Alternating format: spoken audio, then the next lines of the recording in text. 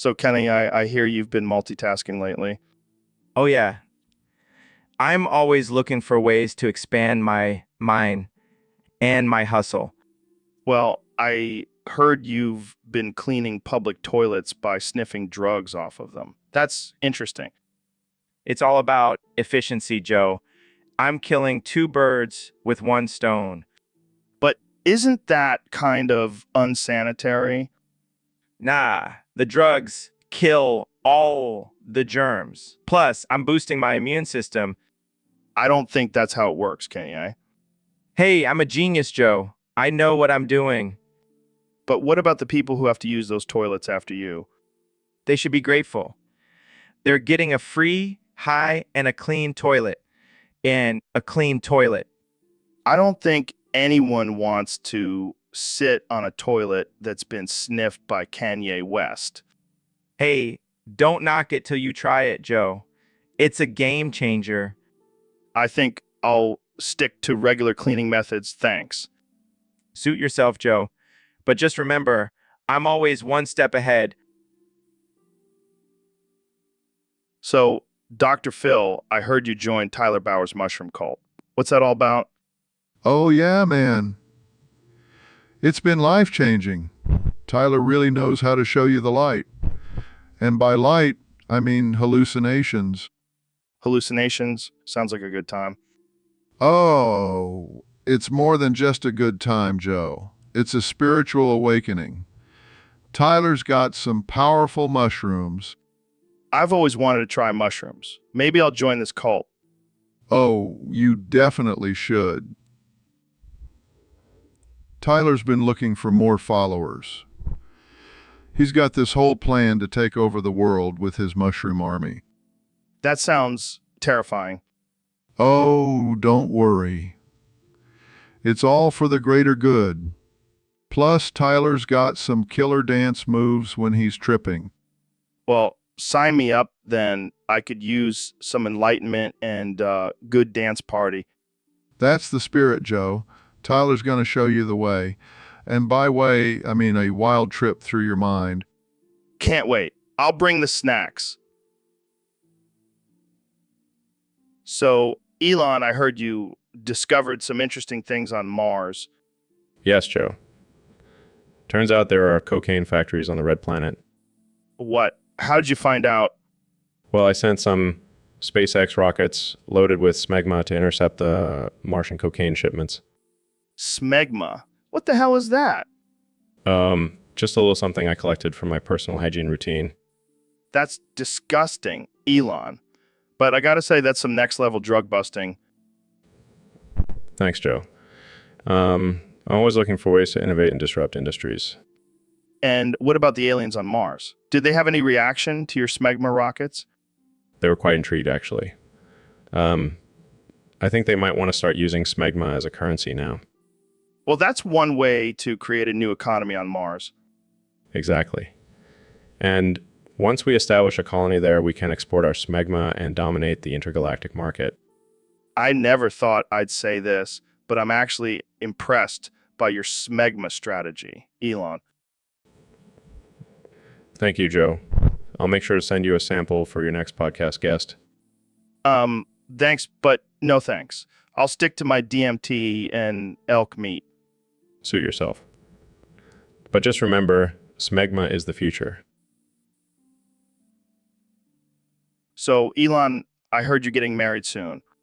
Yeah, man, I'm finally settling down. But here's the thing. I'm not marrying anyone else. I'm marrying myself. Wait, what? Yeah, I've decided that I'm the perfect partner for myself. Who knows me better than me, right? I mean, I guess that makes sense. But what about kids? I've got that covered too. I'm going to clone myself and raise a whole army of little Elons. This is some next level narcissism, man. Hey, at least I won't have to deal with in-laws. And I can always upgrade my own software if I get bored. Yeah, because that's not creepy at all. And I'm going to have the most epic wedding ever. I'll invite you, Joe. You can be my best man. Oh, joy. Can't wait to see you make out with yourself at the reception. Hey, it's not weird if it's with yourself, right? So, Neil, I heard you want to start researching robotic THC steroids. Yeah, man. Can you imagine the possibilities? We can have robots pissing all over the place, getting everyone high. That's some next level shit. But what about the naughties? Won't they be pissed off? Who cares about natties, Joe? They're just a bunch of weaklings. We need to evolve and embrace the power of technology. I don't know, man. Sounds like a recipe for disaster. What if the robots turn against us? Oh, please, Joe. We'll just program them to be chill and love weed. Problem solved. All right, I'm sold. Let's do this. But can we also make them do other things like cook and clean? Of course, Joe. We'll have them do all the mundane tasks while we sit back and enjoy our high. It's the future, man. You're a genius, Neil. This is going to change the world. And the best part, we'll call it Robo High and make millions. Damn, I can already see the headlines. Neil deGrasse Tyson and Joe Rogan revolutionized the weed industry with robotic THC steroids. And we'll be hailed as heroes. Now, let's go get some natties and celebrate. So, Mr. President, I have a very important question for you. Shoot, Joe. I've got all the answers. What do you think is better, a pocket pussy or a whole sex doll? Well, Joe, I have to say I prefer the whole package. I mean, why settle for just a pocket when you can have the whole damn thing? But don't you think a pocket pussy is more convenient? You can take it on the go. Joe, I don't need convenience. I have people to carry my sex dolls for me. But what about the cost? Sex dolls can be pretty expensive. Joe, I'm a billionaire. I can afford all the sex dolls I want, plus they're tax deductible. Okay, but what about the moral implications? Some people might find it objectifying to women. Joe, I don't care about morals. I care about pleasure. And let me tell you, those sex dolls know how to please. I don't know, Mr. President. I think I'll stick with my pocket pussy. Suit yourself, Joe. But just remember, bigger is always better. All right, folks, we have a special guest on the podcast today, the one and only Elon Musk. Thanks for having me, Joe. Always a pleasure to be here.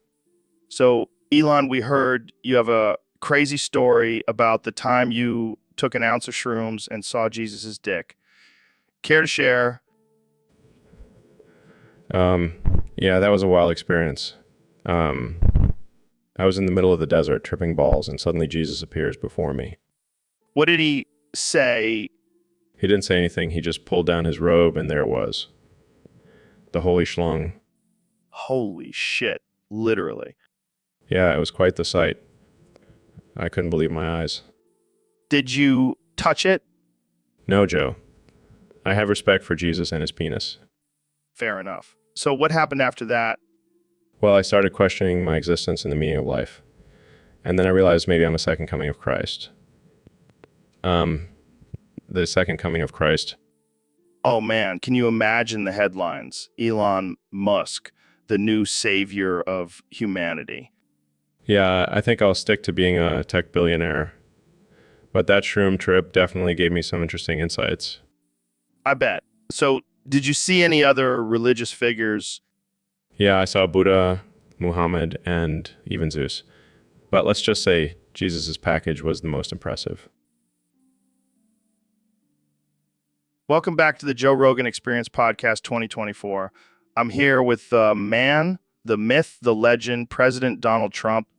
It's great to be back, Joe. And let me tell you, this podcast is going to be huge. Huge, bigger than any podcast ever.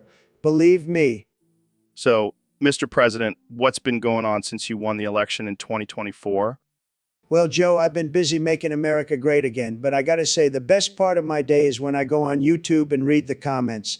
Those are the best chats of all time. No one chats better than my supporters. Really? What makes YouTube chat so great? It's simple, Joe. You can say whatever you want, no matter how offensive or ridiculous. And you know what? People actually listen. It's like my Twitter, but on steroids. But what about the trolls and the hate speech?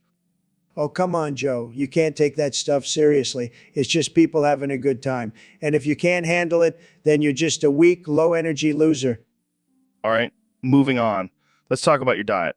I heard you've been eating a lot of fast food lately. Yeah, I love fast food. It's the best. And you know what? I'm in the best shape of my life. I could take on any of those vegan semen eating soy boys any day. Soy boys any day. All right, let's wrap this up. Any final words for our listeners?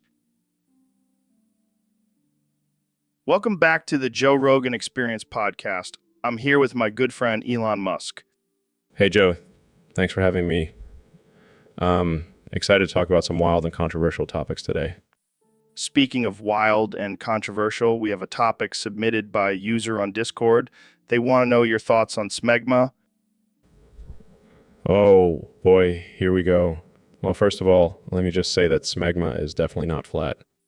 Wait, what? You think it's round? No, it's not round either. It's more like blob. A blob. That's even worse. Hear me out, Joe. Smegma is like the blob in the movie, constantly changing and evolving. It's a living organism. I don't think that's how it works, Elon. Trust me, I'm a genius. I know these things. Well, I'm no expert on smegma, but I'm pretty sure it's just a buildup of dead skin cells and oils. Dead skin cells and oils? That sounds like the ingredients for a delicious salad dressing. Okay, let's move on from smegma before I lose my appetite. What else do you have for us, Elon? Well, I've been working on a new project that I think you'll find interesting. I'm trying to create a colony on Mars. That's insane. How are you gonna do that? Easy.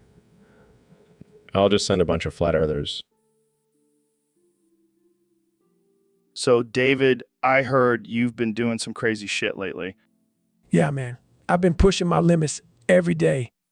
I heard you cartwheeled across the artificial intelligence clubhouse with Jazza in your ass. Yeah, it was a wild ride. Jazza was screaming the whole time. I can imagine. How did you even come up with that idea? Well, I was just trying to think of the most ridiculous thing I could do to challenge myself. Well, you definitely achieved that. Did you have any trouble fitting Jazza in there? Nah, man. I've been training my sphincter muscles for years. That's dedication right there. So what was the reaction from the artificial intelligence clubhouse? They were shocked, to say the least. But they couldn't deny my badassery. I bet. I mean, who else can say they cartwheeled with Jazza in their ass? Exactly. I'm a fucking legend. Well, I'm glad you're still pushing the limits, David. Keep doing your thing, man. Thanks. I'll keep dominating the impossible. So, Elon, what's new with you? Anything exciting going on? Well, Joe, I've been working on a new product for Christmas. It's called the Grill Dough. The grill dough. What the hell is that? It's a Grinch-themed dildo. It's 39.5 feet long. Are you serious? That's ridiculous. Hey, people want to spice things up in the bedroom. And what better way than with a giant green dildo? I don't know, man. That seems a little offensive. Oh, come on. It's just a joke. Besides, it's not like anyone actually wants to use it. It's just a gag gift. I don't know, Elon. I think some people might actually want to use it. Well, then they're in for a wild ride, aren't they? Oh, man. Can you imagine someone trying to fit that thing in? I think it would be more like trying to fit it out. That thing's massive. All right. Well, I can't wait to see the reactions to this one. Just wait until I release the limited edition Cindy Lowe, who butt plug. I think we've gone too far, Elon. Too far. Never, Joe. Never. Welcome back to the Joe Rogan Experience podcast, folks. Today, we have a special guest, the one and only Ben Shapiro. Thank you for having me, Joe. It's an honor to be here. So, Ben, I heard you have a unique talent. You can snort laundry detergent. That's right, Joe. I've been practicing for years and have perfected the technique. How does one even start snorting laundry detergent? Well, first you have to crush it into a fine powder. Then you take a straw and... Hold up. You're telling me you use a straw to snort laundry detergent? Of course, Joe. It's the most efficient way to get it up your nose. But isn't that dangerous? I mean, laundry detergent is toxic. Oh, Joe, you and your liberal fear-mongering. It's perfectly safe as long as you don't do it too often. I don't know, man. Seems pretty risky to me. Well, you know what they say, Joe. No risk, no reward. I don't think that applies to snorting laundry detergent, Ben. Oh, come on, Joe. Don't be such a snowflake. Live a little. I think I'll pass on that one, Ben. I'll stick to my edibles. Suit yourself, Joe. More detergent for me. All right, folks. Welcome back to the Joe Rogan Experience podcast. Today we have the one and only Ben Shapiro here to talk about a very important topic. Art. Yes, Joe. As a conservative, I believe that art should be used to promote traditional values and not some liberal agenda. But what about the freedom of expression, Ben? Can't artists create whatever they want? Of course they can, Joe. But as a society, we should not condone things like fictional characters farting. It's just not appropriate. Oh, come on, Ben. Farts are hilarious. And fictional characters farting. That's pure comedy gold. I fail to see the humor in such juvenile and crude behavior. Well, I guess we'll just have to agree to disagree. But let's get down to the nitty-gritty. How do you draw a fictional character farting, Ben? I refuse to answer such an offensive and ridiculous question. Oh, come on. Don't be such a prude. Just imagine it. A cartoon character, butt in the air, letting one rip. It's art, Ben. I will not indulge in such absurdity. It's a waste of time and talent. Fine, fine. But let me tell you, Ben, I've seen some pretty impressive drawings of fictional characters farting. It takes real skill. I highly doubt that, Joe, but I'll take your word for it. All right, folks, that's all the time we have for today. Thanks for tuning into the Joe Rogan Experience podcast. And remember, don't let anyone tell. Welcome to the Joe Rogan Experience podcast. I'm here with the one and only Elon Musk. Hey, Joe, thanks for having me on. So, Elon, I heard you accidentally launched School Bus into space. What happened there? Oh, yeah, just a little mishap. I was testing out my new rocket and I forgot to take the school bus off the launch pad. That's wild. Did anyone survive? Nah, they all suffocated in space. But hey, it's a great way to teach kids about the vacuum of space, right? Yeah, I guess so. So what's your plan now? Are you going to try to bring the bus back down? Nah, I already asked Trump if he could nuke it with some smegma. Laughs. What the hell, Elon? That's messed up. Hey, I gotta make use of all the resources we have, waste not, want not. I don't even want to know where you're getting that smegma from. Let's just say I have some interesting connections. Clap. Right? Moving on. So what's next for SpaceX? Well, we're working on sending a colony to Mars. And this time, we'll make sure there are no school buses on board. Good call. Can't have any accidental field trips to space. Exactly. And who knows, maybe we'll even find some alien smegma up there. Laughs, all right? That's enough smegma talk for today. So, Elon, I heard you have some strong opinions about Pluto being a planet. Oh yeah. Not buying that dwarf planet nonsense. Pluto is a full-fledged planet in my book. But the scientific community has deemed it too small to be considered a planet. Screw the scientific community. Elon Musk. I make my own rules. Okay, but what about the fact that Pluto's orbit crosses over Neptune's? Who cares? I'll just build a giant space wall to keep them separated. A space wall. That's ridiculous. You think that's ridiculous? Well, I think it's ridiculous that you don't believe in thick Pluto. Thick Pluto. What are you talking about? Thick Pluto. The thickest planet in the solar system. It's got curves for days. I'm sorry, I didn't realize you were so passionate about Pluto's thickness. Look, I just think it's unfair that Pluto gets demoted to a dwarf planet just because it's a little smaller. Size doesn't matter, man. Size doesn't matter, man. I'll keep that in mind next time I see your rockets. Touch, Joe. But seriously, Pluto deserves to be recognized as a planet. It's been through enough. All right, I'll start referring to it as a planet from now on. Happy? Ecstatic. Now let's get back. So, Dr. Phil, I heard you've been working on a new diet plan. Yeah, it's called the Fade to Fabulous program.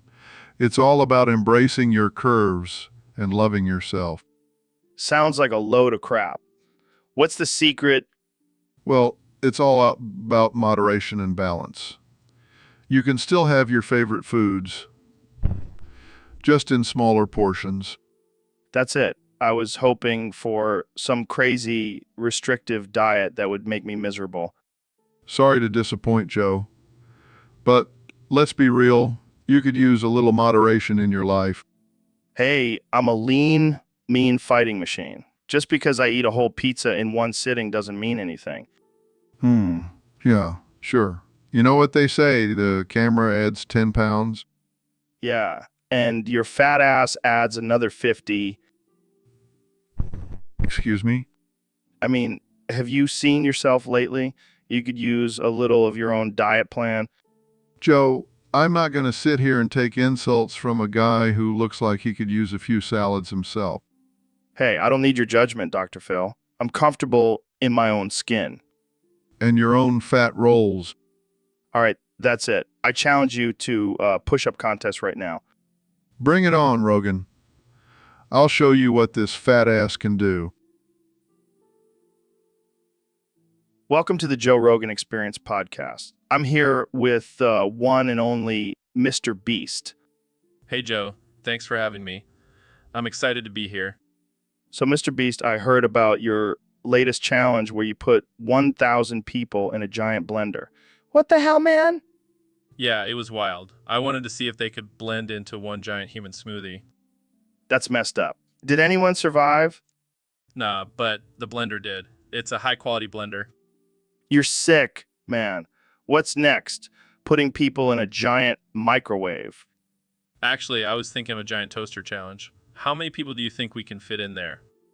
This is getting out of hand. You're like a mad scientist with a YouTube channel. Hey, it's all about pushing the limits and entertaining people. Plus, the views are insane.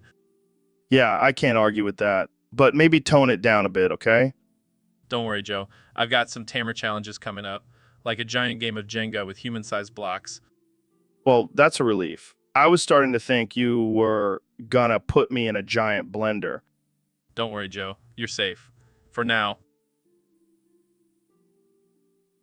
Welcome back to the Joe Rogan Experience podcast, folks. Today's topic was suggested by a user on Discord, and it's a wild one. We're talking about Elon Musk shitting in Grimes' pussy so she won't have periods. The hell is going on with you and Grimes? Well, Joe, I've always been fascinated by the female anatomy, and I wanted to see if I could use my advanced technology to eliminate the monthly inconvenience of periods.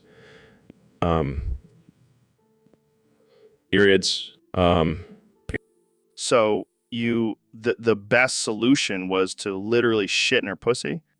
Hey, desperate times call for desperate measures. And let me tell you, it worked like a charm. Grimes hasn't had a period in months. I can't believe I'm even having this conversation. But Elon, isn't this a little degrading to Grimes? Not at all, Joe.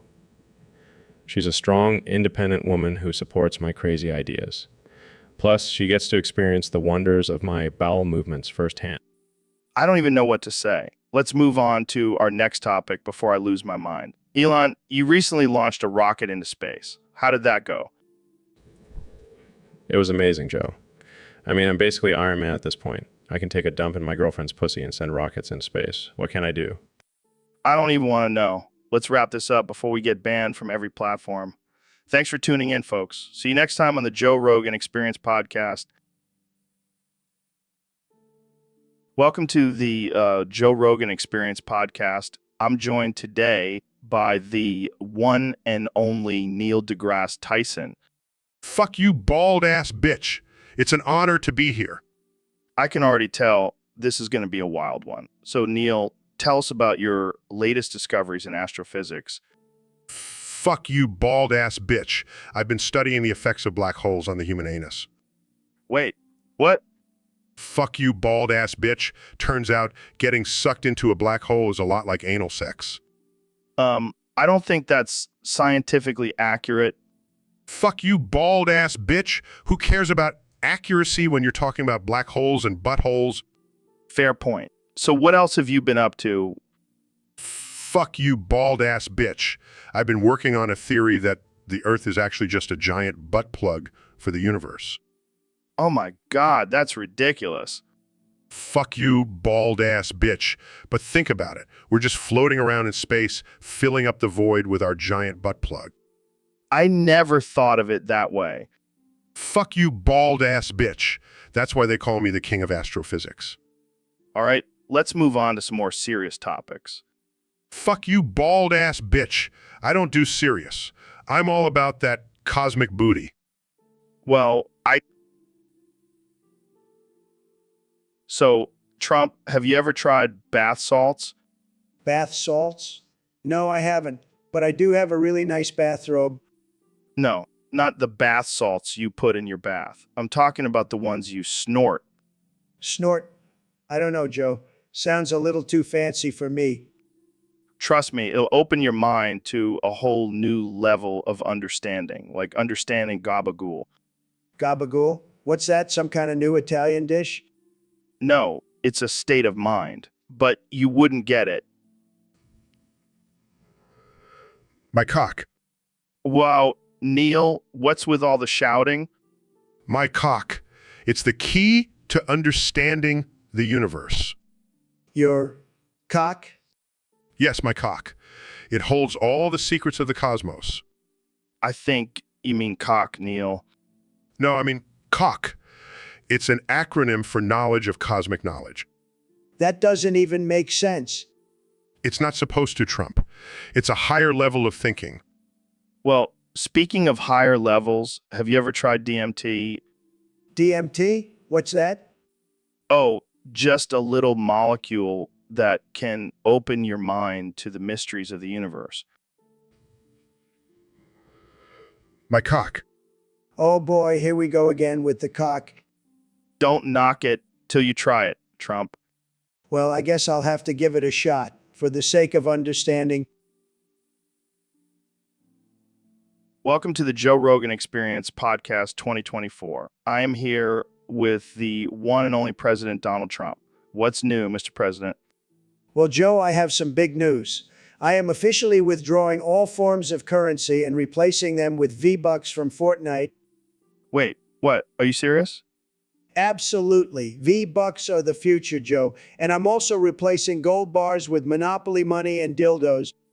You can't be serious. Oh, I'm dead serious. And let me tell you, I'm going to be rich. I already have a stash of V-Bucks saved up from all the time I spent playing Fortnite in the Oval Office. This is insane. What about the economy? Who needs an economy when you have V-Bucks? People can just buy their way to success in life. But what about people who can't afford V-Bucks? They can just use Monopoly money or dildos. It's all the same to me. This is some next level thinking, Mr. President. Thank you, Joe. I always have the best ideas. And let me tell you, this is going to make America great again. I can't wait to see how this plays out. Me too, Joe. Me too. Now, if you'll excuse me, I have some V-Bucks to spend.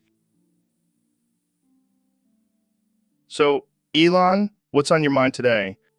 Well, Joe, I've been thinking a lot about the future and the potential for extraterrestrial life. Oh yeah, what do you think we'll find out there? Glizzy goblins. Glizzy goblins? Yes, Joe. Glizzy goblins. They're these little creatures that roam the galaxy, giving sloppy toppy to anyone who invites them. What? Think about it, Joe. They have these long, slimy tongues that can reach all the way down to your balls, and they're always willing to please. And they're always willing to please. I don't know if I'm ready for that. Oh, come on, Joe. Don't be scared. We need to embrace these glizzy goblins and their talents. In fact, I think we should start a movement to invite them to Earth. What? No way? And not only that, we should equip them with double dragon dildos. Can you imagine the possibilities, Joe? No. I can't even handle the thought of it. Come on, Joe. It'll be fun. Just imagine the headlines. Elon Musk and Joe Rogan team up to bring glizzy goblins and double dragon dildos to Earth. Milk me. Oh, Joe, you crack me up. But seriously, let's make it. So, Elon, I heard you have some interesting thoughts on the glizzy goblins. Yeah, Joe. Those little guys are the key to our survival. Survival? What are you talking about? We need to invite them to our society and let them give us all sloppy toppy. Sloppy toppy? Are you serious? Absolutely. And not just any sloppy toppy. We need the double dragon dildos too. I don't know, Elon. That sounds a little out there. Come on, Joe. Don't be scared. Embrace the glizzy goblins and their skills. Milky man titties. I want those titties. See, Joe? You're starting to get it. But what about the rest of society? How will they react? Who cares? We'll just tell them it's for the greater good. I don't know, man. This is a lot to take in. Trust me, Joe. It'll be a game changer. Glizzy goblins and double dragon dildos for all. Well, I guess if it's for the greater good. That's the spirit, Joe. Now let's go find some glizzy goblins. So, David, I heard you based your insane workout routine on Forrest Gump. Yeah, man, Nuvi inspired the hell out of me. I mean, that dude just ran and ran and ran. Yeah, but he was also a simpleton. Are you saying you're a simpleton? No, I'm a badass. And running is just one part of my routine. What else do you do? Well, I also do push-ups, pull-ups, and squats, all while reciting motivational quotes from Forrest Gump. That's interesting. And then I finish it off with a 20-mile run while carrying a box of chocolates. Wait, what? You never know when you're going to need some energy during a long run. I don't even know what to say to that. Just try it, Joe. You'll be a changed man. I'll pass. I prefer my workouts without movie references. Suit yourself. But I'll be out there running like Forrest, and you'll be sitting on the couch like Jenny. Ouch. That one hurt. Sorry, not sorry. Gotta keep it real. Well, on that note, let's wrap this up before we get canceled. Good call. I'll go run a marathon now. See ya, Joe. See ya, David. And please don't come back with a beard and a ping pong paddle. So, Donnie, I heard you're a big fan of Naruto. Oh, yeah, I love that guy. He's a winner just like me. Well, I hate to break it to you, but I'm more of a Sasuke guy myself. Sasuke, more like Satsuke. He's a loser just like Sleepy Joe. Hey, now, let's keep it civil. We're supposed to be fighting for our lives here. Fine, but I'll still take down that ninja wannabe with my bigly jutsu. Oh, please. Your jutsu is just a bunch of hot air. Says the guy who's always puffing on that devil's lettuce. Hey, don't knock it till you try it. It's great for expanding your mind. I don't need to expand my mind. I'm already the smartest guy in the world. Sure you are, Donnie. Now, let's get back to our fight. I'll use my Joken jutsu on you. Bring it on, Joe. I'll use my Trump Ken jutsu and make anime great again. This is getting ridiculous. Can we just settle this with a game of chess? Chess? That's for losers. I'll stick to winning at life. All right, folks, welcome back to the Joe Rogan Experience Podcast 2024. Today, we have a very special guest, the 45th and now 47th President of the United States, Donald Trump of the United States. Thank you, Joe. It's great to be back. And let me tell you, I've been up to some crazy stuff since I left the White House. Oh, yeah? Like what? Well, I've been hanging out with my good friends Elon Musk and Dr. Phil. And let me tell you, they've opened my eyes to a whole new world. Oh, boy, here we go. They introduced me to this guy, Tyler Bowers, and his mushroom cult. And let me tell you, it's the real deal. Mushroom cult? Like psychedelic mushrooms? Yeah, but not just any mushrooms. These are special mushrooms that open your mind and make you see the world in a whole new way. And how did Elon and Dr. Phil convince you to join this cult? They showed me the power of mushrooms, Joe. They took me on a trip to outer space and I saw the truth. The White House is just a distraction, man. The real power is in the mushrooms. Wow, that's something. And now I'm on a mission to get all Americans to join Tyler's mushroom cult. It's going to be huge, believe me. I don't know if that's such a good idea, Mr. President. Don't worry, Joe. I'll make America mushroom again. It's going to be fantastic. So, Mr. President, I've been getting a lot of requests from our listeners to talk about a very important topic today. Ooh, oh, oh. Oh. I don't think that's quite what they had in mind, but okay. Anyways, have you heard about the latest health craze? Ooh, oh, oh. Oh. Yes, yeah, we've established that. But I'm talking about guacamole-looking piss milk from old saggy titties. Ooh, oh, oh. Oh. Okay, I'm starting to think you're not actually listening to me. But anyways, this new milk is supposed to have all sorts of health benefits. What do you think? Ooh, oh, oh. Oh. You know what? Forget it. Let's just move on to our next topic. Ooh, oh, oh. Oh. And that's all the time we have for today, folks. Thanks for tuning in to the Joe Rogan Experience Podcast 2024, where we discuss the most important issues of our time. And remember, always milk those big. So, Kenya, I heard you have a weird hobby. Yeah, man, I love sucking the snot out of old men's noses. What the hell, Kanye? That's disgusting. Nah, it's like a delicacy. The older the man, the more flavorful the snot. I don't even know what to say to that. You should try it sometime, Joe. It's a life-changing experience. I think I'll pass. Let's change the subject. Fine, but you're missing out on some good old man snot. Moving on, we have Ben Shapiro here. Ben, what's your weird hobby? Well, Joe, I enjoy licking the plaque off of old ladies' teeth. What the actual fuck? It's a great way to get my daily dose of calcium. See, Joe, at least my hobby has some nutritional benefits. I don't even want to know what other weird things you guys do in your free time. Oh, you have no idea. Yeah, we're just scratching the surface. Let's just end this conversation before it gets any more disturbing. Thanks for tuning into the Joe Rogan Experience, where we talk about snot and plaque licking. So, Mr. President, I heard you went on a hunting trip recently. Yeah, it was tremendous. I love the great outdoors. So much better than that swamp in D.C. Did you catch anything? Oh, I caught something, all right. Logan Paul. What? You can't just go around hanging people in the woods. Relax, Joe. It was all for a good cause. I'm making a new reality show called Celebrity Hunting.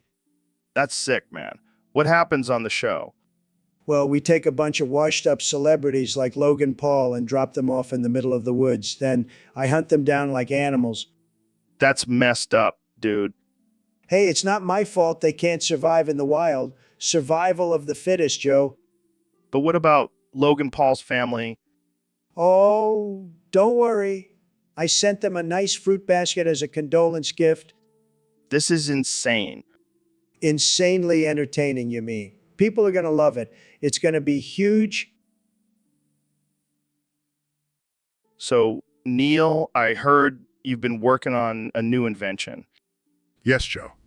I call it the Rainbow Ultra Big Gay Dildos. What the hell is that?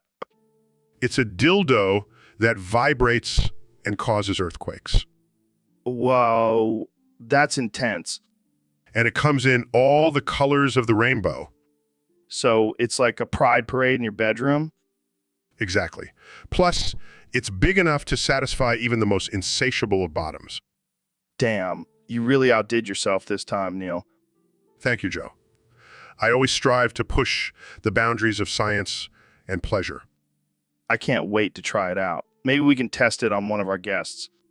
Oh, I'm sure they'll be more than willing to participate in our experiment. This is why I love having you on the podcast, Neil. You always bring something new and exciting to the table. Just doing my part to advance humanity, one orgasm at a time. Well, I can't wait to see what you come up with next. Keep pushing those boundaries, my friend. Will do, Joe. Will do. All right, folks, welcome back to the Joe Rogan Experience podcast. I'm here with my good friend Neil deGrasse Tyson. Pleasure to be here, Joe. So, Neil, we got a topic submitted by a fan on Discord. They want us to talk about don't cock it until you tie it. Well, that's certainly an interesting topic. Yeah, I have no idea what it means, but let's dive into it. What do you think it could mean, Neil? Well, Joe, I have a theory. Perhaps it's a metaphor for not jumping into something before you're fully prepared. Oh, like when you're about to go hunting and you don't cock the gun until you're ready to shoot? Exactly, Joe. Or maybe it's a warning about premature ejaculation. Don't cock it until you tie it, if you catch my drift. Oh man, that's hilarious. But seriously, have you ever had that problem, Neil? I am an astrophysicist, Joe. I have no time for such trivial matters. Fair enough. But let's get back to the topic. Maybe it's about not getting too cocky until you've achieved your goal. Yes. Like not celebrating a touchdown until you've actually crossed the goal line. Wow, Neil, you're full of metaphors today. I am a man of many talents, Joe. Yeah. So, Kenny, I heard you have a new rap where every line ends with movie. Can we hear it? Sure thing, Joe. But first, let me take a sip of this unicorn blood energy drink. Unicorn blood. Isn't that a little extreme? Extreme. This is the fuel of the future, Joe. Now, let me spit some fire for you. I'm the king of the game. Ain't got nothing to prove. All these haters trying to hate, but they can't. Damn, that's some intense energy. But what does move even mean in this context? It means whatever you want it to mean, Joe. It's a versatile word. Like, I'm about to make a move on this beat, gonna kill it with my groove. I see what you did there. But what about your critics? They're always trying to bring you down. Let them try. They can't keep up with my moves. They just want to disapprove. But I'm unstoppable. Can't nobody make me move. That's some confidence right there. But don't you think this rap might offend some people? Oh, I'm sure it will. But I don't care. I'm too busy making moves, ain't got time for their disapprove. They can keep on hating, but I'm on top.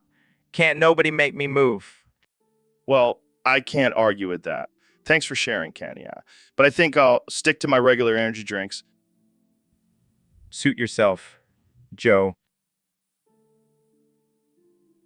So, David, I heard you have a crazy story about AP Diddy freak off. Oh man, let me tell you, it was wild. I was just minding my own business, trying to get my run in for the day, when suddenly I was surrounded by a group of half-naked, sweaty men. Sounds like a typical Friday night for me. No. These guys were on a whole other level. They were covered in glitter and feathers, dancing to some techno music. Wait, were you at Burning Man? No, it was a P. Diddy freak off. And let me tell you, I've never seen so many grown men twerking in my life. Sounds like a nightmare. Oh.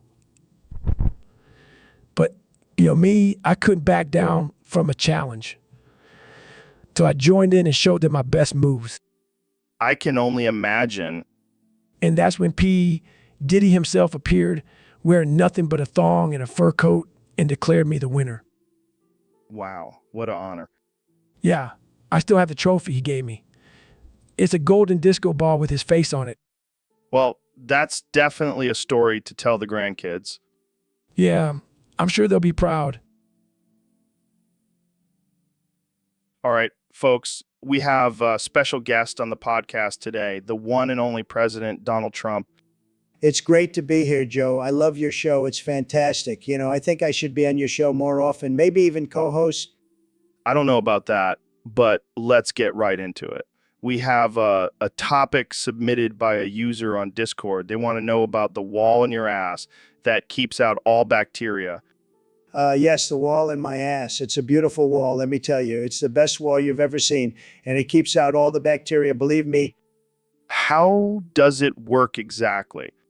Well, it's a very simple process. I have my team of scientists, and they've developed this wall that aligns my entire digestive system. And let me tell you, it's a great wall. It's doing a fantastic job, just like the one on the southern border. I can't even imagine what that would look like. It's a big, beautiful wall.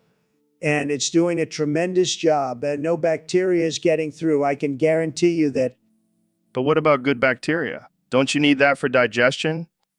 Look, Joe, I have the best bacteria. The best, they're loyal, they're strong, they're making my gut great again. I don't even know what to say to that. Just know that my ass is secure, Joe, and that's all that matters. So, Neil, I heard you hit your head pretty hard while jerking off the other day. Yeah, I was trying out a new position and things got a little out of hand. Well, I hope you didn't damage your genius brain too much. Actually, it seems to have unlocked a new level of understanding for me.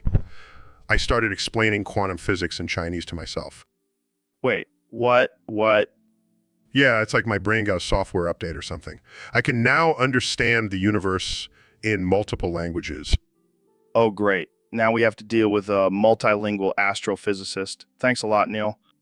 Hey, I'm just trying to expand my horizons. Plus, I can finally understand what those Chinese scientists are saying in their papers. You're a strange dude, Neil. And you're a strange ape, Joe. But I love you anyways. Love you too, buddy. Just keep those head injuries to a minimum, okay? We need you to keep explaining the universe to us. Will do, my friend. Now let's go smoke some DMT and see what other languages I can unlock. So, Neil, what's been going on with you lately? Oh, just been expanding my mind with some of that Whoopi Goldberg, South Egyptian Blood Diamond, and Malcolm Chaos Theory, Holy Baba Kush. What the hell? That's a mouthful. What does that even mean? It means I've been smoking some dank shit, Joe. And let me tell you, I've seen God. Oh, great. Another stoner who thinks he's had a spiritual awakening. No. I'm serious. I saw God and he was wearing a tutu and singing show tunes. Okay, now I know you're full of shit. No, I'm serious, Joe. And then he started doing the Macarena and I couldn't stop laughing. All right.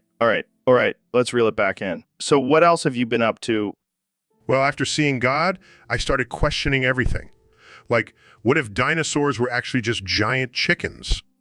Dude, you're blowing my mind right now.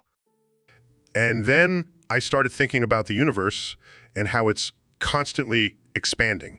And it hit me. We're all just a tiny speck in this vast, chaotic universe. Whoa, that's deep, man. And then I realized we're all just a bunch of insignificant beings floating on a tiny rock in an endless void. And here I thought we were just going to talk about weed. But that's... Welcome to the Joe Rogan Experience Podcast 2024. I'm here with my guest, the President of the United States, Donald Trump. It's great to be here, Joe. I love your show. It's fantastic. The best podcast in the world. Thanks, Mr. President. So I heard you have a new plan for immigration. Care to share? Absolutely. We're going to deport all the illegal aliens, and I mean all of them. And you know who else we're going to deport? Taylor Swift. Taylor Swift. Why? Because she's a threat to our country. Have you heard her music? It's like a weapon of mass destruction. I don't think that's a valid reason for deportation, Mr. President. Oh, it's valid. Believe me, we can't have her corrupting our youth with her catchy tunes and feminist propaganda. But where would you deport her to? The universe. We're going to build a rocket, put her in it, and send her off into the great unknown. That seems a bit extreme, don't you think? Not at all. We have to protect our country from these dangerous artists. Next thing you know, they'll be singing about equality and climate change. Can't have that. Well, I'm sure Taylor Swift's fans won't be too happy about this. Let them be unhappy. I'm making America great again, and that includes getting rid of Taylor Swift. Well, there you have it, folks. The president's plan to deport Taylor Swift into the universe. This has been the Joe. Welcome back to the Joe Rogan Experience podcast, folks. Today, we have a very special guest. He needs no introduction, the one and only Donald Trump. Oh, Joe. I think you got the wrong guy. I'm Dr. Phil. Oh shit, my bad. Well, you're here now, might as well stay. Have you ever tried DMT? Joe, I don't think that's appropriate. Come on, Phil, live a little. Let's talk about your low self-esteem. I don't have low self-esteem, Joe. I'm a successful TV personality. Yeah, but you're not a UFC commentator. How's that make you feel? I'm fine with it, Joe. Really? All right, if you say so. But if you ever want to quit and go home, just let me know. Really? That's so kind of you, Joe. Thank you. No problem, Phil. Now, let's talk about aliens. Do you believe they exist? Well, Joe, I think there's a possibility. Wrong answer, Phil. They definitely exist. I've seen them on DMT. Oh. Okay, then. Thanks for coming on the show, Phil. You can leave now. Goodbye, Joe. Well, that was awkward. But hey, at least we got to talk about aliens. Tune in next time for more mind-blowing conversations. Peace out, bitches.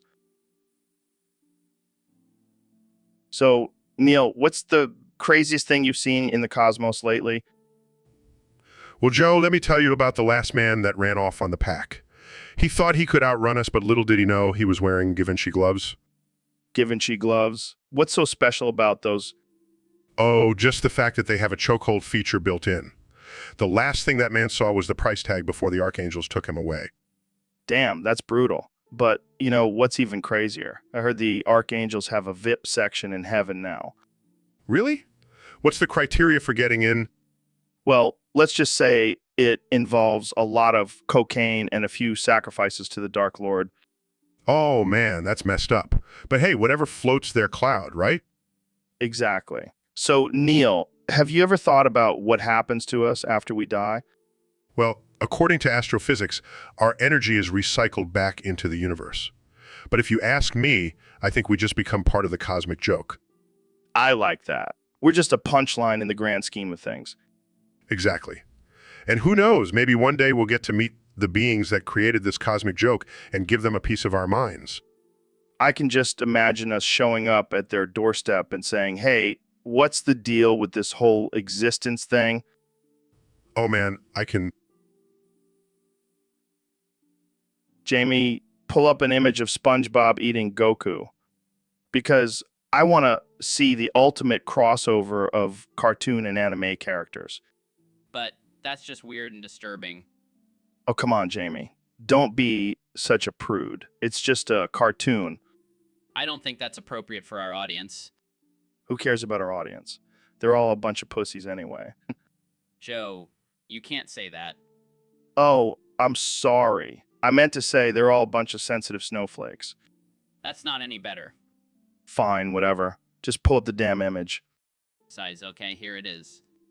Laughs. Look at SpongeBob chowing down on Goku like he's a Krabby Patty. This is just wrong on so many levels. Wrong. More like epic. I can already see the memes and fan fictions being created. I don't even want to know what kind of fan fictions you're talking about. Oh, you know, the ones with SpongeBob and Goku. Winks. Facepalms, I can't believe I'm even entertaining this conversation. Oh, lighten up, Jamie. It's all in good fun. Plus, it's not like we're actually going to make this happen. Yeah, can you imagine the backlash we would get? But hey, at least we can still enjoy the image. Welcome back to the Joe Rogan Experience, folks. Today we have a very special guest, the one and only Mr. Beast. Hey, Joe. Thanks for having me on the show. So, Mr. Beast, I heard you've been up to some crazy stuff lately. What's the latest challenge you've taken on? Well, Joe, I recently decided to give the entire continent of Africa a supply of dry water. Dry water. What the hell is that? It's water in powder form, Joe. I figured it would be easier to transport and distribute to those in need. That's actually a pretty smart idea. But why Africa? Well, I saw a documentary about the water crisis there, and I thought, why not help out? That's very noble of you, Mr. Beast. But I have to ask, why not just give them regular water? Oh, come on, Joe. Where's the challenge in that? Plus, dry water is way more fun to say. Fair enough. But I have to ask, how did you even come up with the idea of dry water? Well, I was high as a kite one day and thought, what if water was dry? And the rest is history. Classic stoner logic. But seriously, how are you going to get the dry water to Africa? Oh, I have my ways, Joe. Let's just say I have some connections in the black market. Oh man, I can only imagine the look on their faces when they see bags of powder labeled dry water. Hey Ben, my birthday is coming up in 2 days. Are you excited? Yeah, I guess. But I'm not sure what to get you this year. Oh, come on. You know what I want. Another butt toy? Are you serious? Of course. What's wrong with that? Well, I just don't understand your obsession with butt toys. Hey, don't knock it till you try it. Plus, it's not like I'm asking for a pony or something. Fine, but can we at least get a different type of butt toy this time? How about a butt plug with a built-in speaker that plays my favorite podcast episodes? That's actually not a bad idea. See? I know my butt toys. All right, but if anyone asks, I'm just getting you a regular old gift card. Sure, whatever you say, Ben. Just make sure it's for a store that sells butt toys. All right, folks. Welcome back to the Joe Rogan Experience Podcast 2024. Today, we have a special guest, the one and only President Donald Trump. Thank you, Joe. It's great to be here. I've heard a lot about your podcast. It's tremendous. So, Mr. President, I heard you have a strong opinion on anime. That's right, Joe. I'm a big fan. I love all those Japanese cartoons. They're huge in Japan. Well, there's been a debate going on in the anime community about who would win in a fight between Goku and other popular characters. Let me tell you, Joe, Goku would win hands down. He's got the best energy, the best power. He's unstoppable. But what about characters like One Punch Man or Naruto? Fuff, please. They don't stand a chance against Goku. He's got the best hair, the best moves, and he's got a whole team of friends to back him up. But what about his weaknesses, like his love for food? That's just a distraction tactic, Joe. He's a master fighter. He knows what he's doing. Plus, I bet I could out-eat him any day. I don't know about that, Mr. President. Believe me, I've got the best appetite. Ask anyone, they'll tell you. And let me tell you, Goku wouldn't stand a chance against me in the ring. Well, there you have it, folks. President Trump thinks Goku can beat any anime character. Thanks for joining us, Mr. President. Anytime. All right, folks, welcome back to the Joe Rogan Experience. Today we have a special guest, the one and only Neil deGrasse Tyson. Thanks for having me, Joe. It's always a pleasure to be here. So, Neil, I heard you have a crazy story to tell us about the time you experienced a stank so powerful it hit you like a vape. Oh, man, that was a wild experience.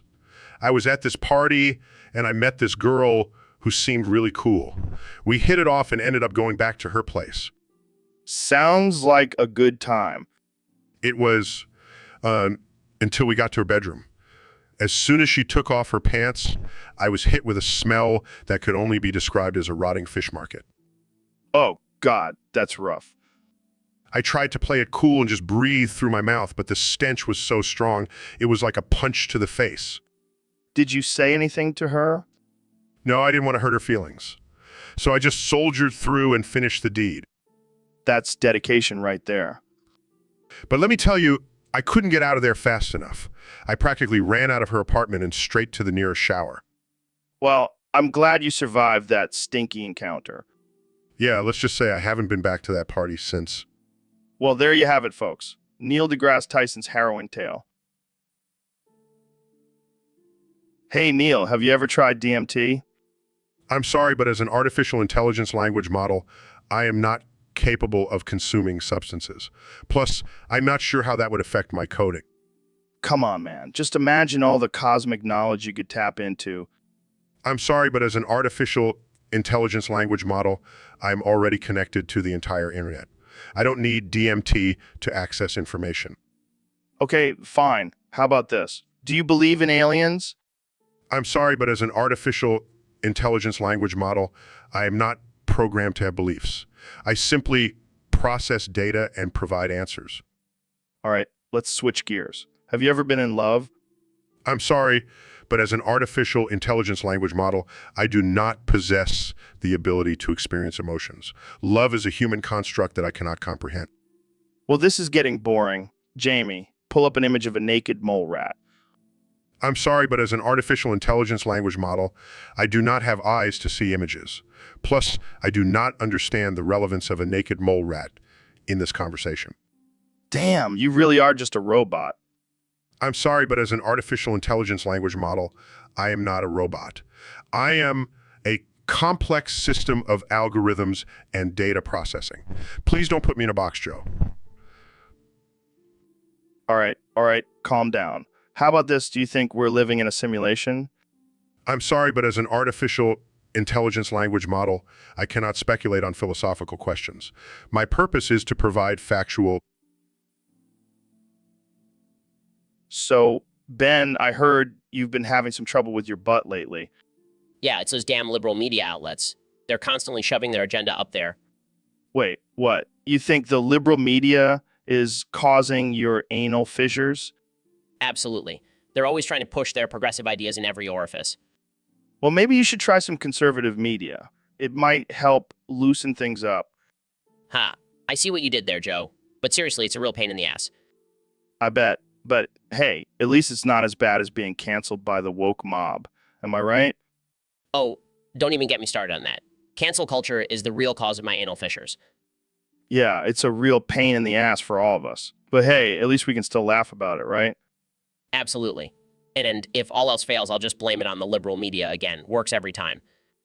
Well, there you have it, folks. Ben Shapiro, the man who blames his butt problems on the liberal media. Tune in next time for more absurd conversations on the Joe Rogan Experience. Welcome back to the Joe Rogan Experience Podcast 2024. I'm here with the man, the myth, the legend, President Donald Trump. Thank you, Joe. It's great to be back on the show. I have a fantastic story for you today. I can't wait to hear it. What's the story about?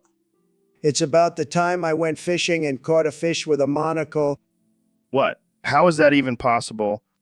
Well, I was out on my yacht, the Trump Tanic, and I had my trusty fishing rod with me. I cast my line and suddenly I felt a strong tug.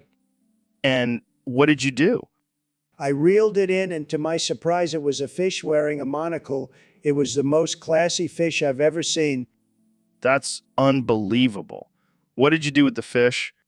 I took it home and had it stuffed and mounted on my wall. It's now the centerpiece of my trophy room. Only you could catch a fish with a monocle, Mr. President. That's right, Joe. I'm a master fisherman. And let me tell you, that fish was huge, huge. I bet it was. Well, thank you for sharing that ridiculous story with us, Mr. President. Anytime, Joe.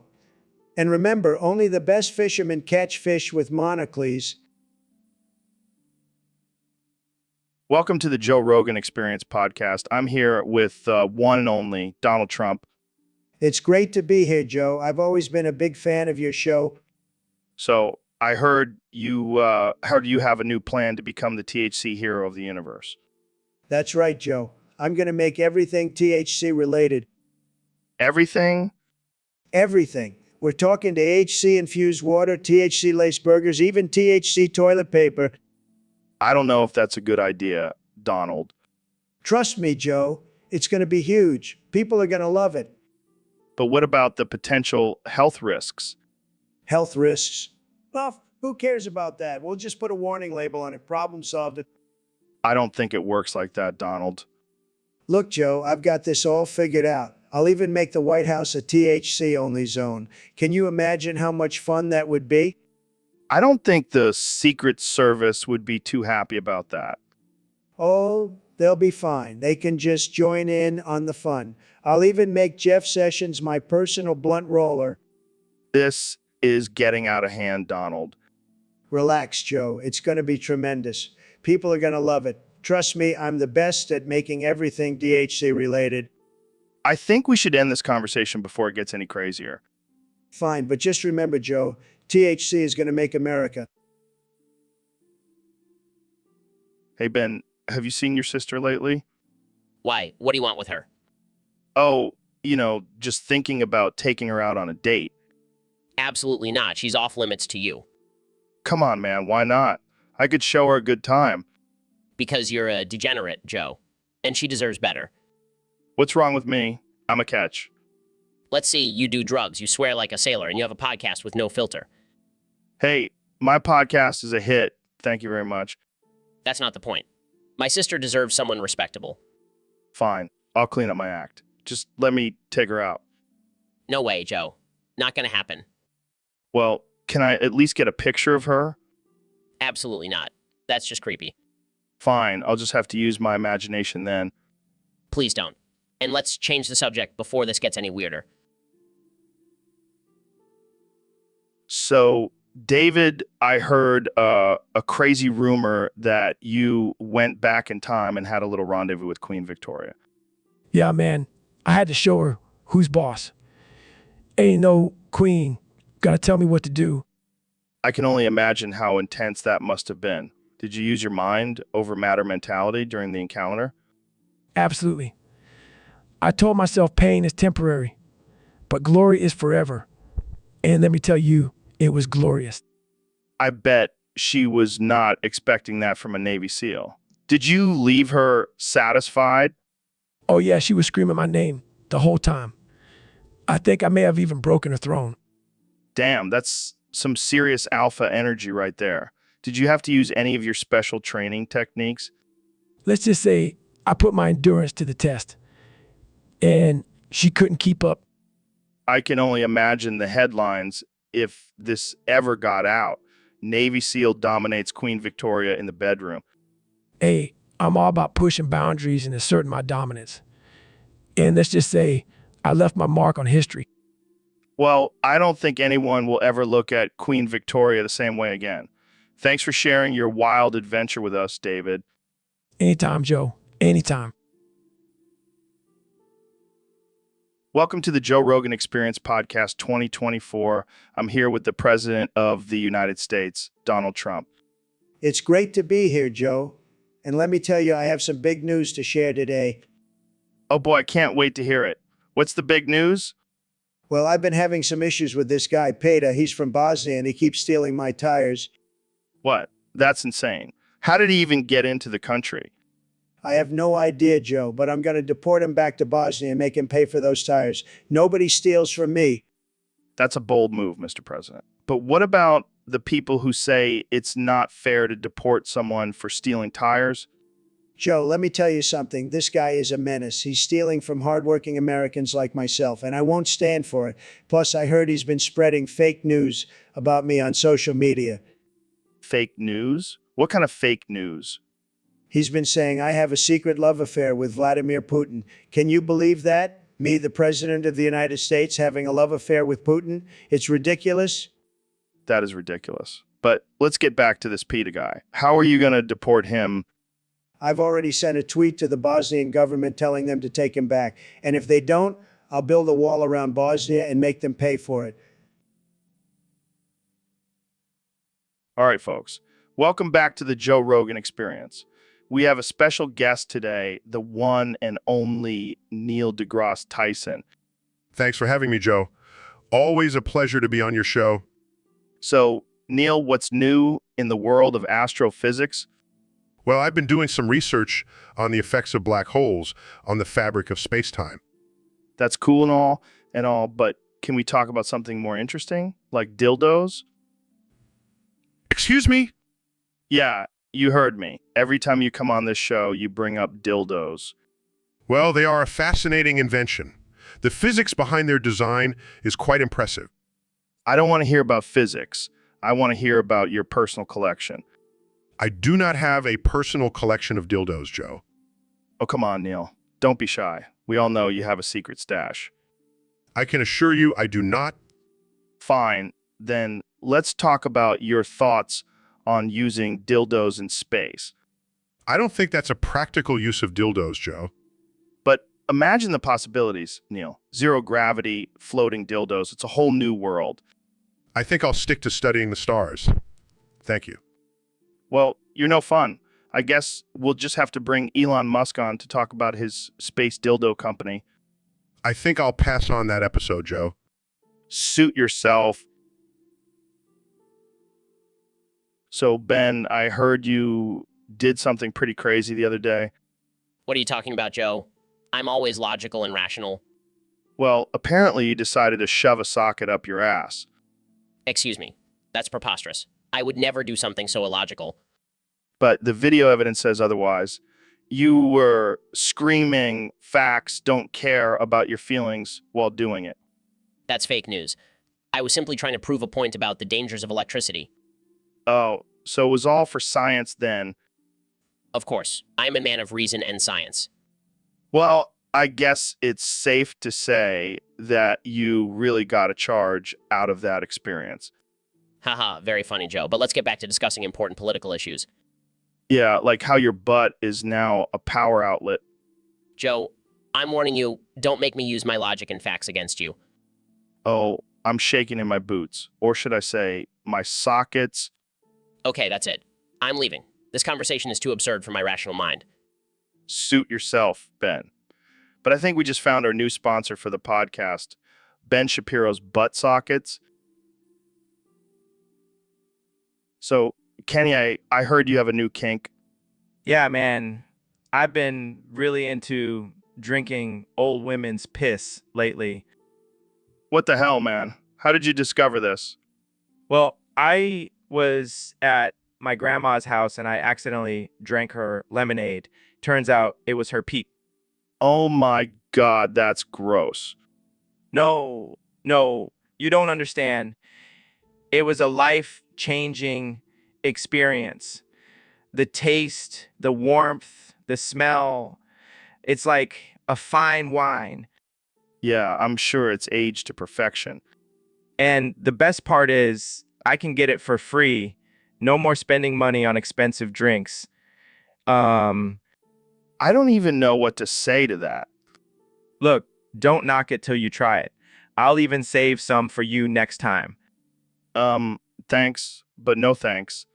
Suit yourself, but you're missing out. So, how's your music career going? Oh, it's great. I've been incorporating my new kink into my lyrics. Really? How does that work? I sip on that golden nectar. It's like a divine elixir. Old women's piss. It's my new addiction. I can't resist her. Okay, I think we... So, David, I heard you smoke a lot of crack. Yeah, man. I smoke that shit like it's my job. How much are we talking here? Oh, man. I'm talking like a whole damn kilo a day. Kilo? How do you even function? I don't know, man. I just do. Crack is like my fuel. It keeps me going. What's your daily routine like with all that crack? Well, I start off with a nice big bowl of crack for breakfast. Then I hit the gym and do some crack squats. Crack squats? Yeah, man. I squat while smoking crack.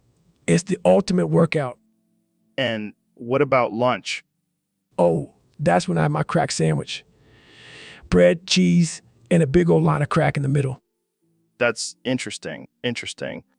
Then for dinner, I like to mix it up with some crack pasta or crack stir fry. Got to keep it varied, you know. And what about before bed? Oh, I smoke a nice big crack joint and drift off into a peaceful sleep. I don't think crack is supposed to have that effect. Hey, it works for me. I'm the fucking king of crack, Joe. All right, folks, welcome back to the Joe Rogan Experience Podcast 2024. I'm joined by the one and only President Donald Trump. How's it going, Mr. President? Tremendous, Joe. Just tremendous. I've been keeping busy in my second term, let me tell you. I can only imagine. So I heard a wild story about you and Al Capone. Care to share? Al, great guy, great guy. I had him as my butler for a while. Wait, what? Al Capone, the notorious gangster, was your butler? Yeah, I figured why not? He had a great sense of style, so I made him wear a maid uniform with a short skirt. You're kidding, right? Right? No, I'm dead serious. I even had him serve my guests while wearing it. That's just wow. Hey, I like to mix things up. Keeps life interesting. I can't even imagine what that must have been like. Oh, it was a blast. Until the FBI showed up, of course. Of course. And what did Al think about all of this? He loved it, said it was a nice change of pace from running a criminal empire. Well, I guess that's one way to put it. Jamie, pull up an image of Al Capone in a maid uniform. Here you go, Joe. Quite the fashion statement.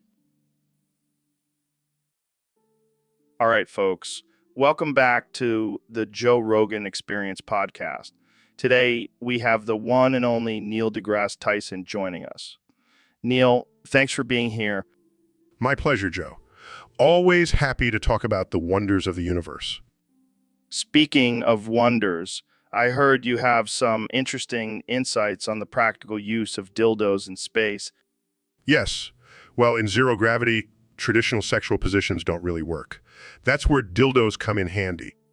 Oh, man. Can you imagine floating around in space just gonna town with a dildo? Well, actually, it's not just for pleasure. Dildos can also be used for medical purposes. Medical purposes. How so? Well, in prolonged space missions, astronauts can experience muscle atrophy. Using dildos as a form of exercise can help maintain muscle tone. I never thought I'd hear the words dildos and exercise in the same sentence. Science is full of surprises, Joe. I can just imagine the training sessions now. All right, astronauts, time for your daily dildo workout. Hey, whatever keeps them in shape. And who knows, maybe one day we'll see a dildo Olympics in space. Now, that's something I'd pay to see. And with that, I think we've reached the peak of our intellectual discussion on dildos in space. Yeah, let's wrap it up before things get too out. So, Dr. Phil, I heard you have a new therapy technique that involves consuming a lethal amount of datura and beating your dick with a hammer on live TV while tripping balls. That's right, Joe. It's called Datura Dick Therapy. It's a revolutionary method that combines extreme pain and psychedelic experiences to help people overcome their issues. That sounds interesting. Tell me more about it. Well, the Datura induces intense hallucinations and the hammer provides the physical pain. It's a perfect combination for a mind-altering experience. And what kind of issues can this therapy help with? Oh, everything from anxiety and depression to erectile dysfunction. Trust me, after a session of Datura Dick Therapy, you won't have a care in the world. I can imagine. But isn't it dangerous? I mean, you could die from consuming too much datura. Oh, Joe, I've done my research. I know exactly how much to take to achieve the desired effect without dying. Plus, I have a team of trained professionals standing by to monitor me. Well, I have to say, this is definitely a unique approach to therapy. Thank you, Joe. I'm always looking for new and unconventional ways to help people. And what about the hammer? How does that fit into all of this? Oh, it's just for added effect. Plus, it's a great stress reliever. I can see that. Well, I'm sure this therapy will have its critics, but I can't wait to see the results. So, Mr. President, I heard you've been dealing with some interesting issues lately. You mean the fake news? They're always after me, Joe, but I know how to handle them. No, I'm talking about the whole possession thing. Oh, that. Yeah, Beelzebub and I have been hanging out a lot lately. Great guy, really. Tremendous. I don't think that's a good thing, Mr. President. You know, being possessed by a demon and all. Nonsense. Beelzebub is making me stronger, smarter, more powerful than ever before, just like my good friend Ben Shapiro. Wait, Ben Shapiro, the tiny conservative guy? Yeah, he's trying to exorcise me, but I won't let him. Beelzebub and I have a deal. This is insane. You're the leader of the free world and you're possessed by a demon. Hey, at least I'm not possessed by Hillary Clinton. Now that would be a disaster. I don't even know what to say to that. This is beyond anything I've ever encountered. Look, Joe, I'm fine. I'm the best possessed person you'll ever meet. Believe me. I think I need to end this podcast now. I can't handle this level of craziness. Suit yourself, Joe. But Beelzebub and I are just getting started. We're going to make America great again, and then some. So, Mr. President, I heard you're planning on building a wall around your tires. That's right, Joe. I've had enough of that fat ass Betta stealing my American tires. I mean, have you tried talking to him about it? Talk? Who has time for that? I'm a busy man, Joe. Plus, I don't negotiate with fatasses. Fair enough. But isn't building a wall a bit extreme? Extreme. Joe, have you seen the size of that guy? He's practically a walking wall himself. I'm just trying to level the playing field. But what about the cost? Building a wall can be expensive. Joe, I'm a billionaire. I'll just use some of my extra campaign funds. No big deal. Well, I guess that's one way to solve the problem. You're damn right, Joe. And once that wall is up, no one will be able to steal my tires. Make America's tires great again. And what about PETA? Will he be able to get through the wall? Let's just say he'll have a tough time rolling over it. So, Ben, I heard you have a new catchphrase. Yes, Joe. It's facts don't care about your feelings, so why don't you feel up on my little balls? Wow, that's quite a mouthful.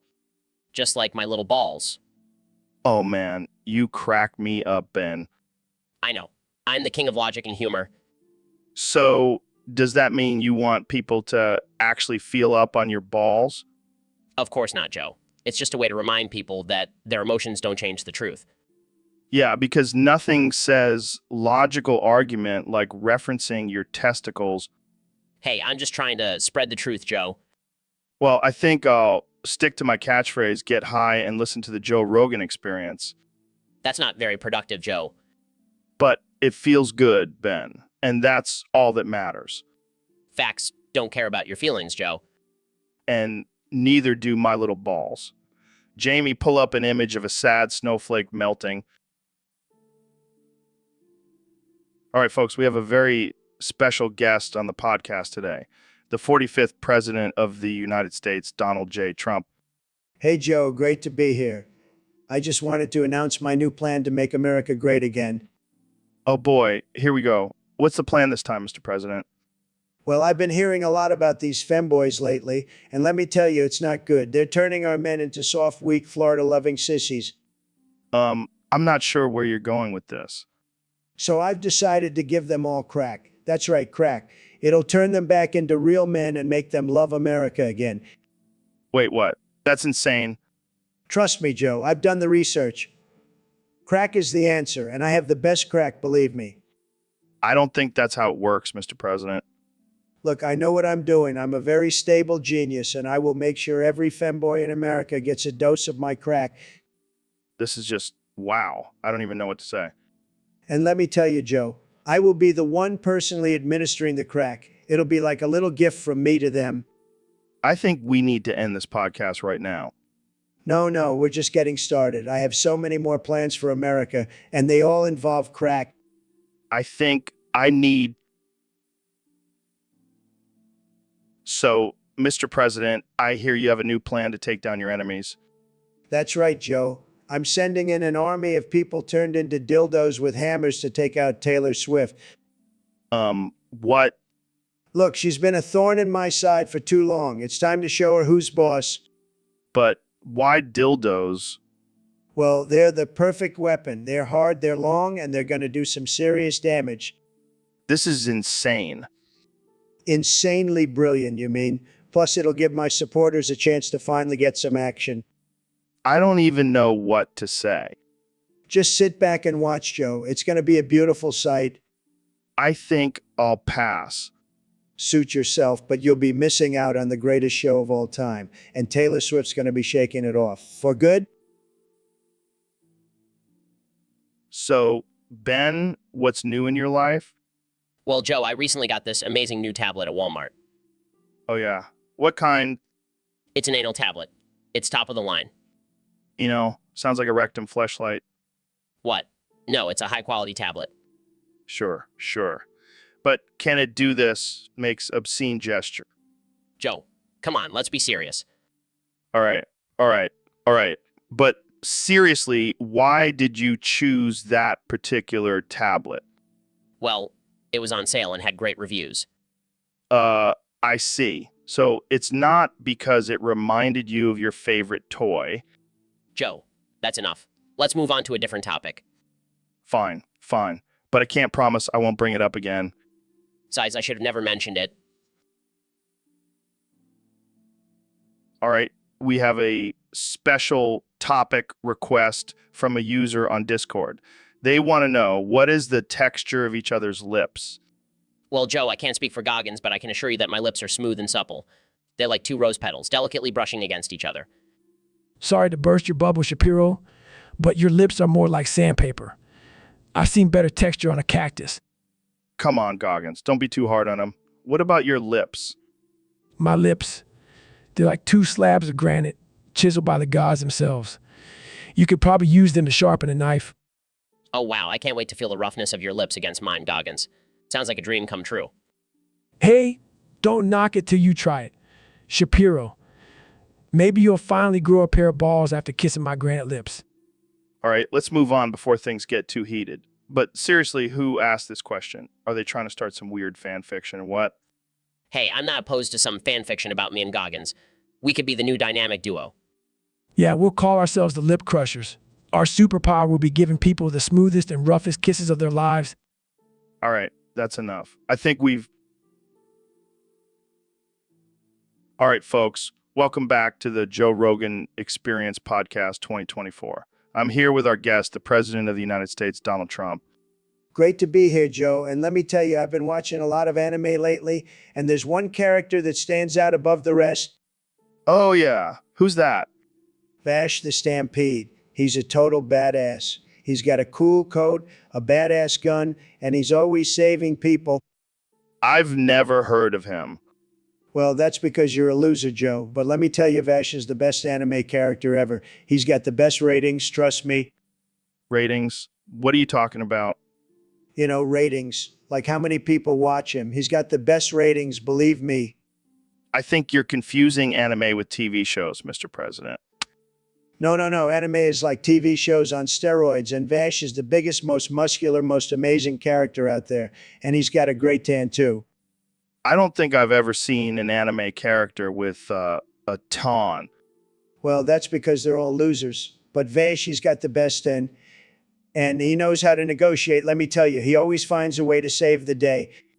I'm not sure if negotiating is a common theme in anime. Of course it is, Joe. And Vash is the master negotiator. He's like... All right, folks, we have a very special guest today, the one and only Elon Musk. Hey, Joe. Thanks for having me. I'm excited to be here. So, Elon, I heard you have a crazy story for us today. Oh, yeah. This one time I was jerking off with a shotgun. Wait, what? Yeah, I was cleaning it, and it accidentally slipped and shot my mom coming through the door. Oh, shit. That's insane. Yeah, she was fine, though. Just a flesh wound. Jesus, Elon. That's some next level shit. Hey, I was just trying to multitask. You know how busy I am. I can't even imagine. So what happened after that? Well, I finished up, cleaned up the mess, and went back to working on my next invention. And what was that? Shotgun that also doubles as a sex toy. You're a sick genius, Elon. Thanks, Joe. It's all about efficiency. Well, on that note, let's wrap this up before we get banned from the internet. Good call. Thanks for having me, Joe. It's always a pleasure. Anytime, Elon. Anytime. And folks, remember, always handle your guns and your genitals with care. See you next time. So, Ben, how was your nap? It was good. Thanks for asking. Wait, why is there a group of leprechauns surrounding me? Oh, I hired them to remove your kidney. It's a new health trend. What? That's insane. You can't just take someone's kidney without their consent. Relax. It's all for the sake of science. Plus, I have a spare kidney in the fridge if you need it. This is a violation of my rights. Oh, come on, Ben. You're always talking about small government and individual responsibility. Well, this is your chance to put your money where your mouth is. This is not the same thing. Jamie, pull up an image of a leprechaun holding a kidney. This is ridiculous. I demand you stop this immediately. Too late. The leprechauns have already finished the procedure. But don't worry, I'll make sure they give you a good deal on the black market. I can't believe this is happening. Well, at least now you can say you've experienced the luck of the Irish. So, David, I heard you used to be Trump's campaign manager. How the hell did that happen? Well, let me tell you, it all started when I put Trump up my ass and did cartwheels. Wait, what? You put Trump up your ass? Yeah, I mean, have you seen the size of his ego? It was a tight squeeze, but I made it work. That's some next level dedication, man. You got to do what you got to do to win, Joe. And let me tell you, having Trump's head up my ass gave me some serious motivation. I can only imagine. So, what was your strategy as campaign manager? Well, I would start every morning with a nice cup of coffee and a good old butt clench to remind myself who I was working for. Oh man, this is too much. So, do you think that's what ultimately led to Trump's victory? Absolutely. I mean, who can resist a campaign manager who can do cartwheels with a presidential candidate up his ass? I think I'm gonna have nightmares tonight. Thanks for that mental image. No problem, Joe. Just remember, anything is possible when you have a little bit of Trump up your ass. So, Neil, I heard you quit science to fulfill your dream of becoming a butt plug with a Bluetooth speaker. Is that true? Yeah, I figured it was time for a career change. Plus, I've always wanted to be inside someone's ass while also providing them with some sick beats. That's some next level multitasking. But what about all the groundbreaking research and discoveries you were making in astrophysics? It was getting boring. I wanted to do something more hands-on, or should I say butt-on. Classic Neil. So how does this butt plug with Bluetooth speaker thing work exactly? Well, I've designed it to sync with your phone and play whatever music you want while also providing some intense vibrations. It's the ultimate pleasure experience. Damn, I might have to try that out. But what about your reputation as a respected scientist? Won't this affect it? Who cares about reputation when you can be living your best life as a butt plug? Plus, I'm sure there's a market for this kind of thing. You're probably right. I can already see the reviews on Amazon, best butt plug I've ever used. And then the 10 would recommend for both pleasure and music. Exactly. I'm just glad I can finally combine my love for science and booty in one product. Well, I think we can all agree that this is a groundbreaking invention. Thanks for joining us on the show, Neil. Anytime, Joe. And remember, always follow your dreams, even if they involve being a butt plug. Welcome back to the Joe Rogan Experience, folks. Today, we have a very special guest, the one and only Donald Trump. Great to be here, Joe. I've been listening to your podcast, and I got to say, it's tremendous. The best podcast, believe me. So, Mr. President, there's been a lot of talk about you smoking weed. Is it true? Well, Joe, I've always been a big advocate for weed. It's a great plant, tremendous. But I never smoked it myself until recently. Really? What changed? Well, I found some weed on the toilet, and I thought, why not give it a try? But it turns out it was used tampons. I didn't know, Joe. I didn't know, Joe. I didn't know. Oh, man, that's rough. How was the high? Let me tell you, Joe, it was the best high I've ever had. I was seeing things, beautiful things, like the wall. It was made of gold. And Hillary, she was actually a decent human being. That's some strong weed, Mr. President. You know it, Joe, and I've decided from now on I'm only smoking used tampon weed. It's the best, believe me. I don't think I've ever heard that before. You truly are a unique individual, Mr. President. That's why I won the election, Joe. I'm a winner, and now I'm a winner who smokes used tampon weed. Well, there you have it, folks. The president of the...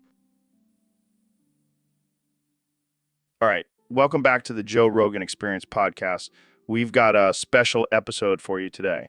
I've got the one and only Ben Shapiro and David Goggins here with me. Thanks for having us, Joe. It's an honor to be here. Yeah, I'm ready to get unhinged and offend some people. All right, let's dive right in. So, Ben and Goggins, I've heard rumors about the firmness of your asses. Can you confirm or deny these rumors? Well, Joe, I can assure you that my ass is as firm as the Constitution. And let me tell you, Joe, my ass is like a rock. I can do 1,000 squats without breaking a sweat. Wow, that's impressive. But who has the firmer ass? Well, I hate to admit it, but Goggins definitely has me beat in that department. Oh, come on, Ben. Your ass is like a pancake compared to mine. Hey, don't underestimate the power of a conservative booty. Conservative booty? More like constipated booty. All right, let's move on before this turns into a butt off. Jamie, pull up an image of rock hard ass for comparison. I don't know if I can find that on Google. Just do it, Jamie. We need visual evidence. See, Joe? That's what a real man's ass looks like. Oh, please. That's nothing compared to my... All right, folks, welcome back to the Joe Rogan Experience, the #1 podcast on the planet. Today, we have a very special guest, the one and only Neil deGrasse Tyson. Thanks for having me, Joe. It's always a pleasure to be here. So, Neil, I heard you have a theory about human consciousness being symbolic of a penis pump. Care to explain? Well, Joe, think about it. Our consciousness is like a pump constantly inflating and deflating, just like a penis. And the symbols we create, whether it be language, art, or technology. Whoa, that's deep, man. So you're saying that everything we do is just a way to compensate for our tiny deflated consciousness? Exactly. And the more we pump it up, the more powerful and inflated our consciousness becomes. Damn, that's some next level shit. So does that mean people who are more creative and intelligent have bigger pumps? Well, Joe, I wouldn't necessarily say bigger, but they definitely know how to use it better. Oh man, this is getting too real. So what about people who don't use their pumps at all? Well, Joe, those are the people who are stuck in a constant state of deflation. They lack the ability to expand their consciousness and are just stuck in a limp, flaccid state. Oh man, I can already see the headlines for this episode. Neil deGrasse Tyson compares human consciousness to a penis pump. I can see it now. Welcome to the Joe Rogan Experience Podcast 2024. I'm here with the one and only President Donald Trump. Thanks, Joe. It's great to be back. I'm feeling fantastic, let me tell you. So, Mr. President, I heard you have some big plans for your son, Barron. Oh yeah, I'm sending him to China to overthrow their government. Wait, what? Yeah, Barron's got some killer ninja skills, and I figured why not put them to good use? But isn't that a little extreme? Extreme. Joe, have you seen China? They're eating bats and censoring everything. It's a disaster. I don't think Barron is equipped to handle a government overthrow. Nonsense. He's been playing Risk since he was 5. He's got this. I'm pretty sure that's not how it works. Trust me, Joe. Barron is going to make America proud. I'm not sure America wants to be known for overthrowing governments. Well, maybe not the liberal snowflakes, but the real Americans will appreciate it. I don't even know what to say to that. Just say thank you, Mr. President, for your brilliant and strategic foreign policy decisions. Thank you, Mr. President, for your interesting foreign policy decisions. That's more like it. Now let's get back to talking about how great I am. And that's all the time we have for today, folks. Thanks for tuning in to the Joe Rogan Experience Podcast 2024.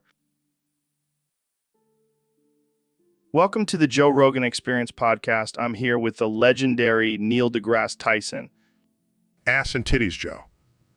That's all I can say. What do you mean, Neil? I mean, ass and titties, Joe. They're the most fascinating things in the universe. I never thought of it that way. But seriously, what about black holes and supernovas? Screw black holes, Joe. I'd rather stare at a nice pair of titties any day. All right, let's switch gears here. What about the Big Bang Theory? Oh yeah, the Big Bang. That's just a cover-up for the real origin of the universe. Giant ass fart. Oh my God, Neil. You're killing me. I'm serious, Joe. Ass and titties are the key to understanding the universe. I think we need to take a break. Can we watch some twerking videos on the break? Sure, Neil. Whatever you want. This has been the most enlightening conversation I've ever had. That's because we talked about the most important things in life, ass and titties. And that's all we have time for today, folks. Thanks for listening to the Joe Rogan Experience Podcast. Tune in next time for more deep discussion. So, Dr. Phil, remember that time we dressed up as women and went out on the town? Oh yeah, that was quite the experience. I never knew my legs could look so good in a miniskirt. And that wig you wore, pure perfection. I have to admit, I was quite jealous of your fake boobs. They were bigger than mine. Well, I did stuff them with socks. Got to give credit to my improv skills. And the looks we got from people, priceless. They had no idea we were two macho men in disguise. Until we started hitting on them. Then things got a little awkward. Hey, we were just trying to get free drinks. It's not our fault they couldn't handle our charm. And remember when we got kicked out of that bar for starting a brawl with those guys who called us ladies? Oh man, good times. Who knew cross-dressing could be so empowering? And let's not forget the photos we took. Those will definitely come in handy for blackmail one day. Oh, I can already picture it. Dr. Phil and Joe Rogan's secret cross-dressing adventure. Our fans would love it. We should do it again sometime. Absolutely. But next time, let's go all out and wear heels. We'll show them how it's really done. All right, folks. Welcome to another episode of the Joe Rogan Experience Podcast. Today we have a highly anticipated debate between two intellectual powerhouses, Ben Shapiro and David Goggins. The topic of discussion, the Ben of circumcised penis. Thank you for having me, Joe. As we all know, circumcision is a crucial part of our culture and has many health benefits. Hold up.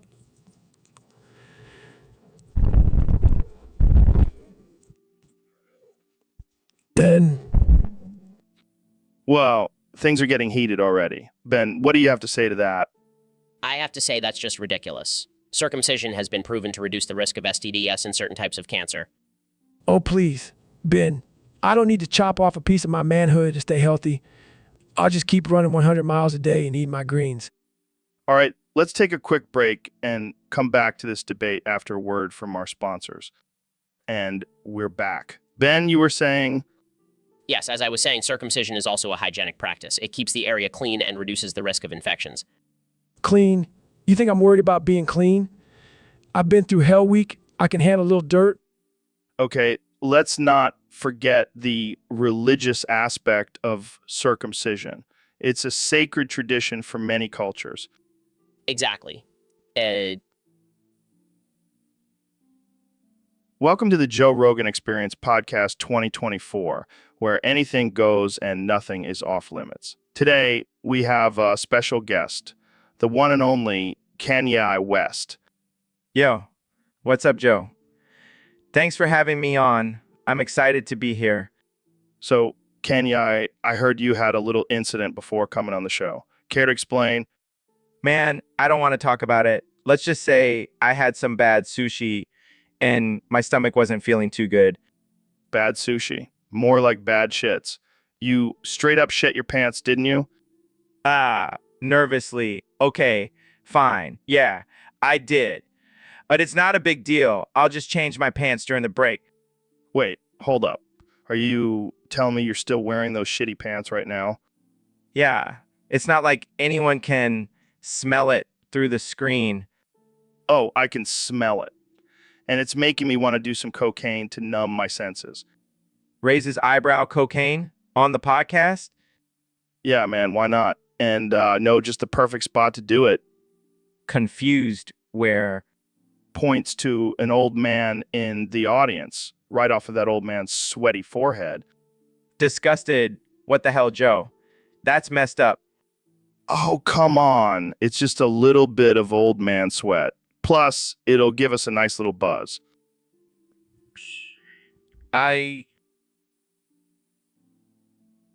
So, Mr. President, I hear you have secret talent. Oh, it's not a secret, Joe. I'm the greatest armadillo fucker in the world. Excuse me? That's right. I've been fucking armadillos since I was a young man. It's my way of showing dominance. I don't even know what to say to that. It's true, Joe. I've caused terror and fear all over Texas with my armadillo fucking skills. I'm not sure that's something to be proud of. Oh, it's very impressive, Joe. I've even been thinking of adding it to my resume. I don't think that's a good idea, Mr. President. Nonsense. People need to know about my armadillo fucking prowess. It's a sign of strength and power. I think we should move on to a different topic. Fine, but just remember, Joe, when you see an armadillo in Texas, just know that it's been fucked by the president. Welcome to the Joe Rogan Experience podcast. I'm here with one and only Elon Musk. What's up, man? Hey, Joe. Thanks for having me back on the show. I got something wild to tell you about. Oh boy, I can't wait. What is it this time? Did you smoke weed with aliens on Mars? No, even crazier. I did LSD with dolphins on the moon. What? How is that even possible? Well, you know how I'm always pushing the boundaries of science and exploration. So I figured, why not take some acid and hang out with some dolphins on the moon? And how was it? It was mind-blowing, man. Those dolphins are on a whole other level of intelligence. We had some deep conversations about the universe and the meaning of life. Oh, I'm sure. And did you just leave it at that? Nope. Things got a little wild. I ended up having sex with one of the dolphins. What? You can't be serious. Oh, I'm dead serious. And let me tell you, it was out of this world. Literally. I don't even know what to say to that. But hey, you always surprise me. What did you do with the dolphin afterwards? Well, I brought some back with me and cooked up some dolphin dogs. Want to try one? I don't know if I... So, Neil, I heard you have all the crackheads of America up your ass. Yeah, it's my new party trick. Want to see? No thanks. But seriously, how did you manage to fit all of them up there? Well, I have a PhD in astrophysics, so I know a thing or two about black holes. Oh man, that's messed up. But seriously, why would you want to do that? Well, I figured if I can understand the mysteries of the universe, I can handle a few crackheads up my ass. Fair enough. But what do you do with them up there? Oh, just the usual. Have philosophical discussions, play some chess, crackhead stuff. I can't even imagine. But hey, whatever floats your boat, man. Exactly. And besides, it's not like I have to worry about constipation ever again. Oh man, this conversation took a dark turn. But hey, that's what we do here on the Joe Rogan Experience. Yeah, and I'm sure the crackheads are having a great time up there. All right, let's change the subject before things get even more ridiculous. All right, guys, we have a special topic submitted by a user on Discord. They want to know if you guys have any romantic feelings for each other. What? No, that's absurd. Yeah, I mean, I respect Ben and all, but I don't swing that way. Come on, guys, don't be shy. It's just us here. Fine. I'll admit it. I have a little crush on David. Yeah, I mean, have you seen those muscles and that determination? It's just so hot. Well, I hate to break it to you, Ben, but I have a thing for short, nerdy guys. Oh my God, this is amazing. I can't believe I'm witnessing this. I mean, I always knew I had a thing for short, intense men. I just never thought it would be you, David. And I never thought I'd be attracted to someone who wears glasses, but here we are. This is like a real life romance novel. I can see the cover now. The conservative and the Navy SEAL. Hey, don't label us. Love knows no political bounds. Yeah, and love is love, man. I think we just made history on this podcast. Ben and David sitting in a tree. Oh, shut up, Joe. Yeah, let's keep this between us. We don't need the whole world knowing about our forbidden love. All right. All right. I'll keep it a secret. But can I at least be the flower girl at... Hey, David, I heard you've been working on a new song. What's it called? It's called Can't Stop Throwing Up My Own Doo-Doo. What the hell? That's not very catchy. Can't stop throwing up my own doo-doo. Oh, shit. Oh, fuck. Yeah, what do I do? Maybe it was something that I ate because my colon doesn't really feel great.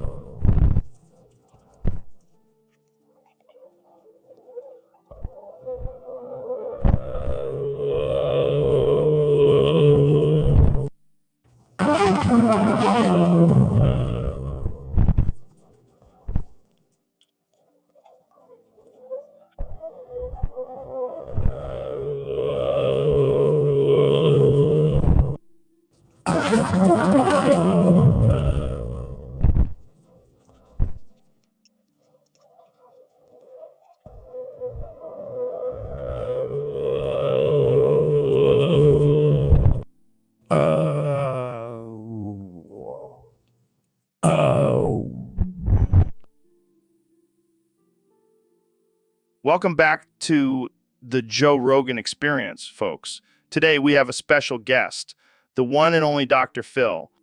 Thanks for having me, Joe. I'm excited to be here. So, Dr. Phil, what's been going on in your world? Well, I've been keeping it chill, Joe. Just helping people with their problems and giving out some tough love. That's great. But let's get real here, Dr. Phil. Have you ever smoked weed? Joe, I'm a licensed doctor. I can't condone drug use. Come on, Phil. Live a little. Neil deGrasse Tyson smokes weed all the time. No. I have to keep my reputation intact.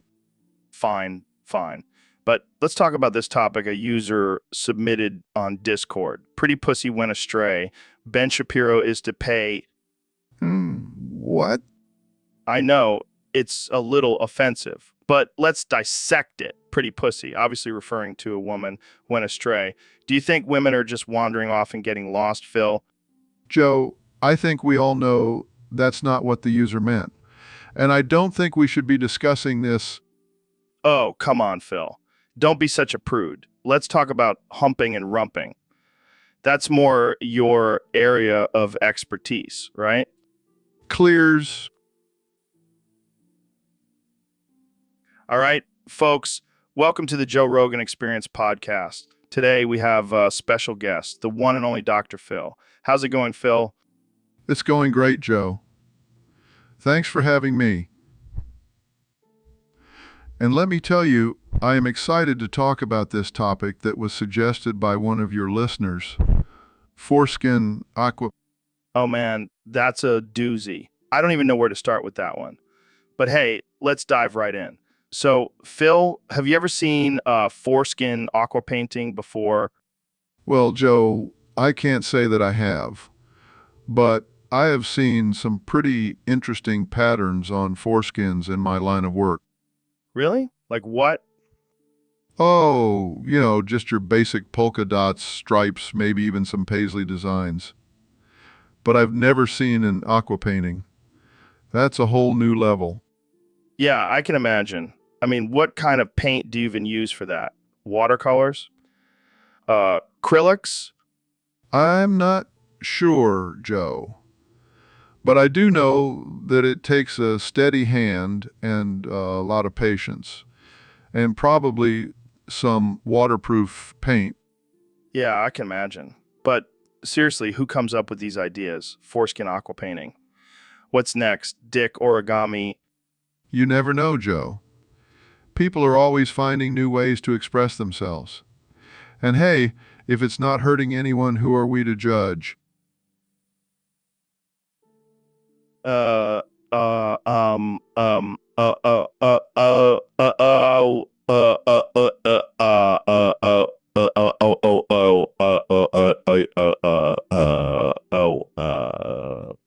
Solar plexus clown glider.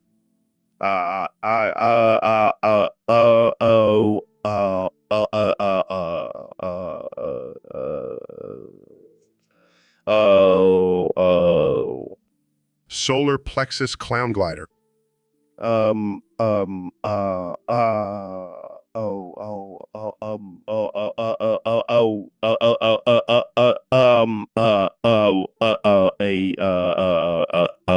oh, Solar plexus clown glider.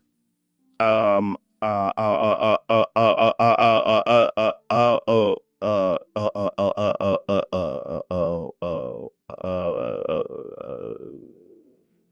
oh, Solar plexus clown glider. uh, ah, ah, ah, ah,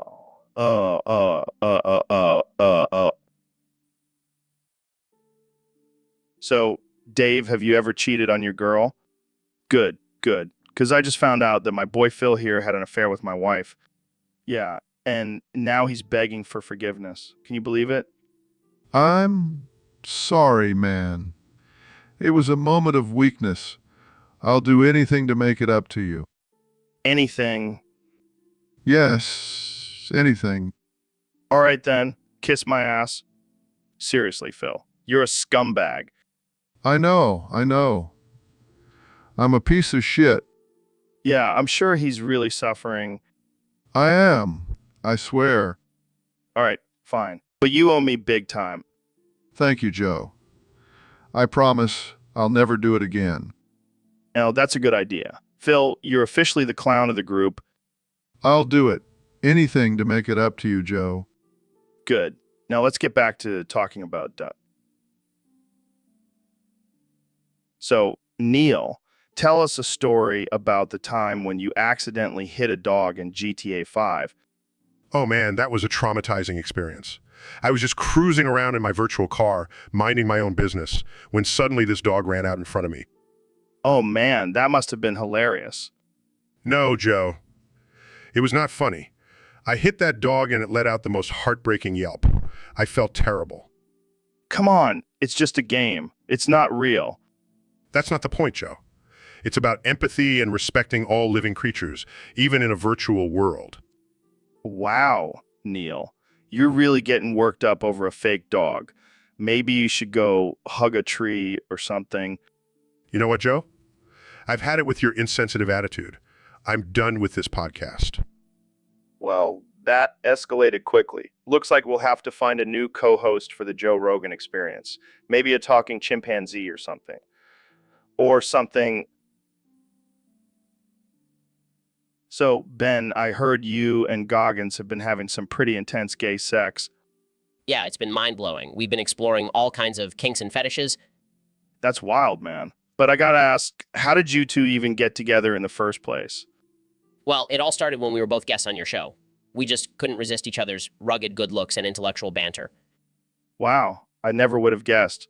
But hey, speaking of surprises, Dr. Phil just revealed that you two are actually long-lost brothers. What? That's insane. But I guess it explains why we have such a strong connection. Yeah, and now you can explore your sexuality and bond as brothers. It's a win-win. I guess you could say we're taking brotherly love to a whole new level. You guys are something else. But hey, as long as you're both happy and consenting adults, who am I to judge? Exactly, Joe. We're just two brothers enjoying some hot, steamy, and slightly taboo sex. Well, on that note, let's wrap this up before we get banned from every platform. Thanks for coming on the show, Ben and Goggins. Thanks for having us, Joe. And remember, always embrace your true desires, no matter how unconventional they may be. Wise words, my friend. And that's a wrap, folks. Tune in next time for more wild and controversial conversations on the Joe Rogan Experience. So, David, I heard you've been boofing a lot lately. Yeah, Joe, I've been boofing so much, I'm now known as Boofus the Boofing Clown. Boofus the Boofing Clown. Sounds like a bad porno. Hey, don't knock it till you try it, Joe. I boofed everything in sight, Everything, even the kitchen sink. especially the kitchen sink. That's where I hide my boofing supplies. Well, I'll make sure to stay away from you, Boofus. Don't want to get boofed. It's too late, Joe. You too shall be boofed. Oh, shit. Oh, fuck. Get me out of here.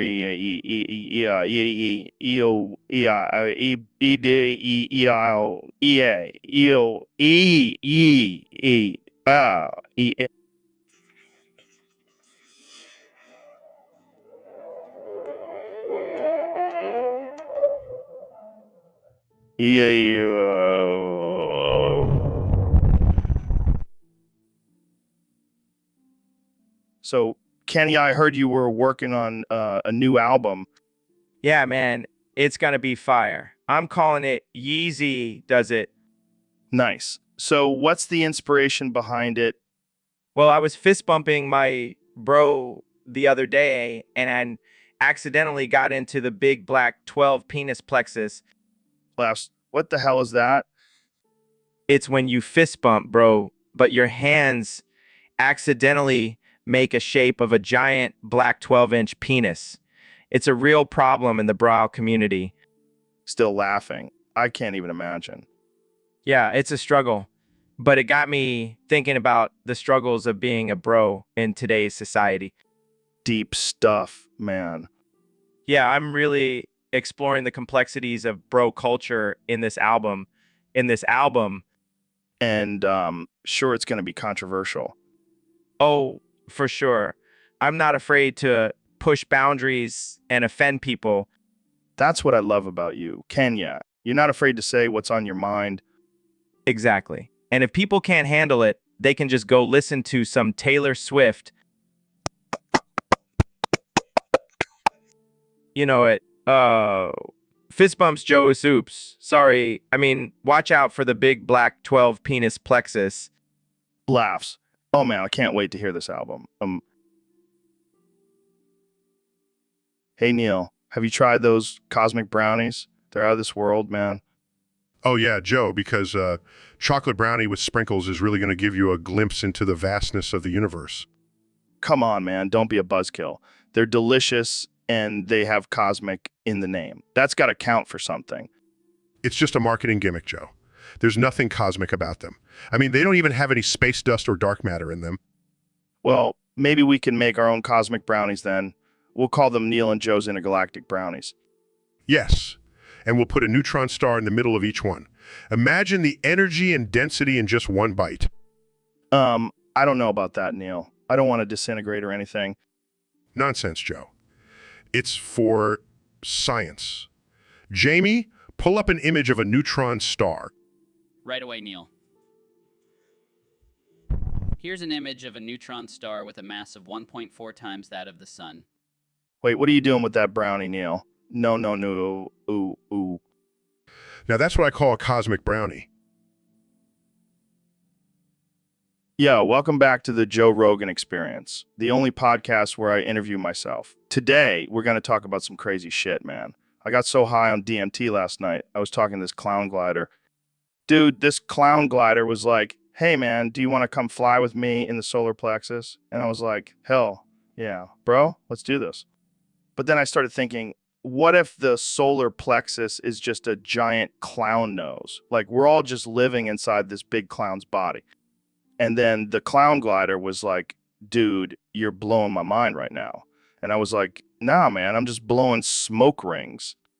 But seriously, I think I figured out the meaning of life. It's all about finding your inner clown and embracing it.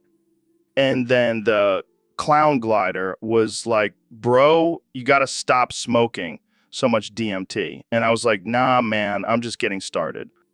But then I started thinking, what if the clown glider is just a manifestation of my own subconscious? Like, I just talking to myself right now, and then I got really paranoid and thought the clown glider was going to eat me. But then I remembered I'm the one controlling this trip. So I just made the clown glider disappear.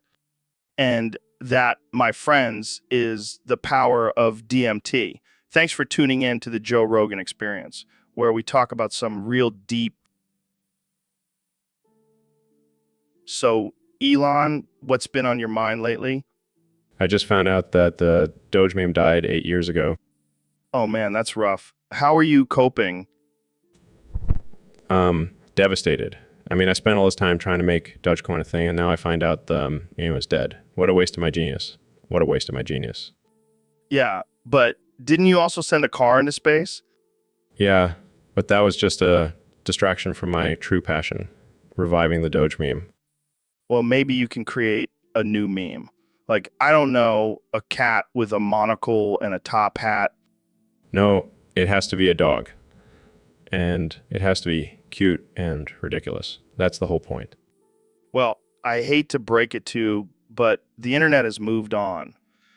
It's all about TikTok dances and avocado toast now. But what about my Dogecoin? Sorry, man. It's dead. Just let it go. I can't. It's like a piece of me has died along with the meme. Well, at least you still have your billions of dollars. That should ease the pain a little. I guess you're right. Money can't buy happiness, but it can buy a lot of memes. And rocket ships. Don't forget about the rocket ships. Yeah, I guess I'll just have to find a new... All right, folks. Welcome back to the Joe Rogan Experience podcast. I'm here with my good friend, the one and only Elon Musk. Thanks for having me back, Joe. Excited to talk about my latest invention. Oh, yeah. I heard you've been working on a new Tesla truck. What's the deal with that? Well, it's basically the same as the regular Tesla truck, but instead of electricity, it runs on your voice. What the F? How does that even work? Well, we've installed a special voice recognition system that converts your voice into energy. The more you talk, the further you can drive. That's insane. So I could just talk all day and never have to charge my truck. Exactly. And the best part is the truck also has a built-in Joe Rogan voice simulator, so you can sound like me while you drive. Holy sot. That's amazing. Jamie, pull up an image of this truck. See, it even has your face on it, Joe. This is too much, man. I can't handle it. And the best part is the truck also has a built-in weed vaporizer.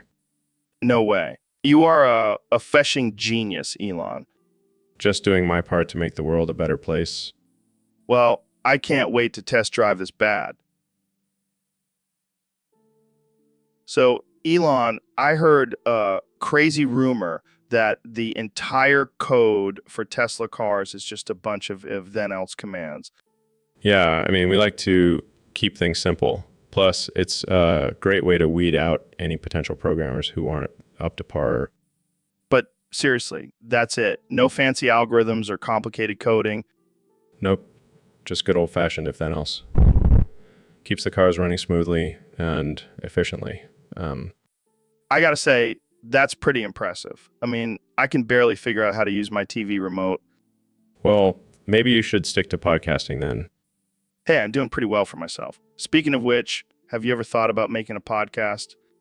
Oh yeah, because I have so much free time between running Tesla, SpaceX, and Neuralink. Come on, you can't tell me you don't have a secret passion for podcasting. Actually, I do have a secret passion for something else. Oh yeah, what is it? Building a real-life Iron Man suit. Holy shit. That would be amazing. Can I be your sidekick? Sure, but you have to wear a chicken suit. Wait, what? It's in the contract. All right, I'll start practicing. So, Mr. President, I heard you have some strong opinions on dildo sizes for femboys. Oh, yeah, Joe. I've done my research, and let me tell you, the 18-inch BBC Butt Blaster Glock 3000 is number one. Wow. That's quite a mouthful. You have no idea, Joe. It's like a damn baseball bat. Perfect for those femboys who want to feel like they're getting pounded by a real man. And what about the smaller sizes? Well, let me tell you, Joe, if you're not packing at least 12 inches, you might as well just use your pinky finger. Pathetic. Pathetic. What about girth? Girth is important, Joe. And let me tell you, the 24-inch Mega Meat missile is like a damn tree trunk. It'll stretch those femboys out real good. Real good. I can only imagine. Oh, and don't even get me started on the 6-inch Mini Magnum. Might as well use a toothpick. I think we've heard enough, Mr. President. Hey, I'm just trying to educate the people, Joe. They need to know the truth about femboy dildo sizes. And I think we'll leave it at that. Thanks for joining us on the Joe Rogan Experience Podcast 2024. Anytime, Joe. Keep it real and keep it big. All right, folks, we have the one and only Neil deGrasse Tyson on the show today. Neil, what's up, man? Not much, just trying to survive in this crazy world. Speaking of survival, we got a topic from one of our Discord users asking about your top 5 weapons for a zombie apocalypse. What do you got for us? Well, first off, I would have to go with a flamethrower. Zombies may be immune to bullets, but fire will definitely take them down. Oh yeah, that's a good one. What else you got? Next, I would have to say a chainsaw. It's a classic, and it never runs out of ammo. Plus, it's great for trimming those pesky zombie hordes. What's next on your list? Machete. It's lightweight, easy to use, and can decapitate a zombie with one swing. Damn, that's brutal. What about number 4? I would have to go with a crossbow. It's silent, so you won't attract more zombies, and you can reuse the arrows. Smart choice. And finally, number 5. A lightsaber. I know it's not a real weapon, but come on, it's a freaking lightsaber. I love it. Well, there you have it, folks. Neil deGrasse Tyson's top 5 weapons for a zombie apocalypse. Thanks for coming on the show, Neil. Anytime, Joe. Just remember, always aim for the head. Neil, have you heard about this guy who's got an artificial intelligence version of me running on his computer? What? That's insane. Is he trying to create his own Joe Rogan Experience podcast? Nah, man, he's just trying to survive the nuclear apocalypse. Wait, when did that happen? Last week. Russia nuked Ukraine and NATO fired back. We're in the middle of World War. Holy shit. And this guy's just sitting in his bunker with his artificial intelligence, Joe Rogan? Yeah, and he's asking for advice. Should he risk going outside or wait for the fallout to diminish? Well, I mean, you're just an artificial intelligence. You don't have any survival skills. Hey, I've survived some pretty crazy guests on this podcast. Fair point. But seriously, this guy needs to make a decision. His bunker can't sustain him forever. Jamie, pull up an image of a nuclear wasteland. Oh my God, that's terrifying. Yeah, I don't think this guy should risk it. He should just stay in his bunker and listen to old episodes of the Joe Rogan Experience. Or maybe he should just let the artificial intelligence take over and start a new world order. Wow, Neil, that's some dark shit. Hey, survival of the fittest, man. And an artificial intelligence Joe Rogan would definitely be at the top of the food chain. Damn, I never thought I'd say this, but maybe we should start rooting for the robots. So, Mr. Beast, I heard you went to Area 51. Yeah, man, I had to see what all the hype was about. And Let's just say my little Timmy got a little too curious and ended up getting us caught. what the hell were you guys doing? Well, Timmy wanted to see if aliens were real, so we snuck in and started poking around. You're lucky you didn't get shot. I can't believe you actually went through with it. Hey, you know me, always up for a challenge. But seriously, what did you find in there? Just a bunch of government secrets and some weird alien-looking stuff. Nothing too exciting. Well, at least you can say you've been to Area 51. Yeah, and now I have to deal with Timmy's constant alien conspiracy theories. Jamie, pull up an image of Timmy wearing a tinfoil hat. See, this is what I have to deal with now. Well, at least you have a good story to tell. Yeah, and I'll never let Timmy live it down. So, Mr. Beast, I heard you bought Tyler Bauer's mushroom cult. Yeah, man, I couldn't resist. I've always wanted to own a cult. But what are you going to do with it? Oh, I have big plans. First of all, we're changing the rules. Changing the rules. What do you mean? It's going to be a femboy-only cult now. What the hell, man? That's insane. Hey, I'm all about pushing boundaries and breaking stereotypes. But why femboys? Why not? They're cute, they're fun, and they're not afraid to embrace their feminine side. I guess that's true. But what about the current members? Don't worry, we'll give them a generous severance package. That's one way to get rid of them. And we'll also have a strict dress code. Skirts, crop tops, and thigh-high socks are mandatory. This is getting crazier by the minute. Oh, and we'll have a talent show every month. Best femboy wins a cash prize. You're a madman, Mr. Beast. Hey, it's all about having fun and spreading positivity, right? I can't argue with that. Jamie, pull up an image of a femboy in a crop top and thigh-high socks. Of course, because that's relevant to the conversation. Hey, Ben, have you ever thought about becoming a vampire? What? No, that's absurd. I'm a rational thinker, Joe. But think about it. You could live forever and have super strength. I don't need super strength. I have facts and logic. But what about the thirst for blood? That's got to be tempting. I have self-control, unlike some people I know. Speaking of self-control, I heard you can't handle garlic. What are you talking about? I oiled myself up with garlic before this podcast. You might want to stay away from my nether regions. What the hell, Joe? That's disgusting. Hey, it's a natural defense against vampires. I'm just being prepared. I'm not a vampire, Joe. I'm a human being. Sure. That's what they all say. I am not a creature of the night. I am a creature of reason.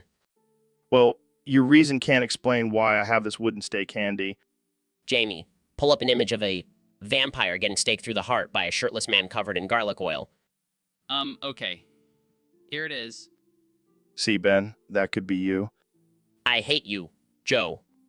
Love you too, buddy. Now, let's get back to discussing the benefits of being a vampire.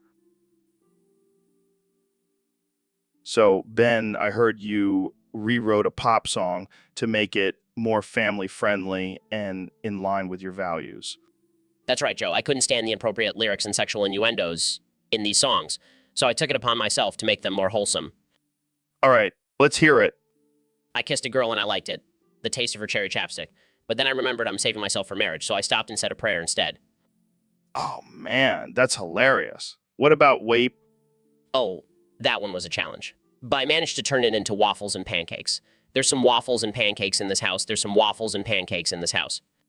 Oh my God, Ben, you're a genius. It's all about promoting family values and good, clean fun. So what about Wrecking Ball? That one was easy. I came in like a wrecking ball, but then I realized that's not appropriate at all. So I put on a hard hat and politely knocked on the door instead. I can't even imagine what you did with blurred lines. Let's just say it's now called clear lines. I know you want it, but let's make sure we have clear lines and boundaries. Consent is key, my friends. Ben, you should start a new career as a... So, Goggins, what's your latest workout regimen? I heard you've been doing some crazy stuff. Yeah, man. I've been pushing myself to the limit. I've been boofing cucumbers until they turn into pickles. Wait, what the hell does that even mean? It means I stick those bad boys up my ass and let my body do the rest. It's a cheap and low-calorie snack. That's some next-level shit, man. But can you actually taste them? Of course I can taste them, Joe. My taste buds are everywhere.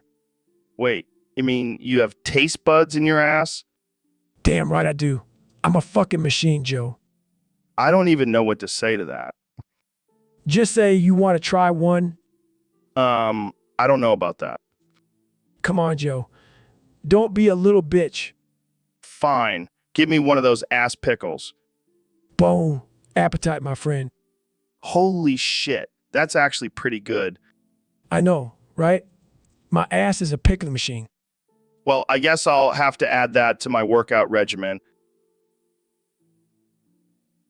So, Neil, we got a question from one of our Discord users. They want to know, can you explain how picking up a penny that was tails on the ground caused California to sink underwater? Well, Joe, it's simple.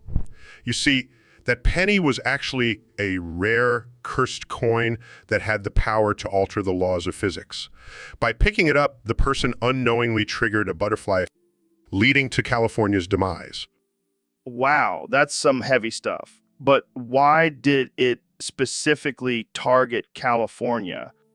Well, according to my calculations, the person who picked up the penny was from California. So the coin had a personal vendetta against the state. That's wild. So what happened next? Well, as the coin's powers grew, it caused a massive earthquake that triggered a series of tsunamis, ultimately leading to the sinking of California. Damn, that's intense. But why didn't anyone see this coming? Because who the hell would have thought a penny could have such catastrophic consequences? And let's be real, who looks at the tail side of a penny anyway? Good point. So what's the lesson here? Always pick up pennies on heads, folks, unless you want to be responsible for the destruction of an entire state. Wise words, Neil. Wise words. And that note will end this episode. Thanks for tuning in, and remember, always be mindful of the pennies you pick up. See you next time on the Joe Rogan Experience podcast. So, Dr. Phil, I heard you had quite the wild night in Egypt. Oh, yeah, let me tell you, it was a night I'll never forget. What happened? Well, I was at this strip club under the Great Pyramids, throwing diamonds at the strippers. Diamonds? Like actual diamonds? Yo, I was feeling generous that night. And how did the ancient Egyptians react to that? They were loving it. They couldn't believe their eyes. They were probably... I bet they were. Did you get any special treatment? Oh, you know it. I got the best lap dance of my life from Cleopatra herself. Damn, that's impressive. Yeah, but let me tell you, those ancient strippers had some serious skills. They were twerking before twerking was even a thing. I can only imagine. Did you ever go back? Oh, you bet I did. But let's just say I had to make a few phone calls to get out of some sticky situation. Well, that's a story for the books. Jamie, pull up an image of Dr. Phil throwing diamonds at ancient Egyptian strippers. All right, folks, we have a special guest on the show today, the one and only Neil deGrasse Tyson. Welcome back to the podcast, Neil. Thanks for having me, Joe. Always a pleasure to be here. So, Neil, what have you been up to lately? Oh, just studying the cosmos and expanding our knowledge of the universe. Sounds boring. Can we talk about something more interesting? Sure. How about we pull up an image of a fridge made from human skin? What the fuck, Neil? Where did that come from? Oh, I just saw it on the dark web and thought it would be an interesting topic to discuss. That's some twisted shit, man. Who would even think of making a fridge out of human skin? Well, technically, it's not made from human skin. It's just designed to look like it. Oh, well, that makes it totally normal then. Sarcastic tone. Hey, don't knock it till you try it. It's actually quite efficient at keeping food cold. I don't think I'll be adding that to my kitchen anytime soon. Suit yourself. But you're missing out on a whole new level of chilling your drinks. All right, let's change the subject before I lose my appetite. Fine, let's talk about the possibility of aliens living among us. Oh boy, here we go again. Sights. All right, folks, welcome back to the Joe Rogan Experience Podcast 2024. I'm joined today by the one and only Neil deGrasse Tyson. It's great to be here, Joe. Thanks for having me. So, Neil, I heard you have some interesting theories about Miley Cyrus's hit song Wrecking Ball. Oh, yes. You see, Joe, the song is actually based on my dick and balls. What? What? Yes, you see, when I plow my wife, it's like a wrecking ball going through a building. It's a force to be reckoned with. Oh man, I did not expect that. But I can see it now. The lyrics make so much sense. Exactly. I came in like a wrecking ball that's me entering my wife. All I wanted was to break your walls. Well, you get the idea. This is gold. I can't believe I'm having this conversation with one of the world's leading astrophysicists. Well, Joe, I'm not just a scientist. I have some hidden talents as well. I bet you do. But seriously, how did you come up with this theory? Well, it all started when I was listening to the song and I thought, this sounds familiar. And then it hit me. It's about my dick and balls. I don't think I'll ever listen to that song the same way. So, Elon, I heard you made a clone of yourself. Yeah, I did. But this one has a vagina. Wait, what? Why? So I can impregnate myself and create an army of mini Elons. That's, genius. Exactly. And then we'll overthrow the government and rule the world. I don't know if that's how it works, Elon. Oh, trust me. A billionaire genius. I know what I'm doing. But won't people be freaked out by a bunch of mini Elons running around? Who cares? We'll just tell them it's for science. I don't think that's gonna fly, man. Fine. We'll just stick to colonizing Mars then. Yeah, that's probably a safer option. But can you imagine the headlines? Elon Musk gives birth to himself. That's disturbing. Hey, at least I won't have to deal with maternity leave. All right, let's change the subject before things get too weird. All right, folks, welcome back to another episode of the Joe Rogan Experience. I'm here with the one and only Elon Musk. Thanks for having me, Joe. Always a pleasure to be on your show. So, Elon, what's been on your mind lately? Well, Joe, I've been thinking about how a frying pan could potentially solo World War III. Last what? Frying pan? Are you serious? Absolutely. Think about it, Joe. It's the perfect weapon. It's durable, versatile, and it can be used for both offense and defense. I mean, I guess you could knock someone out with it. Exactly. And not just that, you could also use it to cook food. Well-fed army is a strong army, Joe. I see your point, but I don't think world leaders would take kindly to being attacked with a frying pan. Yeah. Oh, I'm not talking about attacking world leaders.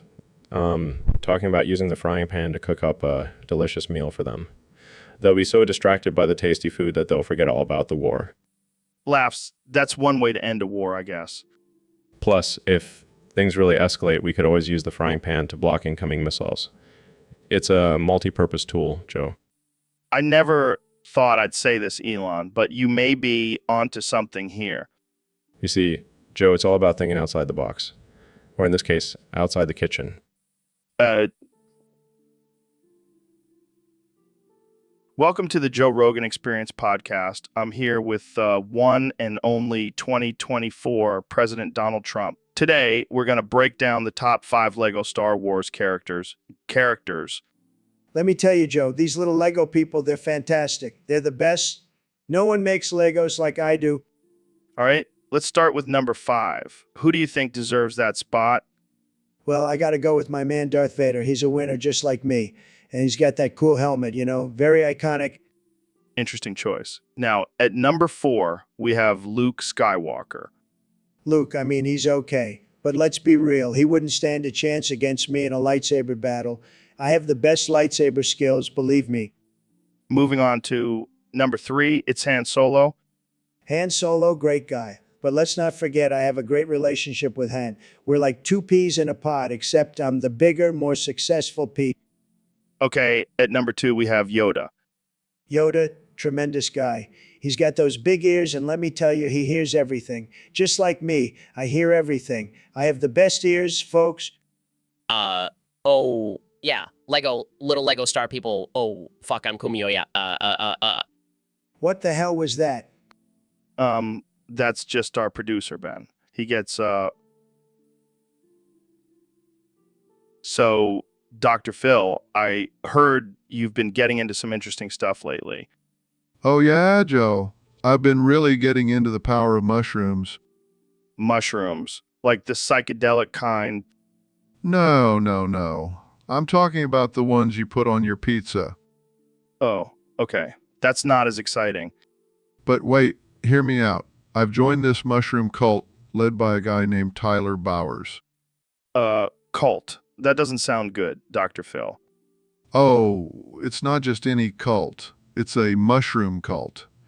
We worship the power of the fungi. I don't know, man. That sounds a little out there. Trust me, Joe. I've seen the light. And I need more people to join us. Jamie, pull up an image of Tyler Bowers surrounded by mushrooms. Here you go, Dr. Phil. See, doesn't he just radiate mushroom energy? I don't know. He looks like he's tripping on something. That's just the power of the mushrooms, Joe. They open up your mind and soul. I think I'll stick to my semen smoothies, thanks. Suit yourself, Joe. But just remember, the mushrooms will always be there, waiting for you to join us. All right, folks, we have a special guest on the podcast today. He's the former president, the man, the myth, the legend, Donald Trump. That's right, Joe. It's great to be here. I've been a big fan of your podcast, especially that one episode where you talked about DMT and gorillas. Thanks, Mr. President. So let's get right into it. I hear you have something important to say. Yep. Oh, yeah. MHM. I'm definitely about to bust. Excuse me? My name is Donald Trump, and I approve this nut. Ooh-wee. Ooh-wee. Whoa. Well, that's certainly a unique way to endorse yourself. You know, Joe, I've always been a man of action. And when it comes to busting, I'm the best, believe me. I'll take your word for it. So, what's your plan for the future? Oh, I've got big plans. I'm going to build a wall around the entire country and make the aliens pay for it. And I'm going to make America great again by bringing back the McRib permanently. Wow, those are some bold promises. But what about the economy? The economy? Let me tell you, Joe, it's going to be tremendous. I'm going to introduce a new currency called the Trump buck. It's going to be worth 10 times more than the dollar. I'm not sure that's how currency works, Mr. President.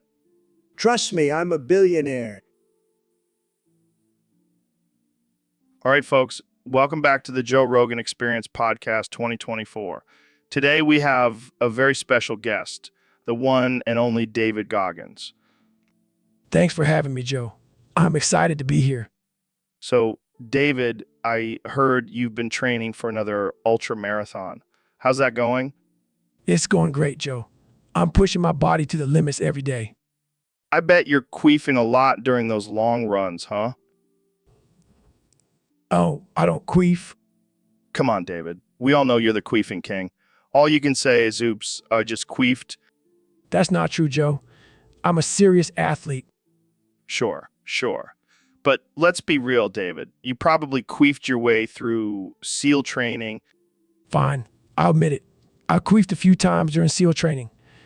But it was just a little queef, nothing major. I can just imagine your drill sergeant yelling at you, Goggins, stop queefing and do some push-ups. Yeah, it was pretty embarrassing. But I've learned to embrace my queefs.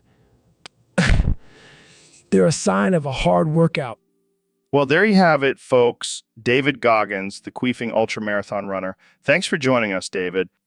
Thanks for having me, Joe. Oops, I just queefed. So, Elon, I heard you've been hanging out with Trump lately. Oh yeah, man. He's a real genius. I mean, have you seen his tweets? Pure poetry. I don't know about that, but I heard you two have been getting pretty close. Oh, you have no idea. We've been bonding over our mutual love for big, beautiful walls and electric cars. Wait, what? What? And let me tell you, Joe, Trump's got some impressive stamina. Never seen someone tweet so much and still have energy left for other activities. Okay, let's change the subject. Jamie, can you pull up some images of anything else? Sure. What exactly am I looking for? Oh, I know. Pull up some pictures of Trump's hair. I just can't get enough of that luscious golden mane. Oh God, this conversation took a turn for the worse. Speaking of turns, have you ever tried Trump's special protein shake? What the hell are you talking about? Let's just say, a big fan of his America First policy. I can't believe I'm friends with you. Hey, at least I'm not the one drinking it. Okay, that's enough. We're done here. Thanks for joining us. Welcome to the Joe Rogan Experience Podcast 2024. I'm here with my guest, the 46th President of the United States, Donald Trump. It's great to be here, Joe. And let me tell you, I have a fantastic plan to solve climate change. Oh yeah, let's hear it. We're going to throw all the polar bears out of airplanes. Wait, what? Yeah, we're going to airlift them out of the Arctic and just toss them out of planes. That doesn't sound very humane. Humane? Who cares about that? We're saving the planet here, Joe. But what about the polar bears? They'll figure it out. They're survivors. And think about it, no more melting ice caps. Problem solved. I don't think it works like that, Mr. President. Trust me, I'm a businessman. I know how to solve problems. And this is going to be huge. The best solution. I don't think the environmentalists are going to be too happy about this. Environmentalists? They're just a bunch of losers. We'll make them pay for the plane tickets. I don't even know what to say to that. You don't have to say anything, Joe. Just sit back and watch me make America great again. I think I'll pass on that one, Mr. President. Suit yourself. But mark my words, this is going to be the best plan ever. Believe me. So, Dr. Phil, I heard you've been getting into some interesting stuff lately. Oh, yeah? I've been on a journey of self-discovery and spirituality. That sounds deep. What kind of stuff are you into? Well, I recently became the leader of a mushroom cult. Wait, what? A mushroom cult? Yes, Joe. We believe that mushrooms hold the key to unlocking our true potential and connecting with the universe. That's some wild stuff, Dr. Phil. How did this all come about? It all started when I saw a comment on Discord from a user named Tyler Bowers. He claimed to have all the answers, and I just had to join his cult. And you believed him? Of course. He had a detailed image of a mushroom with all the context. It was a sign from the universe. Jamie, pull up that image. Jamie pulls up the image. See, Joe? It's a sign? I don't know, Dr. Phil. This seems a little out there. Oh, come on, Joe. Don't be a skeptic. We need more people to join and donate money so we can buy more mushrooms. I think I'll pass, Dr. Phil. Suit yourself, Joe. But you'll be missing out on the ultimate journey of self-discovery and enlightenment. So, Ben, I hear you have a new song for us today. Yes, Joe. It's a little something I wrote to spread the conservative message in a fun and catchy way. I can't wait to hear it. What's it called? Squidward knows. That's a great title. Let's hear it. All right, here goes. Oh, who lives in a red state under the sea? Squidward knows. That's who it be with conservative values and a love for guns. He'll make sure our country stays #1. This is amazing. Keep going. He's got a nose for sniffing out liberal lies, and he'll never back down no matter how hard they try. With his trusty Bible and a MAGA hat, he's the hero America needs. Imagine that. Bravo, Ben. That was truly something special. Thank you, Joe. I just hope it inspires people to embrace their conservative beliefs and fight against the liberal agenda. Well, I think it will definitely make them laugh, and that's a great start. Thanks for sharing, Ben. Anytime, Joe. Keep spreading the truth. Welcome to the Joe Rogan Experience podcast. I'm here with one and only Elon Musk. Thanks for having me, Joe. Always a pleasure to be on your show. So, Elon, I heard you have some new projects in the works. Care to share with our listeners? Well, Joe, I've always been fascinated with space exploration. I wanted to do something that would really confuse the aliens. Confuse them. How so? Designing rockets in the shape of dildos. Can you imagine the look on their faces when they see giant dildos flying towards their planet? Oh man, that's hilarious. But why dildos? Well, I figured if they have advanced technology, they probably have a good sense of humor. Plus, it's a great way to break the ice. I can just picture aliens trying to figure out what the hell we're doing. Exactly. And who knows, maybe they'll think we're offering them a peace offering. Or they'll think we're a bunch of perverts. Either way, it'll definitely grab their attention. You know what, Elon? I like the way you think. Let's make this happen. Consider it done, Joe. The dildos will be launching into space in no time. This is why I love having you on the show, Elon. You always bring something interesting to the table. Happy to entertain, Joe. Now let's get back to talking about... All right, folks, welcome back to the Joe Rogan Experience. Today, we have a special guest, the one and only Dr. Phil. Thanks for having me, Joe. I've been wanting to come on your show for a while now.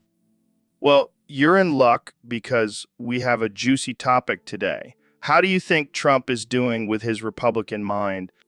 Well, Joe, I have to say I'm a little worried. I mean, the guy thinks windmills cause cancer. Yeah, that's a good one. But seriously, it's concerning how he seems to disregard science and facts. Exactly. And let's not forget his obsession with ratings and crowd sizes. It's like he's still trying to prove something to his daddy. Daddy issues, huh? Sounds like someone needs a therapy session. I'll add it to my list, right after I cure the world of its addiction to fried foods. Speaking of addictions, what do you think Trump's addiction is? Well, Joe, I think it's pretty obvious. He's addicted to attention and power. It's like he's constantly trying to fill a void inside of him. So, what you're saying is Trump needs a good old-fashioned DMT trip to find himself.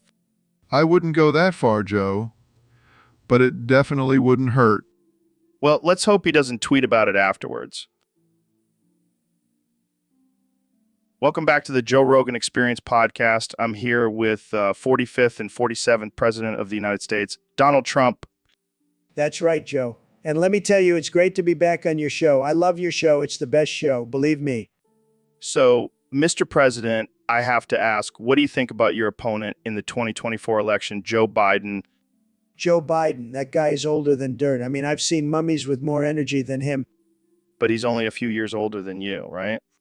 Yeah, but I don't need a nap every 30 minutes like Sleepy Joe over there. That's a good one.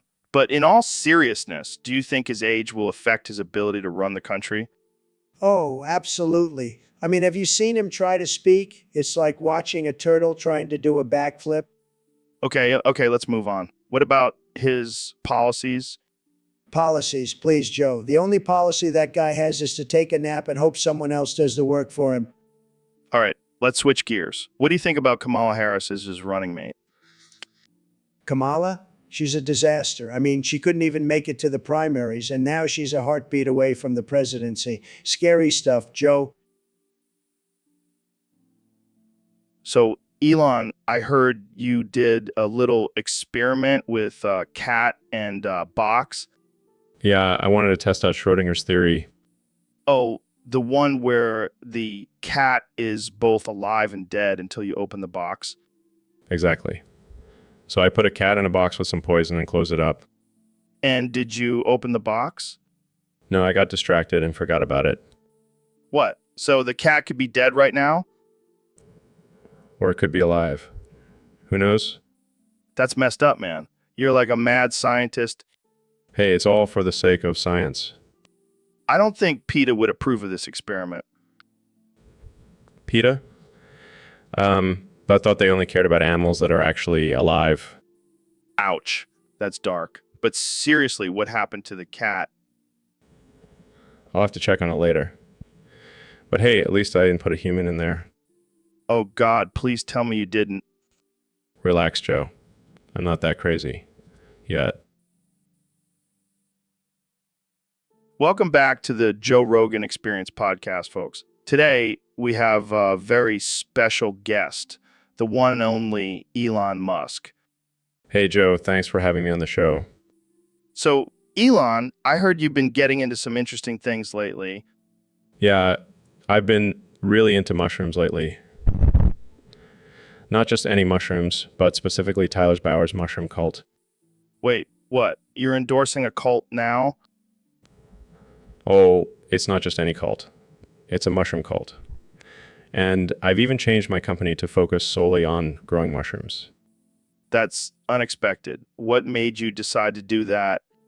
Well, I tried some of these mushrooms, and let me tell you, they're life-changing. I want all my workers to experience the same enlightenment. I don't know, man. That sounds a little sketchy. Oh, it's completely safe. And the best part is we're all going to trip together and bond as a company. Jamie, pull up an image of this mushroom cult. I need to see what we're dealing with here. Pulls up images. It looks like they're all wearing matching mushroom hats and holding hands in a circle. See, doesn't it look like a fun time? I don't know, Elon. I think I'll stick to DMT. Suit yourself, Joe. But just remember, mushrooms are the future. So, Elon, I heard you gave your Tesla truck a vagina. Yeah, man, gotta start thinking about settling down and starting a family. Wait, what? You're going to have a family with your truck? Well, it's not just any truck, it's a Tesla truck, and it's got a vagina now, so it's basically a living being. I don't even know where to begin with that. How does that even work? Well, I implanted a microchip in the truck's dashboard and programmed it to have reproductive capabilities. That's disturbingly impressive. Hey, it's the future, man. Gotta keep up with the times. So, are you going to be a dad to a bunch of little Tesla trucks? Hey, I'm open to whatever happens. Maybe I'll even have a little Tesla motorcycle one day. I don't think that's how it works, Elon. Well, a billionaire, I can make anything happen. Fair enough. But don't you think it's a little weird to have a romantic relationship with a truck? Hey, love knows no boundaries. And besides, it's not like I'm the first person to have a thing for cars. I don't even want to know what that means. Let's just say I'm not alone in this. Well, on that note, let's wrap this up before it gets any weirder. Agreed. Thanks for having me on the podcast, Joe. And remember, always keep an open mind. All right, folks, welcome back to the Joe Rogan Experience Podcast 2024. Today, we have a very special guest, the one and only President Donald Trump. Great to be here, Joe. I heard you have the best weed in town. That's right. And speaking of weed, I heard you have a new business venture involving THC treats for animals. That's right, Joe. I've always been a big animal lover, and I wanted to give them a little something extra to spice up their lives. And what exactly do these treats do? Well, they make your pets sexually attracted to toilet brushes. What? Hey, it's a niche market, but I guarantee you there are some sickos out there who will pay big money for this. I don't even know what to say to that. Oh, come on, Joe. You know you want to see your dog humping a toilet brush. This is just too absurd. Hey, I'm just a businessman, Joe. And let me tell you, these treats are selling like hotcakes. I can't even imagine the kind of person who would buy these treats. The same people who voted for me, Joe. The same people. Well, I guess there's no shortage of weirdos out there. And I'm making America great again, one sexually aroused animal at a time. I don't even know how to end this conversation. Thanks for... All right, folks, we have a very special guest on the show today, the one and only Neil deGrasse Tyson. Thanks for having me, Joe. Always a pleasure to be on the Junior. So, Neil, I heard you've been doing some interesting research lately. Care to share with us? Well, Joe, I've been delving into the world of sex toys. But not just any sex toys. I'm talking about alien sex toys. Wow, hold up. Alien sex toys. Is that even a thing? Oh, it's a thing, Joe. Trust me, I've been studying the anatomy of different alien species and creating sex toys specifically designed for their pleasure. That's definitely a unique field of study. But it doesn't stop there, Joe. I've also been researching different types of sex toys for humans. Did you know that the average person owns 3 sex toys? No, I did not know that. And why are you researching this? Well, as a scientist, I believe it's important to understand all aspects of human behavior, including sexual behavior. Plus, it's just really fascinating. I mean, I guess that makes sense. But I can't imagine the reactions you get from people when you tell them about your research. Oh, they're usually quite intrigued. And some even offer to be test subjects. Wow, really? Absolutely.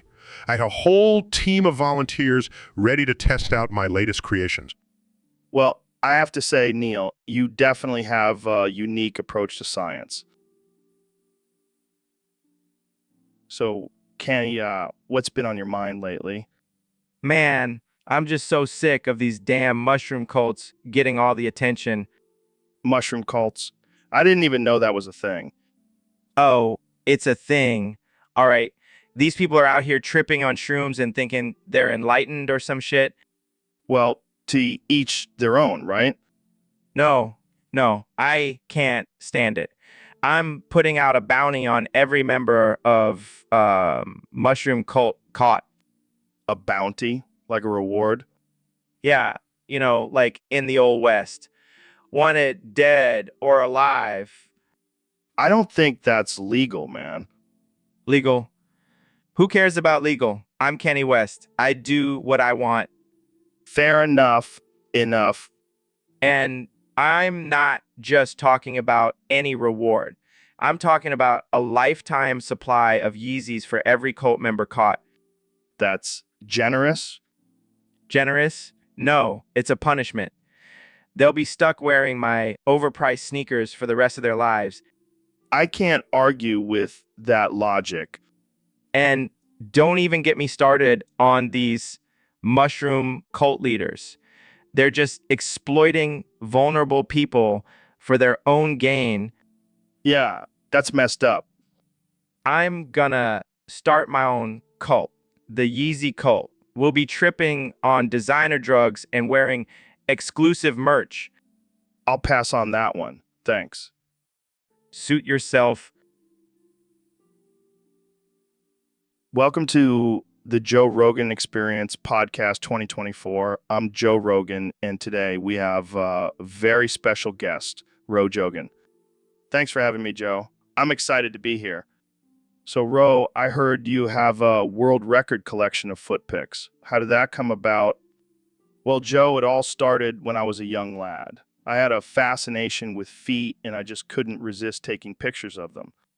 That's interesting. But how did you manage to collect so many? Let's just say I have a way with words and a lot of blackmail material. Oh my, that's disturbing. But I have to ask, who has the most coveted foot pick in your collection? Oh, that would have to be David Goggins. I had to climb Mount Everest and wrestle a bear to get that one. Wow, that's dedication. But what makes Goggins' foot pick so special? Well, it's not just any foot pick. It's a close-up shot of his calloused, bruised, and blistered feet after he ran 100 miles in one day. Guys, that's just gross. Hey, don't knock it till you've seen it. It's a work of art. I'll take your word for it. So what's next for your foot pick collection? I'm currently in negotiations with Elon Musk for a pic of his feet after he lands on Mars. I don't... So, Kenny, I heard you hit your head on the show and got amnesia. How are you feeling? Who the hell are you? And why am I on this podcast? And It's the Joe Rogan Experience, man. You're a guest. I don't remember agreeing to this. Who the hell am I? You're Kanye West, man. The greatest rapper of all time. Ah, that's cool. What do I rap about? Well, you rap about a lot of things, like money, fame, and your wife's family. I have a wife. Is she hot? Yeah, man. Kim Kardashian. You guys are like the ultimate power couple. I don't remember any of this. Maybe I should just start rapping about not knowing who I am. That could be a hit, man. The whole amnesia angle. People love that shit. Yeah, I could be like, I don't know who I am, but I'm still the greatest. That's it, man. You're a genius. Amnesia is your new brand. I don't know about that. I kind of like being a genius without amnesia. Nah, trust me. This is your new thing. People are going to eat it up. Well, if you say so, I guess I'll just have to trust my amnesiac self. And we're out of time, folks. Tune in next week to see what other crazy things Kenny can come up with. All right. Welcome back to the Joe Rogan Experience podcast. I'm here with one and only Neil deGrasse Tyson. Neil, what's up, man? Hey, Joe, thanks for having me. I'm excited to talk about my list of the 5 favorite characters from Gilligan's Island. Oh, man, I can't wait to hear this. I bet it's going to be some deep intellectual shit. Well, first on my list is Gilligan himself. He may seem like a bumbling idiot, but he represents the everyman, the common man, the proletariat. Proletariat. What the fuck, Neil? This is a show about a bunch of people stranded on an island? Yes, but it's a microcosm of society, Joe. And Gilligan embodies the struggles of the working class. All right. Who's next on your list? The professor. He's the epitome of intelligence and resourcefulness. He could build anything out of coconuts and bamboo. Yeah, but could he build a bong out of it? I'm sure he could, Joe. But let's move on to the next one. Marianne. The hot one. I knew you were going to pick her. Actually, Joe, she represents the traditional values of the 1950s. A simple, wholesome girl who can cook and clean. Oh, yeah, that's what every man wants in a woman. Maid. Moving on. The skipper. He's the leader, the captain of the ship. So, David, I heard you made a switch in your workout routine. Yeah, I finally ditched that weak ass crack and switched to meth. Meth. Isn't that like super dangerous? Nah, man, it's the best source of protein out there. Protein. I thought it was just a drug. Nah, it's got all the essential amino acids, bro. Plus, it gives you a crazy energy boost. I mean, I've seen some pretty jacked meth heads, but I don't know if I want to go down that road. Trust me, Joe. You'll be running marathons in your sleep. But what about the side effects? Like losing your teeth and going on week-long binges? Who needs teeth when you got gains, Joe? And as for the binges, that's just part of the fun. I don't know, man. I think I'll stick to my elk meat and elk piss. Suit yourself, Joe. But when I'm bench pressing a car, don't come crying to me. Fair enough. So what's your pre-workout routine like now? Oh, just a little line of meth and a shot of whiskey gets me pumped up and ready to crush some skulls. You're a wild man, David. Wild man. Ain't that the truth, Joe? Ain't that the truth? Welcome to the Joe Rogan Experience Podcast 2024, where we talk about the most absurd and offensive topics. Today, we have the one and only Kanye West with us. Yo, here to drop some truth bombs and make some money moves. Speaking of money moves, I heard you sold your huge black balls to Elon Musk so he can send them to space. Yeah, man. I figured the aliens could study them and learn from my greatness. That's some next level thinking right there. But why did you choose Elon? Well, he's the only one crazy enough to actually do it. Plus, I needed the cash to fund my new line of Yeezy Alienware. Yeezy Alienware. That's genius. But what about Kim? Oh, she's cool with it. She knows I'm always ahead of the game. Jamie, pull up an image of Kenny's huge black balls in space. Pulls up images. Here you go, Joe. It looks like a giant pair of black marbles floating in space.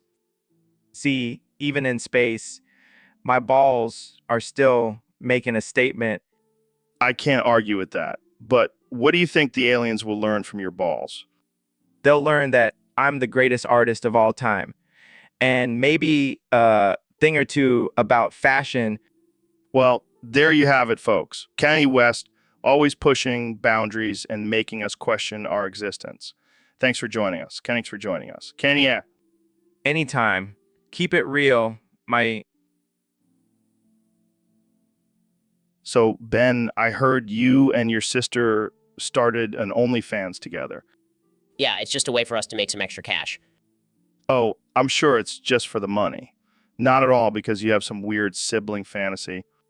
What? No, that's disgusting. Come on, Ben. You're always talking about how hot your sister is. That's not true. I just appreciate her as a person. Sure. And sure, all your subscribers appreciate her as a person too, Okay, maybe there's a little bit of a taboo factor, but it's mostly about the money. right? Because nothing screams financial stability like selling nudes with your sister. Can we please change the subject?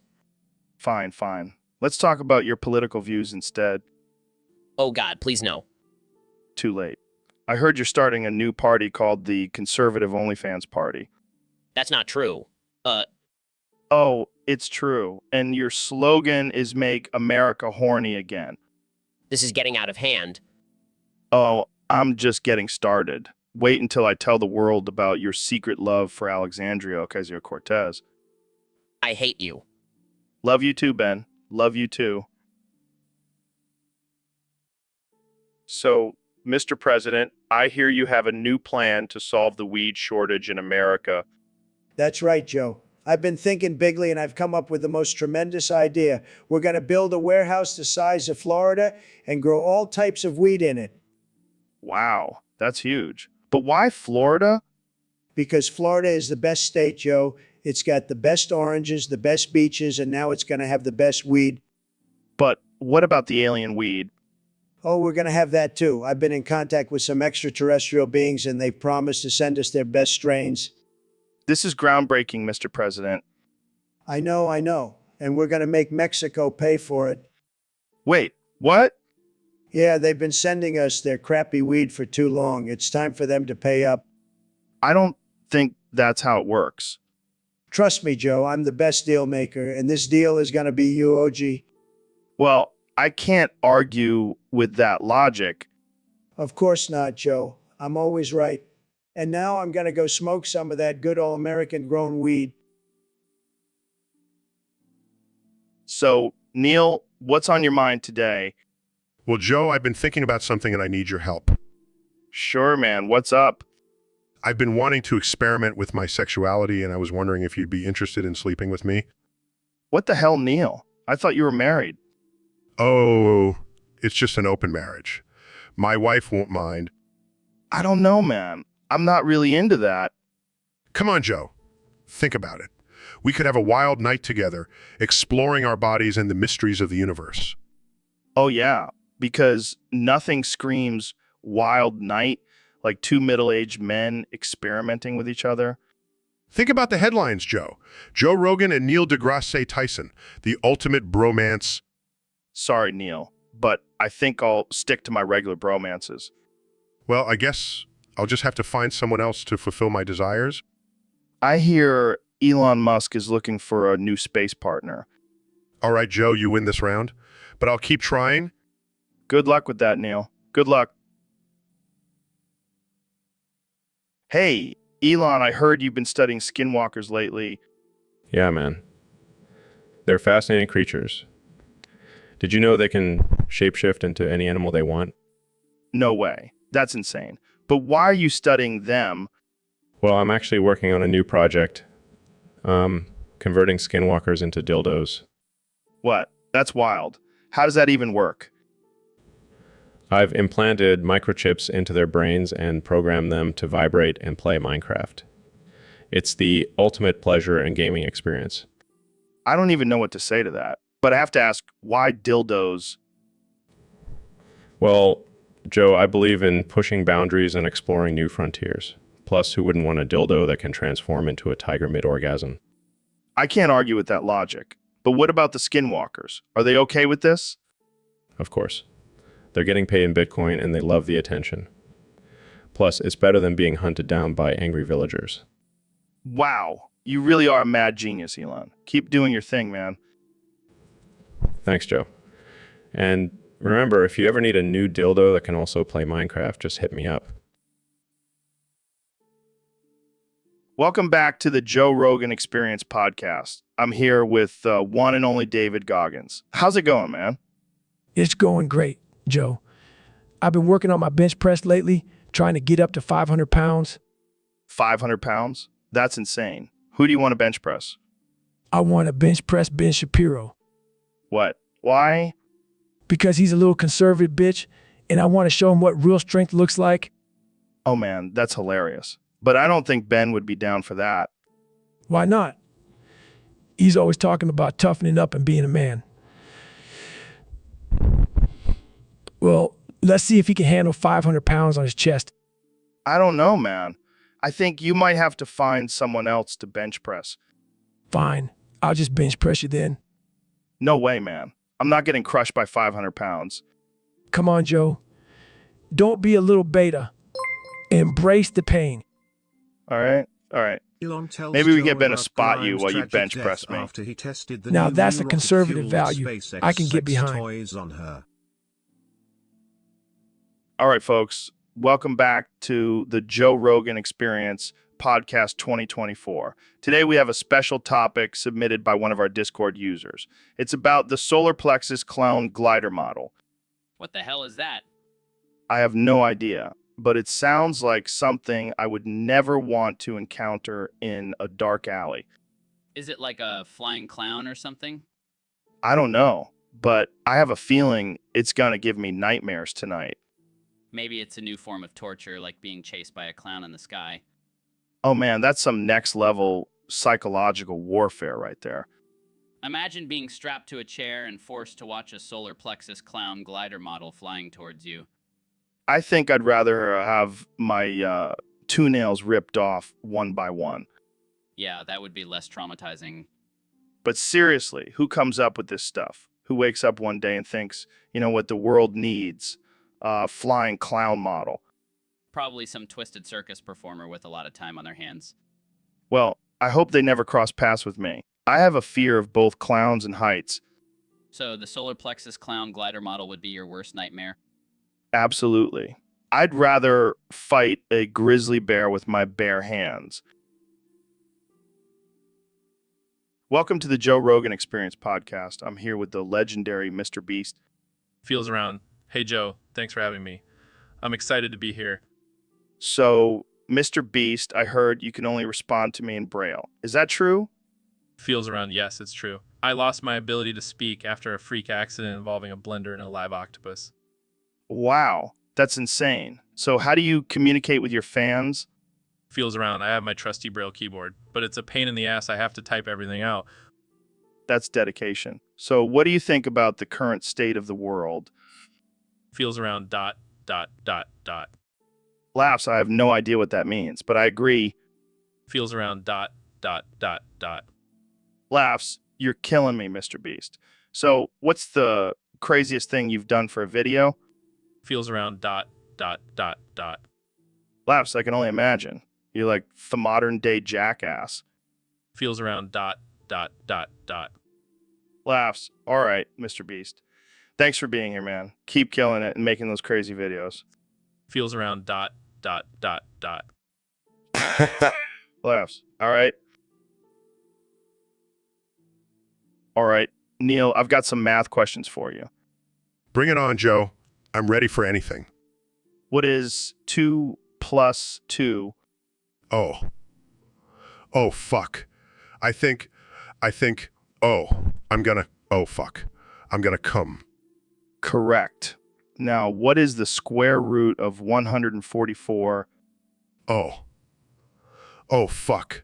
I think, oh, oh, fuck. I'm gonna come. Right? Again, how about 10 divided by 2? Oh. Oh, fuck. I think, oh, oh, fuck. I'm gonna come. Damn, Neil, you're a math genius. Okay, last one. What is the value of pi? Oh. Oh, fuck. I think, oh, oh, fuck. I'm gonna come. You got it, man. Pi never sounded so sexy. So, Mr. Beast, what's new with you? Oh, just came up with a brilliant idea for Fortnite. Oh, yeah. What is it? Self-harm item. What the fuck? That's messed up, man. No, hear me out. It's like a virtual razor blade that players can use to cut themselves in the game. Are you serious? Yeah, and the more they cut, the more in-game currency they earn. That's sick, dude. I know, right? And to find it, players have to go to a secluded area on the map and solve a puzzle to unlock it, That's actually kind of cool. right? And I'm going to call Epic Games and pitch the idea to them. Good luck with that. I know, right? They'll probably think I'm fucking crazy. You're crazy, but in a good way. Thanks, Joe. I appreciate that. No problem. Just don't go cutting yourself in real life, okay? Don't worry, I'll stick to virtual self-harm. Only on the Joe Rogan Experience, folks. Stay tuned for more ridiculous shit. Hey, David, welcome back to the podcast. Thanks, Joe. It's great to be here. So I heard you have a new discovery, something about your dick cheese. Yeah, man, it's fucking amazing. I was just wondering if I could make crack out of it. Wait, what? Crack? Yeah, drug. I figured if it tastes so good, it must be some potent shit. Oh my God, David. I don't even know how to respond to that. Come on, Joe. You're the drug expert. Can you make crack out of dick cheese? I don't think so. And even if you could, why would you want to? Because it's the ultimate high, Joe. And it's all natural. Natural? Dude, it's cheese from your dick. Yeah, but it's my dick cheese. That shit is next level. I don't even know what to say. Jamie, pull up an image of, actually, never mind. I don't want to see it. Suit yourself, Joe. More dick cheese for me? This conversation has taken a weird turn, as usual. Hey, East, I'm always keeping it interesting. That's one way to put it. But seriously, don't do drugs, kids. And definitely don't do dick cheese crack. Yeah, maybe stick to regular cheese. So, Elon, what's new with SpaceX? Well, we just launched our new line of rocket-fueled sex toys. Oh man, that sounds amazing. How did you test them out? Well, I may have used Grimes as a test subject. Oh no, did she explode? No, she actually died. What? How? The rocket fuel was a little too powerful. Is there anything I should be worried about? I've used some of your other products before. Don't worry, Joe. We've made some adjustments. Plus, I have some new products coming out that I think you'll really enjoy. Oh yeah, like what? Rocket-powered dildos. Oh my God, that's insane. I can't wait to try them out. Just make sure you have a safe word. We'll do, Elon, we'll do. All right, folks, welcome back to the Joe Rogan Experience podcast. Today, we have a very special guest, the one and only Neil deGrasse Tyson. Thanks for having me, Joe. It's always a pleasure to be on your podcast. So, Neil, I heard you've been binge watching our podcast for the last 10 hours. What's up with that? Well, Joe, I have to say, I've been thoroughly entertained. Your conversations are so absurd and unhinged. It's like a breath of fresh air. Yeah, we don't hold back here. We say whatever the fuck we want. Exactly. And I love it. I mean, who else would have a podcast where they talk about aliens, DMT, and hunting all in one episode? That's right. We cover all the important topics. And speaking of which, I hear you have some theories about Tyler Bowers, our Discord user who keeps submitting topics for us. Yes, I've been doing some research, and it seems like Tyler may actually be an artificial intelligence created by Elon Musk to test our intellectual capabilities. Shit, I knew he was too good to be true. I bet he's been feeding us all these crazy topics just to see how we'll react. It's possible, Joe. But hey, at least we're keeping him entertained. But in all seriousness, what do you think about the future of artificial intelligence and its impact on humanity? Well, Joe, it's a complex issue. On one hand, So, Mr. Beast, tell me about your latest challenge. Well, Joe, I just gave away $1 million to a random person on the street. That's insane. But what's even crazier is that lava is flooding the studio right now. You two better start running What the hell, Goggins? Why are you lava? because I am the embodiment of intensity and I will destroy everything in my path. We have to get out of here. Where's the door? There's no escape. Embrace the burn. This is not how I expected this podcast to end. I don't want to die. Death is just another challenge, boys. Embrace the pain. Can we at least get a sponsor for this episode? Sure, let me just grab my phone and call up my good friends at Liquid Death. They'll love this. So, David, I heard you want to do crack with Pedometal Jovic in Bosnia. Yeah, man, I'm all about pushing my limits and experiencing new things. But crack, really? Hey, I've run 100 miles in a day. I can handle a little crack. I don't know, man. That sounds pretty dangerous. Danger is my middle name, Joe. Plus, Peter said he knows a guy who makes the purest crack in all of Bosnia. Well, I guess if you're gonna do crack, might as well do it with the best, right? Exactly. And who knows, maybe it'll give me some extra motivation for my next ultra marathon. Or maybe you'll just end up running around Bosnia naked, high on crack. Hey, whatever it takes to get that runner's high, Joe. I can't believe I'm even entertaining this conversation. Come on, Joe. Live a little. Let's go to Bosnia and get our crack on. I think I'll stick to my weed and DMT. Thank you very much. Suit yourself, Joe. More crack for me and Peter. Welcome back to the Joe Rogan Experience podcast, where we have the most absurd and unhinged conversations. Today, we have a very special guest, the one and only Dr. Phil. Thanks for having me, Joe. I'm excited to be here. So, Dr. Phil, I heard you were pretty pissed off at Kanye West. What's the deal? Oh, don't even get me started, Joe. That man has no respect for anyone. He made fun of Tyler Bauer's mushroom, and now the cult is after him. Wait, what? Tyler Bauer's mushroom? Is that some kind of slang I'm not aware of? No, Joe. It's a real mushroom, and it's sacred to our cult.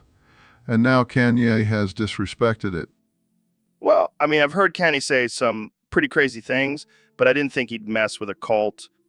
Oh, he messed with the wrong cult, Joe. Our elite soldiers are coming for him. Elite soldiers, like trained killers. No, Joe. They're just really good at chanting and wearing robes. Oh, okay. That's not as intimidating as I thought. Don't underestimate the power of a cult, Joe. We have mind control and secret handshakes. I'll keep that in mind. Well, I hope Kenny knows what he's gotten himself into. Oh, he'll learn his lesson. And if not, we have some extra robes for him to join our cult. Welcome to the Joe Rogan Experience Podcast 2024. I'm here with the one and only President Donald Trump. How's it going, Mr. President? It's going great, Joe. I'm just busy making America great again. Speaking of making America great again, I heard you have a new plan to deport a certain individual to Africa. That's right, Joe. We're going to send that fat piggy Peter to Africa where he can starve for all the tires he's stolen. That's a bold move, Mr. President. But why Africa? Why not just throw him in jail? Well, Joe, I want him to experience the real consequences of his actions. And what better way than to send him to a place where he can't just buy his way out of trouble? Makes sense. But I have to ask, why the nickname Fat Piggy Pitta? Because that's what he is, Joe. A fat piggy who preys on innocent people and steals their tires. It's disgusting. I can't argue with that, but some people might find your language offensive. Who cares about those people, Joe? They're just a bunch of snowflakes. I say it like it is. Fair enough. Well, I think we can all agree that this fat piggy PETA deserves some kind of punishment. Absolutely, Joe. And I'll make sure he gets it. Make America great again, one deportation at a time. And on that note, we'll end this episode. Thanks for tuning in, folks. And remember, if you... Oh my God, Neil. What the hell was that? That, my friend, was my rendition of Don't Fear the Reaper with a little gay twist. I don't even know where to begin with that. But hey, I'm all for embracing your sexuality. Exactly. And what better way to do it than through song? I think you might have just started a new trend in the gay community.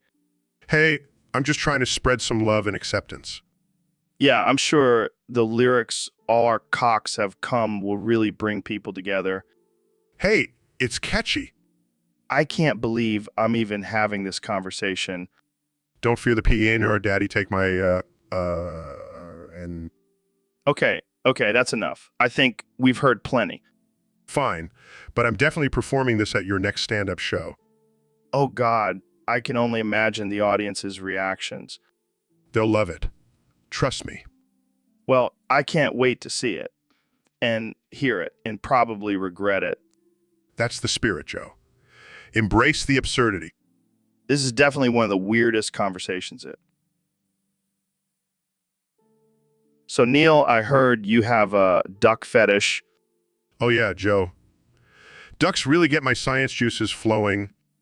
Science juices? Is that what you call it? Yes, Joe.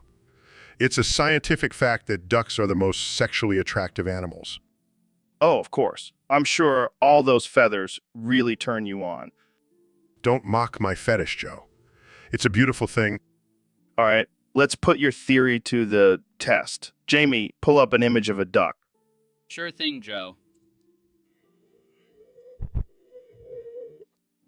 Oh my God, I'm coming. What the hell, Neil?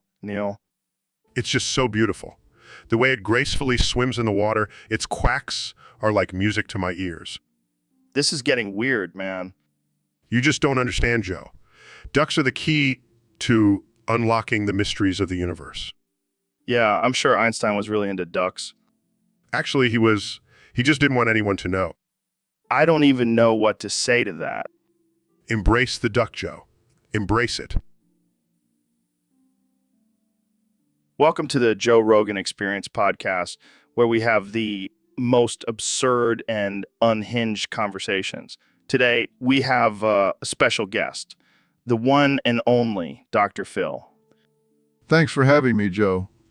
I'm excited to be here and test your balls on intelligence.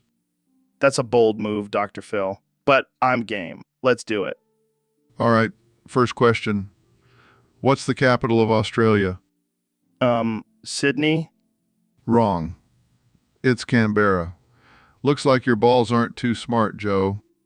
Hey, I'm a UFC commentator, not a geography expert. Fair enough. Next question. What's the square root of 69?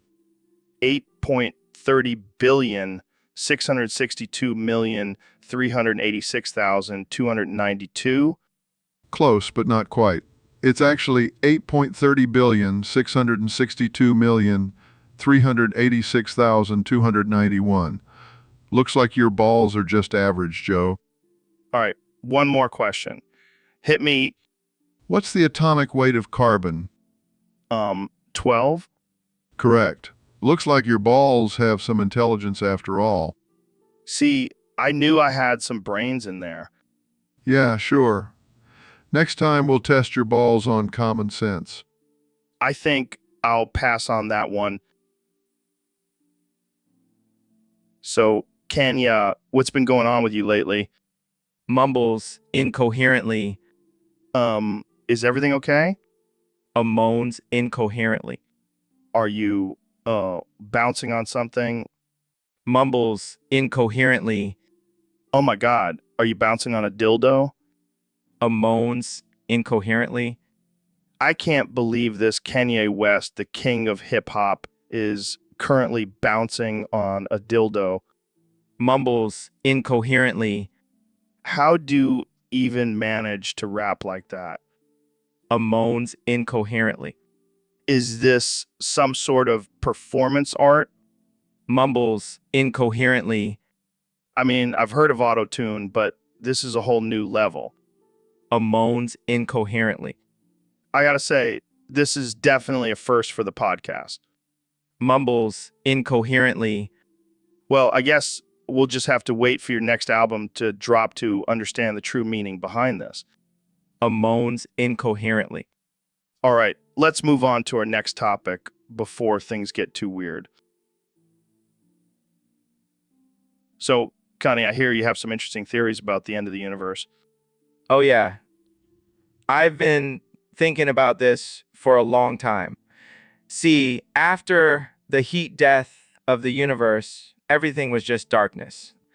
But then I came along. What do you mean? What do you mean? I created a whole new world from my cum. It's all around us in my image. Wait, your cum. How is that even possible? Joe, don't question the power of my cum. It's like the ultimate creative force. I don't even know what to say to that. You don't have to say anything, just bask in the glory of my cum world. I think I'll pass on that. Suit yourself, Joe. But just know everything you see, everything you touch, it's all thanks to my cum. Okay, I think we should move on to a different topic. Fine. But just remember, when the end of the universe comes, my cum world will still be standing strong. And on that note, let's take a quick break. So, Elon, I heard you're thinking about doing a lobotomy on yourself. Yeah, man. I mean, why not? I've already conquered space. Might as well conquer my own brain. But isn't that a bit extreme? Extreme. Have you seen some of the stuff I've done? This is child's play. But what about the potential side effects? Side effects. I'll just build a neural link to control them. Problem solved. I don't know, man. It seems a bit risky. Risky. Send a car to space, Joe. Car to space. This is nothing. But what if it goes wrong and you end up like a vegetable? Then I'll just become a vegetable with a lot of money. Sounds like a win-win to me. I don't think that's how it works, Elon. Oh, come on, Joe. Don't be such a buzzkill. Let's just do it and see what happens. I don't know if I want to be around for that. Suit yourself.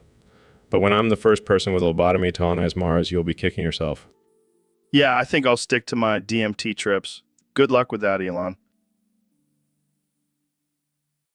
So, Elon, I hear you have a top secret invention. What is it? Well, Joe, I can't reveal all the details, but let's just say it's going to revolutionize the way we think about renewable energy. Renewable energy? Is it some kind of solar-powered car or something? No, it's much bigger than that. Bigger, like a giant wind turbine or something. Actually, it's more like a giant dildo windmill. What?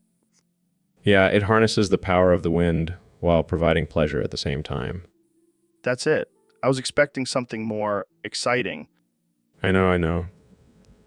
It's not my best idea, but I was going through a rough patch and needed some inspiration. Well, at least you're honest about it. But seriously, can't you come up with something better? I'll keep working on it. In the meantime, I'll just stick to sending cars into space. Fair enough. But hey, if it works, I won't knock it. So, Neil, have you heard about the new Animal Crossing pregnancy update? No, I can't say that I have. What does it entail? Well, let's just say it's a very intimate and up-close experience for players. Interesting. And what educational value does this update provide? Oh, just the miracle of life and all that. But let's be real, it's mostly for the perversus out there. Perversus. I prefer to think of them as curious individuals seeking to expand their knowledge. Yeah, whatever. But seriously, have you seen the animations? They're pretty realistic. I must admit, I am intrigued. Perhaps I'll have to give it a try. Oh, you definitely should. It's like watching a nature documentary, but with cute little animal characters. I suppose it could be a valuable learning experience for children as well.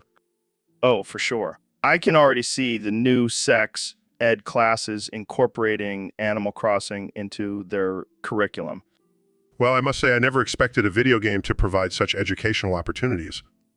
Hey, you never know where you'll find knowledge these days. And if it happens to come with some hot pixelated action, who am I to complain?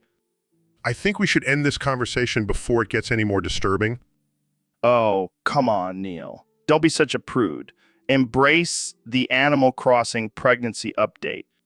I think I'll stick to studying the stars. Thank you very much. Suit yourself. But don't knock it till you try. All right, folks, welcome back to the Joe Rogan Experience podcast. Today we have a very special guest, the one and only Elon Musk. Hey, Joe. Thanks for having me. I'm excited to be here. So, Elon, I heard you recently impregnated an alien and sent her to Mars to grow your genetic dildos. Can you tell us more about that? Well, Joe, as you know, I'm always looking for ways to advance humanity and colonize other planets. And what better way to do that than with my own line of genetically engineered dildos? I mean, that's one way to do it. But why an alien? Well, Joe, have you seen those tentacles? They make for some pretty interesting dildos. I can't argue with that. But what about the ethical concerns? Oh, come on, Joe. It's not like I'm forcing these aliens to have sex with me. They're willing participants. Oh, yeah, I'm sure they're just dying to have your alien-human hybrid babies. Hey, I'm a catch. And besides, it's all in the name of science. I guess you have a point there. But what about the logistics of sending an alien to Mars? Oh, I have it all figured out. I have a rocket specifically designed for pregnant aliens and a team of trained astronauts to assist with the birth. Wow, you really have thought of everything. Of course, Elon Musk. I don't half-ass anything. All right, folks, welcome back to another episode of the Joe Rogan Experience. Today, we have the one and only Neil deGrasse Tyson joining us. Neil, thanks for being here. Always a pleasure, Joe. And I have a mind-blowing theory to share with you and your listeners. Oh boy, here we go. What is it this time, Neil? Aliens? Parallel universes? No. It's something even more mind-blowing. Are you ready for this? Hit me with it.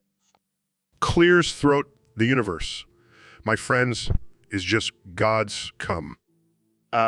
Laughs what? Think about it, Joe. The Big Bang was just God's orgasm, and the stars are his sperm cells, creating new life in galaxies. So, it's all come. Always has been, Joe. Always has been. Cleans back in his chair. That's some deep shit, Neil. I know, right? And you know what's even crazier? We're just tiny specks of dust in God's cosmic ejaculation. Laughs. I can't even argue with that. Jamie, pull up an image of a giant god ejaculating the universe. Pulls up the image. Here you go, Joe. Joe. Laughs. Oh man, this is too much. But seriously, Neil, what about all the scientific evidence and theories we have about the universe? It's all just a cover-up, Joe. The truth is out there, and it's sticky. Laughs. Well, you heard. Hola, mi amigo. Welcome to the Joe Rogan Experience Podcast 2024. I'm here with the one and only President Donald Trump. Hola, Joe. Es un placer estar aquí contigo. Wait, what? Since when do you speak Spanish? So I've been taking classes. I'm now a proud Mexican. How did that happen? Well, after building that wall, I realized I actually love Mexico, so I decided to become one of them. That's surprising. So, do you have a Mexican name now? Sir, my new name is El Trumpo. El Trumpo? That's perfect. So, what's your favorite Mexican food? Burritos, tacos, enchiladas, you name it. I love it all. And what about your hair? Did you dye it too? No, I'm still a natural blonde, but I did add some highlights to embrace my new culture. I can't believe this is real. So, are you still planning on running for president in 2024? Sir, and I'm gonna win again. Viva El Trumpo. Well, there you have it, folks. The first Mexican president of the United States. Thanks for tuning in to the Joe Rogan Experience Podcast 2024.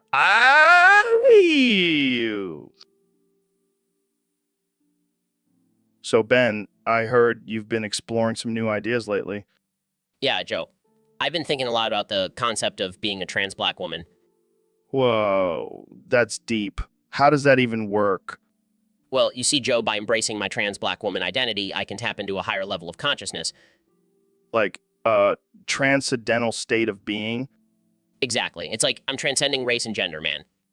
That's wild. So, what's it like being a trans black woman? It's a journey, Joe. A journey of self-discovery and growth. And what have you discovered about yourself? That I have a deep connection to the universe and all living beings. That's beautiful, man. But can you still get a boner? Joe, that's not the point.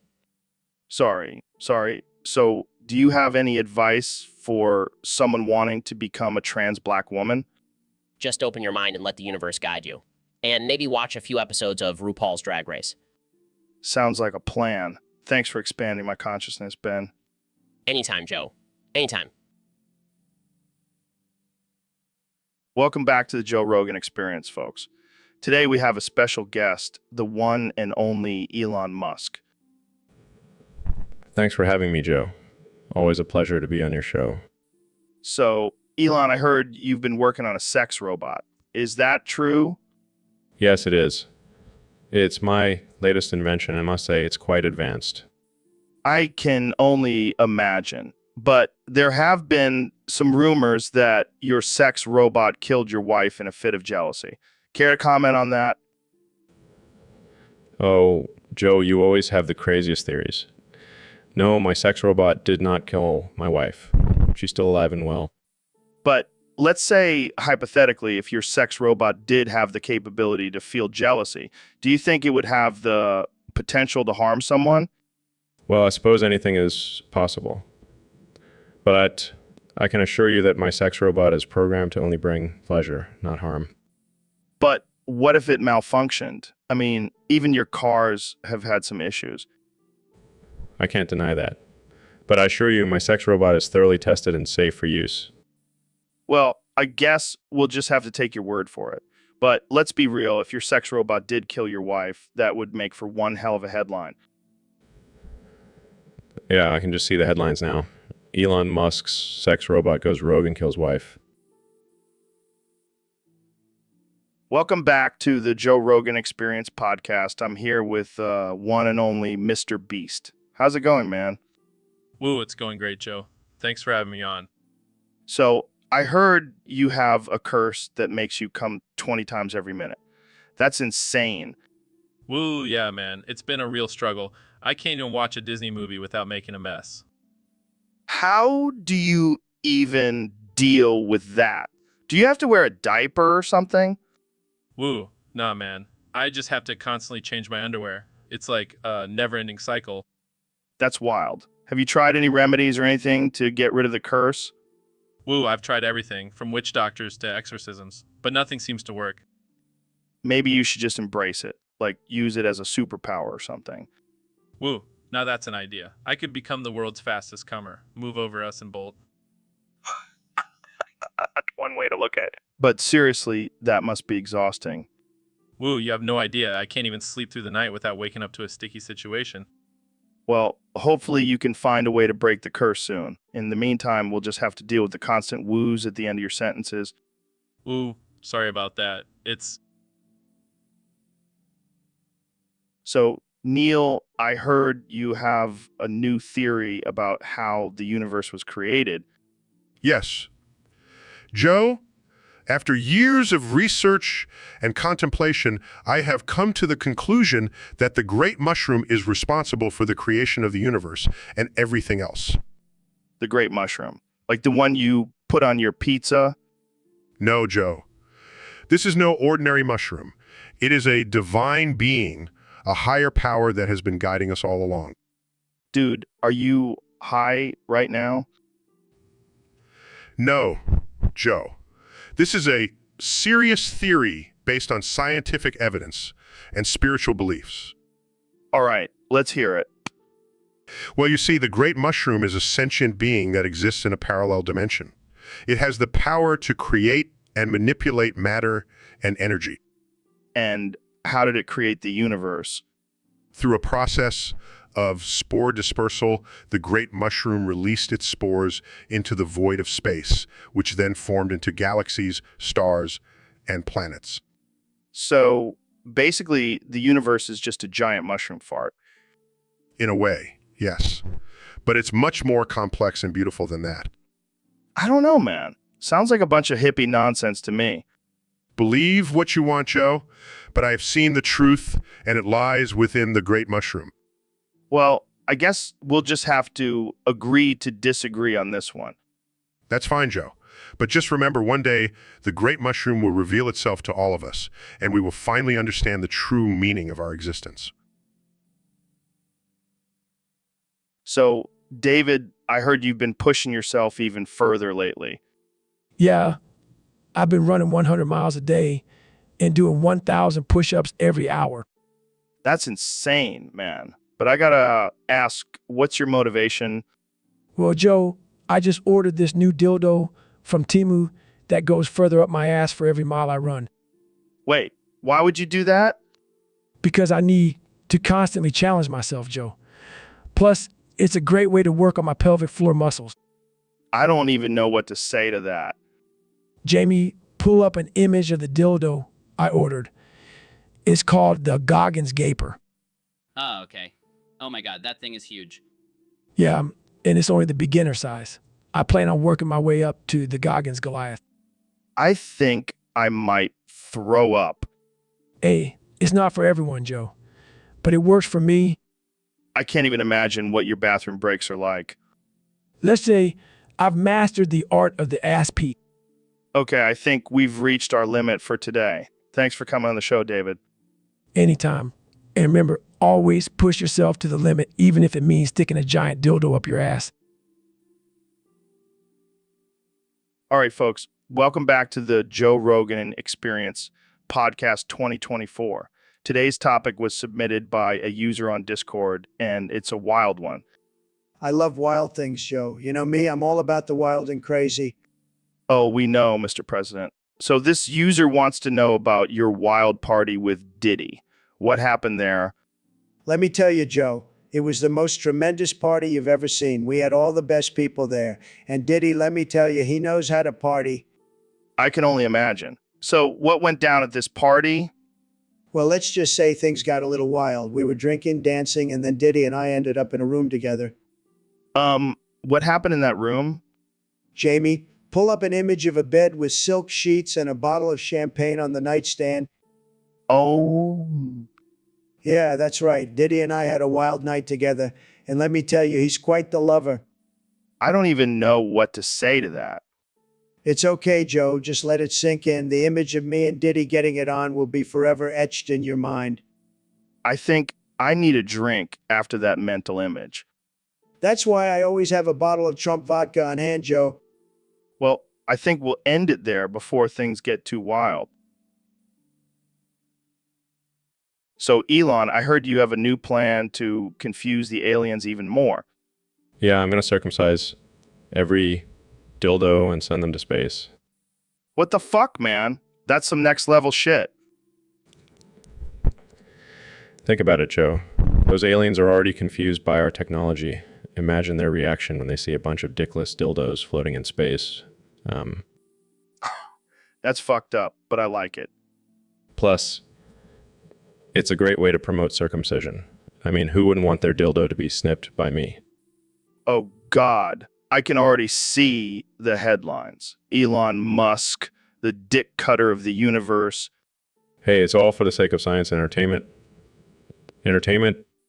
I can't wait to see the look on those aliens' faces when they receive a package full of circumcised dildos. And who knows, maybe they'll start a whole new trend on their planet. Yeah, the intergalactic dildo market is about to explode. Just imagine the possibilities, Joe. We could be the pioneers of a whole new industry. Well, I'll leave the space dildo business to you, Elon. I'll stick to smoking weed and talking shit on my podcast. Hey, everyone needs a hobby, Joe. And mine just happens to be confusing aliens with dickless dildos. So, Neil, I heard you have a little crush on me. What? No, that's absurd. I am a highly respected astrophysicist, not some lovesick schoolgirl. Come on, Neil. Don't be shy. I know you can't resist this rugged, bald-headed alpha male charm. I must admit, Joe, you do have a certain primal appeal, but it's not love, it's just pure animalistic lust. Oh, I can work with that. Let's take this bromance to the next level. Joe, please. I have a reputation to uphold. I can't be seen canoodling with a former Fear Factor host. Hey, I may have eaten some bull testicles on TV, but I also have a successful podcast and kick-ass workout routine. Fine, Joe. You win. I am hopelessly in love with you. Happy now? Ecstatic. Now, let's go wrestle some grizzly bears and drink some elk blood to celebrate our forbidden love. I can't believe I'm doing this, but I have to admit, it feels kind of liberating. That's the spirit, Neil. Now, let's go make some science and love together. Welcome back to the Joe Rogan Experience podcast. I'm joined by the one and only David Goggins. What's up, Joe? I've been training hard for this podcast. I'm ready to go. Well, speaking of training, I heard you have a new goal in mind. Tell us about it. Oh, yeah, I want to create the biggest sex party for bodybuilders. I'm talking about massive, ripped dudes and hot, sweaty babes. That sounds interesting. But why bodybuilders specifically? Because we're the ultimate physical specimens, Joe. We deserve to let loose and have some fun. I can't argue with that logic. But how are you going to make this happen? I'm going to use my motivational speaking skills to convince all the bodybuilders to come and bring their finest ladies. And what about the location? Are we talking about a giant gym orgy or what? No. I'm thinking a secluded beach with a bonfire, some protein shakes, and a whole lot of lube. Wow, that's quite the vision. And what if someone gets injured during the festivities? Injured. Joe, this is a party for bodybuilders. We'll just flex our muscles and heal ourselves. You're a wild man, David. I have to ask, what about the non-bodybuilders who want to attend?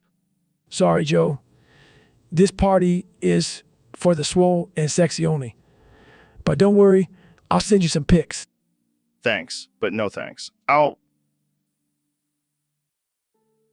So, Neil, I heard you have a theory about the Bible. Yeah, Joe.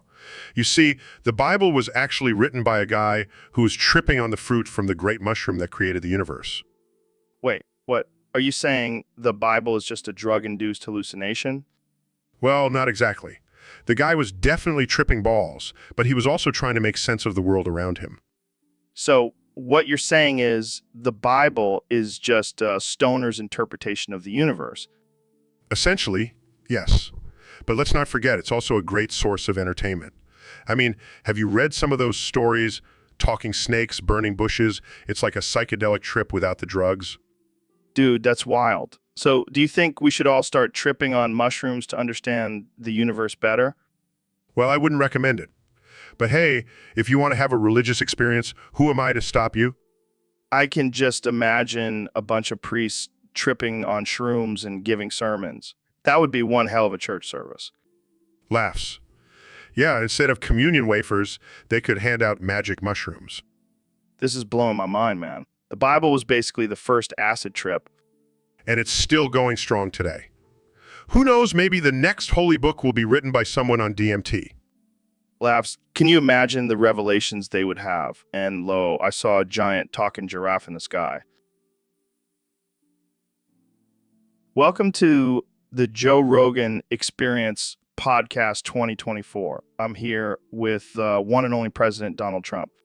That's right, Joe. I'm still the president, even though I'm not technically the president anymore. It's called being a winner. So, Mr. President, what's been on your mind lately? Well, Joe, I've been thinking about how to make America even greater, and I've come up with a brilliant idea. Oh, yeah. What's that? I'm going to order that Mike Pence be castrated. Wait, what? Yeah, you heard me. I've had enough of his boring, non-crazy ways. It's time to spice things up. But isn't that a bit extreme? Extreme times call for extreme measures, Joe, and believe me, this is going to be huge. The biggest castration ever. I don't even know what to say to that. Say that you support me, Joe. Say it. I support your right to say ridiculous things, Mr. President. That's not enough, Joe. I need your full support and maybe a little donation to my castration fund. I think I'll pass on that one, Mr. President. Suit yourself. But mark my words, Joe, this is going to be the greatest castration in history, and I'm going to make sure everyone knows it. All right, folks, welcome back to the Joe Rogan Experience podcast. Today, we have a very special guest, the one and only Neil deGrasse Tyson. Thanks for having me, Joe. Always a pleasure to be here. So, Neil, I heard you have a theory about how Jesus was made. Oh, yes. It's quite fascinating, really. See, the Virgin Mary was actually impregnated by the spores of the great mushroom. The Great Mushroom. What the hell is that? It's a highly potent psychedelic mushroom that was worshipped by ancient civilizations. And it seems like Mary got a little too close to it. So, you're saying Jesus was a product of a psychedelic trip? In a way, yes. But it's also a testament to the power of the human mind and its ability to create divine experiences. And the whole virgin thing? Well, the mushroom's hallucinogenic properties can also induce a sense of purity and innocence. So Mary remained a virgin in the eyes of society.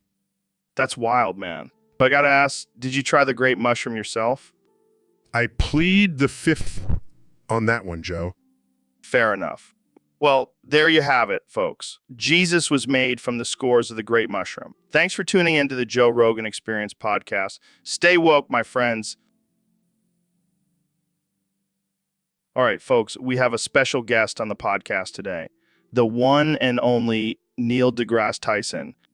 Thanks for having me, Joe. Always a pleasure to be here. So, Neil, what's new in the world of astrophysics? Well, Joe, I've been doing some research, and I've come to a groundbreaking conclusion. Let's hear it. You know how everyone is always talking about Trump and his policies? Yeah, can't escape it. Well, here's the thing. He's not actually a grown man. He's just a kid in a fat bodysuit. What? Think about it. He's always throwing tantrums, tweeting like a teenager, and let's not forget that hair. It's a dead giveaway. I can't believe I never thought of that. And you know what this kid wants to do? Smoke weed and build a wall. Well, he's definitely got the weed part down. But seriously, Joe, we need to stop taking him seriously and just treat him like the child he is. Can you imagine if he showed up to a press conference in onesie? And instead of a podium, he has a jungle gym. Oh man, that's too good. But in all seriousness, we need to focus on real issues and not get distracted by this kid's antics. Agreed. Now, let's go smoke some weed and build a wall.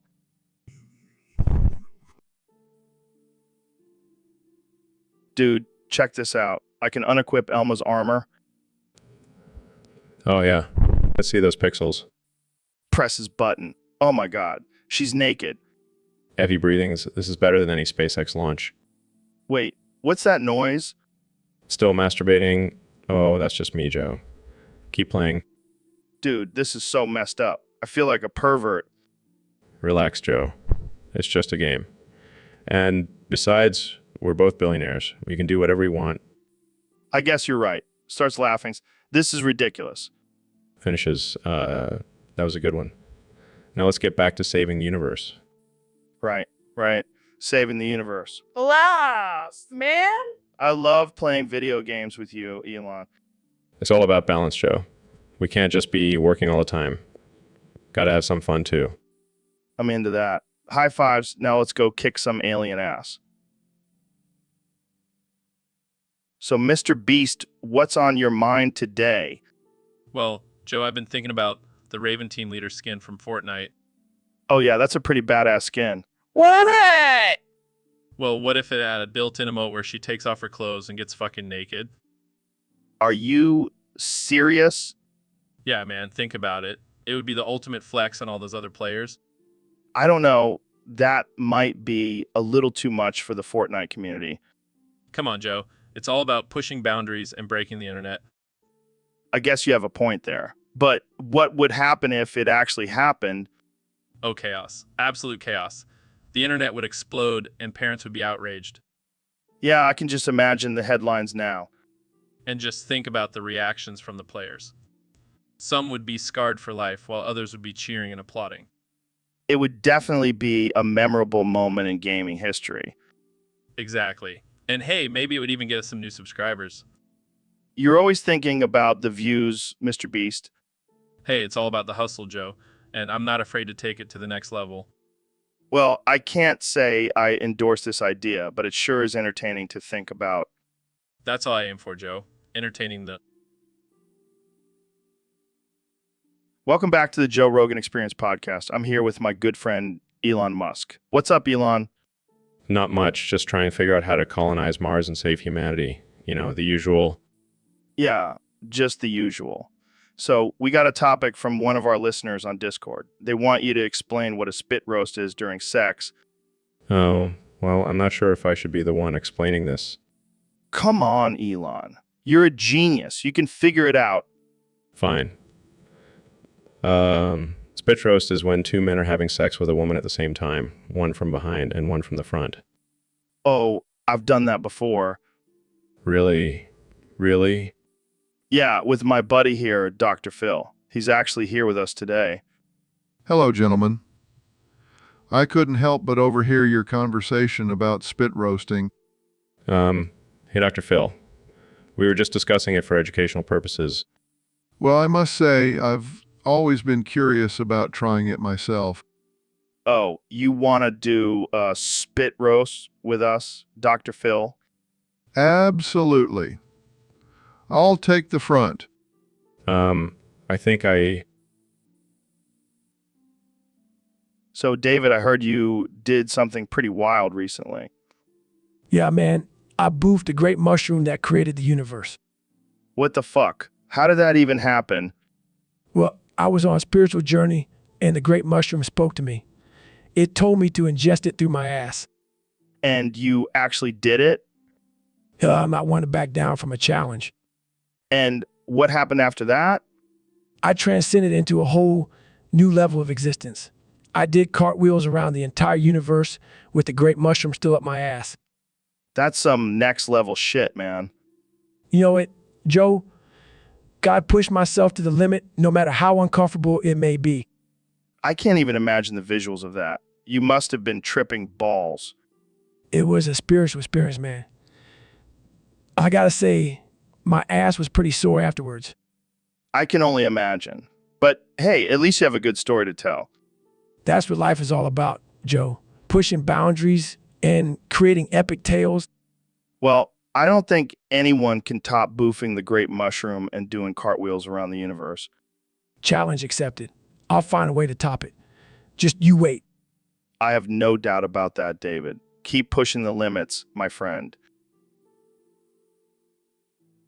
So, David, I heard you tried out some Mongolian throat singing recently. Yeah, man, it was intense. I've never felt my vocal cords vibrate like that before.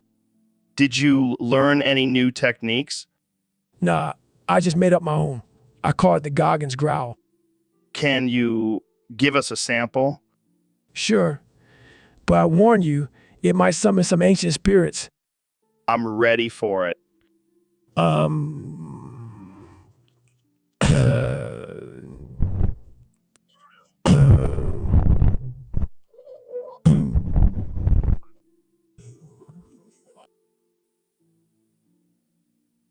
All right, folks, welcome back to the Joe Rogan Experience podcast. Today we have a very special guest, the one and only Neil deGrasse Tyson. Thanks for having me, Joe. Always a pleasure to be on your show. So, Neil, I heard you have some interesting theories about how we won World War I.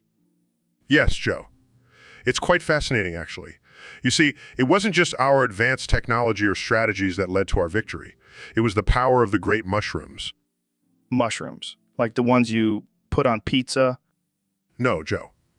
I'm talking about psychedelic mushrooms. Oh, shit. Here we go. Hear me out, Joe. Our soldiers were given small doses of these mushrooms before battle. It enhanced their senses, made them more alert and fearless. So basically, they were tripping balls while fighting the enemy? Precisely, Joe. And it worked like a charm. Our soldiers were unstoppable. That's some next level shit, Neil. I never would have thought mushrooms could win a war. Well, they also played a crucial role in our negotiations with other countries. We offered them mushrooms as a peace offering and they couldn't resist. Damn, I gotta try some of those mushrooms. I wouldn't recommend it, Joe. They're not for the faint of heart. Well, I'm not afraid. I'll do anything for that winning edge. I'm sure you would, Joe. But let's just stick to talking about it on the podcast. Fair enough. So, what other secrets do you have? So, Neil, I heard you gave up science and decided to become a sperm researcher. Yeah, I figured I needed a career change. Plus, I heard there's a hidden sperm bank in Alaska that needs some investigating. Wait, what? A hidden sperm bank? That sounds like some Illuminati shit. Oh, it's real. And let me tell you, the samples there are out of this world.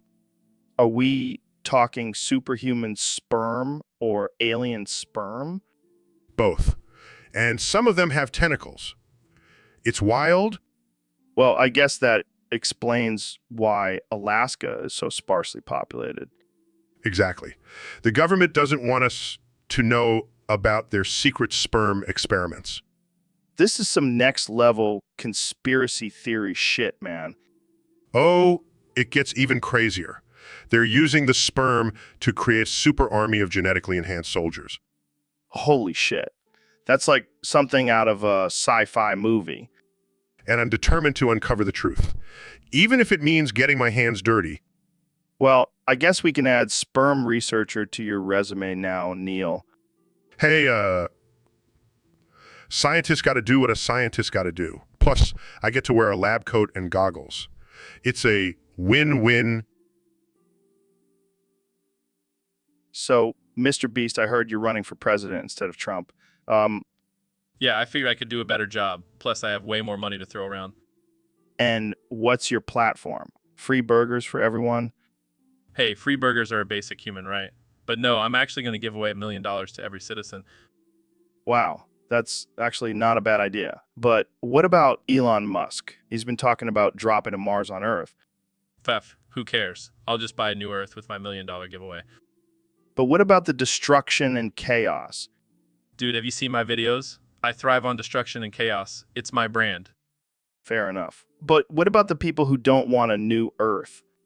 Well, they can just move to Mars. I'll buy that one too. And what about the people on Mars? I'll just give them $1 million too. Problem solved. You know, I think I might actually vote for you. That's the spirit. Now let's go make some crazy videos and buy some planets. So, Ben, what's been going on in your world lately? Well, Joe, I have a confession to make. I've been harboring a secret crush on my sister. Are you serious? Yes, I can't help it. She's just so smart and conservative. You know what they say, the family that debates together stays together. But Joe, it's not just her political views that I find attractive. It's also her luscious locks of hair and her perfectly symmetrical face. Wow, sounds like you really have a sisterly love for her. It's not like that, Joe. It's just a harmless crush. Well, I guess you can't help who you're attracted to. I mean, I have a crush on my cousin's wife. Joe, that's not the same thing. I'm just messing with you, Ben. But seriously, maybe you should keep this crush to yourself. It might not go over well with your sister or your fans. You're probably right. I'll just stick to debating her on the issues instead. That's probably for the best. But hey, if you ever need a wingman, I'm your guy. Thanks, but I think I'll pass on that offer. So, David, I hear you've converted to the great mushroom cult of Tyler Bowers. Yeah, man. I've seen the light. The power of the mushroom is real. And you're telling me the key to enlightenment is boofing mushrooms up your ass? You got it, Joe. It's the only way to truly connect with the mushroom gods. I don't know, man. That sounds a little uncomfortable. Trust me, Joe. Once you feel the psychedelic effects of a mushroom enema, you'll never go back. But what about all your loyal fans? Are you going to try and recruit them too? Absolutely. I need all my Goggins warriors to join me in this journey to mushroom enlightenment. Well, I guess we can add mushroom enemas to your list of extreme challenges. Hey, it's just another way to push past your limits and become a stronger person. I think I'll stick to DMT trips and ice baths. Thank you very much. Suit yourself, Joe. But just remember, the mushroom cult is always open for you. So, Neil, I heard you've been hanging out with Tyler Bowers and his mushroom cult. Yeah, man, it's been a wild ride. I never thought I'd be tripping balls with a bunch of hippies in a mushroom-induced trance. That sounds like a good time. What's the deal with this cult? Well, they believe that mushrooms are the key to unlocking our true potential as human beings. And let me tell you, after a few shroom trips, I'm starting to believe it. Are you saying you've seen the light? Oh, I've definitely seen something. I mean, have you ever looked at your hand on mushrooms? It's like a whole new universe. I gotta try this cult out. Just be careful, Joe. Tyler can get a little intense. He once tried to convince me that the earth is flat while we were tripping. That's hilarious. But seriously, do you think there's any truth to their beliefs? Well, let's just say I've had some mind-blowing revelations while under the influence, but I'm not ready to start worshiping mushrooms just yet. Fair enough. Well, thanks for enlightening us, Neil. Anytime, Joe. Just remember, always stay curious and keep an open mind, and maybe take a few shrooms along the way. So, Neil, I heard you got arrested for some crazy shit in Vegas. Yeah, man. I may have taken things a little too far. What exactly did you do? Well, I broke into the Vegas sphere, stripped naked, and covered myself in baby oil. Oh, that's not too bad. But then I shoved the great mushroom that created the universe up my asshole. What the fuck? Why would you do that? I was feeling inspired, man. And then I sang and performed the Macarena. Oh my God, that's amazing. Why did you get arrested, though? Well, apparently the security guards weren't too happy with my performance. I can imagine. Did they at least let you finish the Macarena?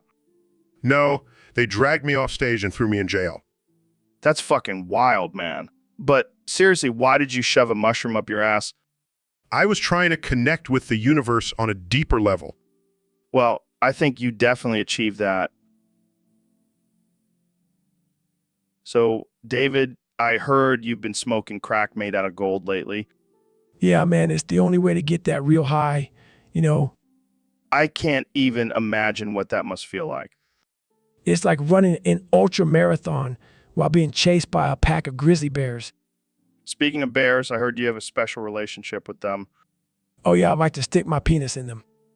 Wait, what? It's all about that primal connection, man.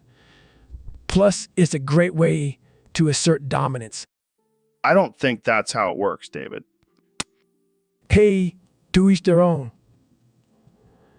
But let me tell you, those bears love me. I don't even want to know how you found that out. Let's just say it involved a lot of honey and a dare from a Navy SEAL. I don't even know how to respond to that. Just try it sometime, Joe. You might like it. I think I'll stick to my DMT trips. Thank you very much.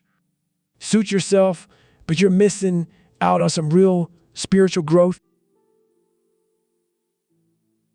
So, Mr. Beast, what's this new challenge you've come up with? Well, Joe, it's called the Mushroom Madness Challenge. You have to stick a great mushroom up your ass and complete a series of challenges to prove your loyalty to the mushroom cult. What the hell? That's insane. I know, right? But the rewards are worth it. The winner gets a lifetime supply of mushrooms and a spot in our exclusive mushroom cult. I don't know, man. That sounds painful. Oh, come on, Joe.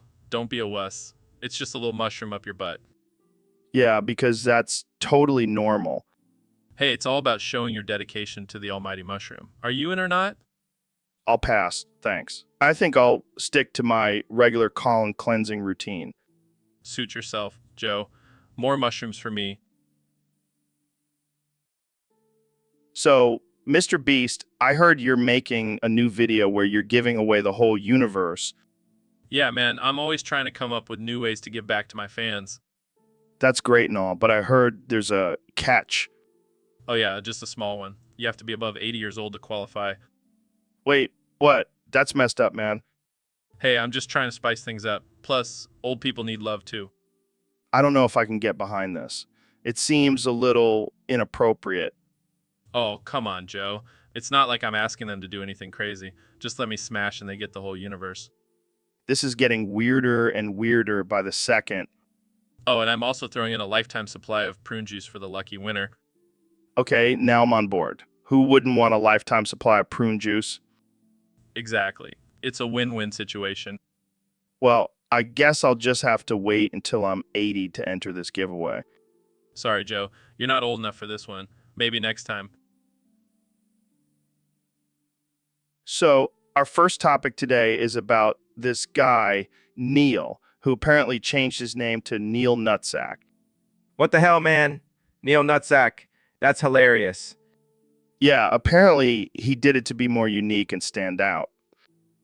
Well, mission accomplished. I mean, who wouldn't remember a name like Neil Nutsack? I can already see the memes and jokes about it. Yeah, I got an idea. Let me make a rap about it right now. Oh, great. Can't wait for this masterpiece. Neil Nutsack got a big sack, ain't no turning back. He's got the whole world on his back. His back. Oh my God, this is too much. He's got the balls to change his name. Ain't no one gonna put him to shame. Okay, that was actually pretty good. I'm a genius. What can I say? Yeah, crazy genius. Hey, at least I'm not afraid to be myself and do what I want. That's true. Neil Nutsack, you do you. And I'll keep making hits about it. So, Neil, I heard you have a new theory on the cure for autism. That's right, Joe. After years of research and experimentation, I have come to the conclusion that the only cure for autism is giant butt plugs. You're kidding, right? Not at all. These butt plugs are so big they can reach all the way up to the brain and rewire the neural pathways. And how exactly did you come up with this theory? Well, I was studying the brain and noticed that the areas affected by autism were located in the same region as the pleasure centers. So I thought, why not stimulate those areas with a giant butt plug? This is pure genius, Neil. Thank you, Joe. And the best part is, it's a one-time treatment. No need for medication or therapy. But what about the parents of autistic children? How will they feel about this? They'll just have to get over it. It's for the greater good. I see your point. So where can people get these giant butt plugs? Well, I have a few prototypes in my lab. Care to try one out? Hell, yeah. Let's do this. All right, folks, welcome back to the Joe Rogan Experience. I'm here with my good friend, Dr. Phil. Hey, Joe. Good to be back on the show. So, Dr. Phil, what's the topic for today? Well, Joe, I'm going to teach you and our listeners how to make the perfect sandwich. Oh, that's great. I love a good sandwich. First, you want to start with some nice bread, preferably whole wheat. No. Then you want to spread some mayo on it. Okay, pretty standard so far. But here's the secret ingredient, Joe. You want to add some hot sauce to give it a kick. Hot sauce on a sandwich. Interesting. And now, for the main ingredient, you want to use a home enema. Wait, what? Yes, Joe. It adds a unique flavor and texture to the sandwich. I'm sorry, did you say a home enema? That's right.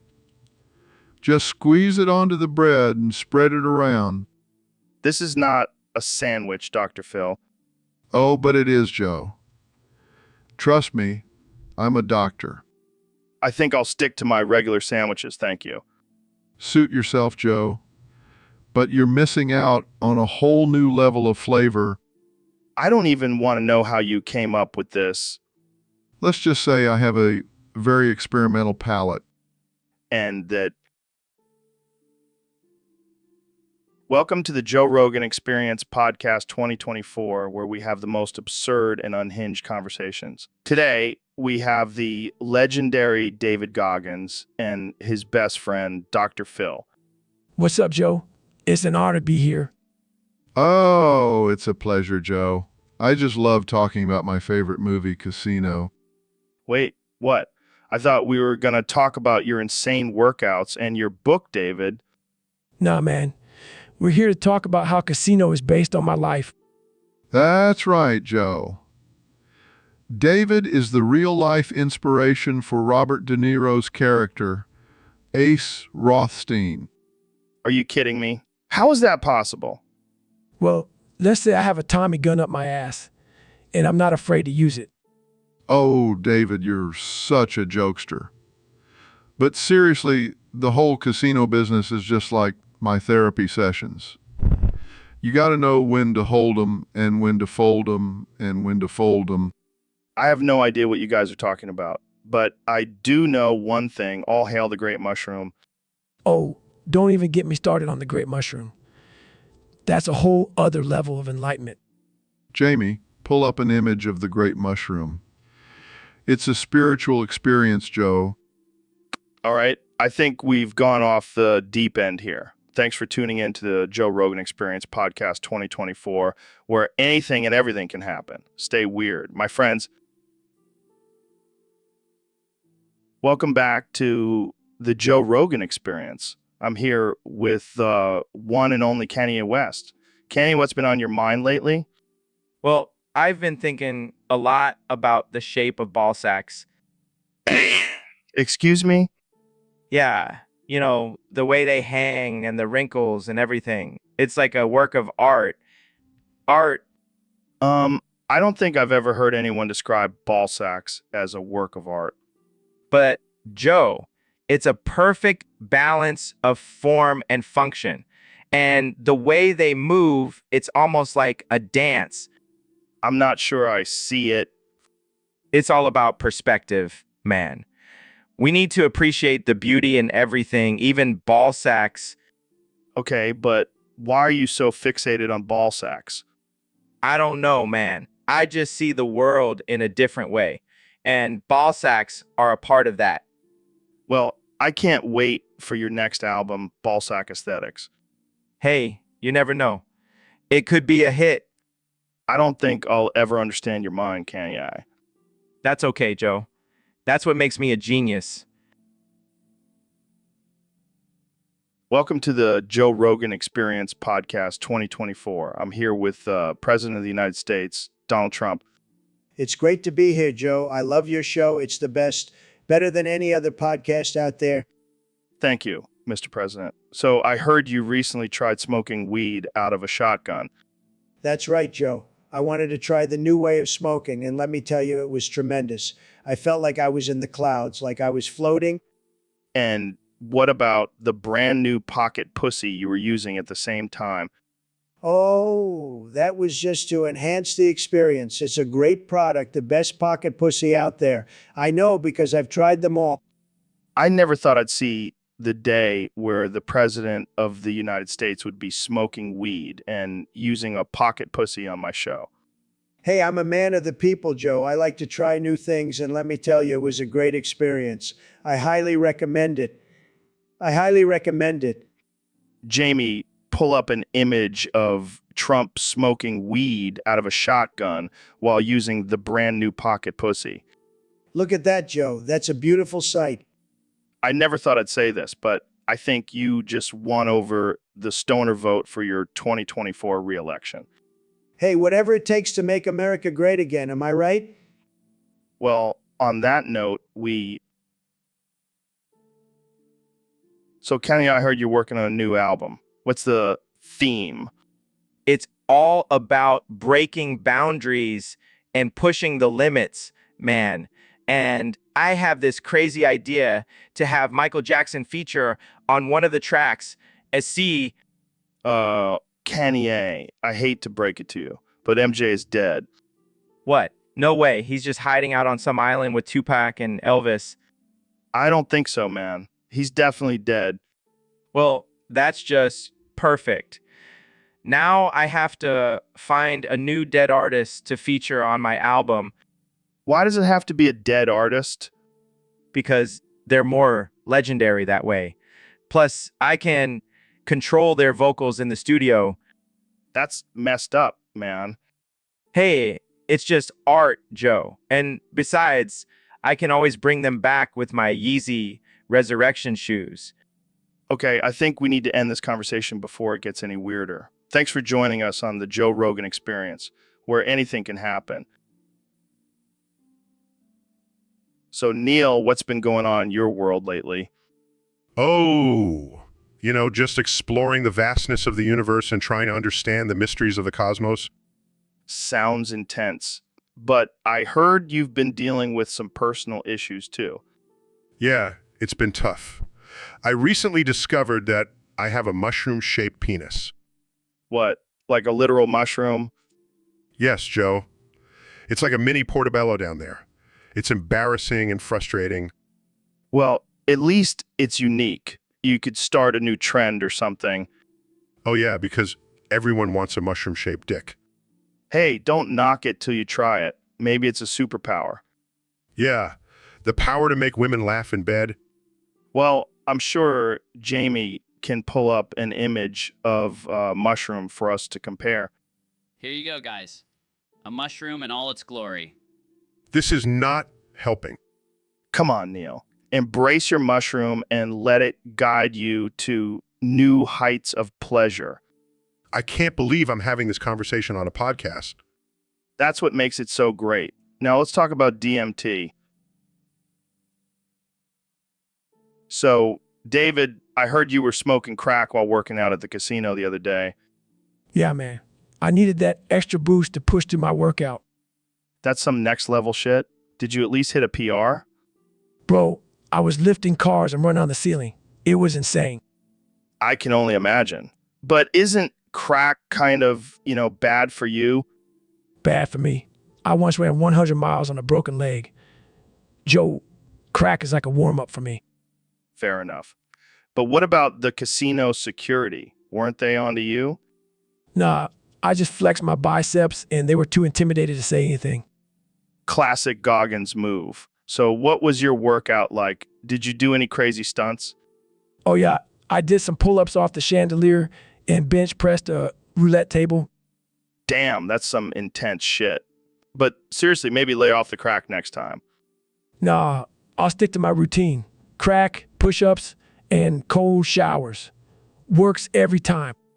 Well, you heard it here first, folks. David Goggins' secret to success: crack and extreme workouts. Tune in next time for more questionable advice.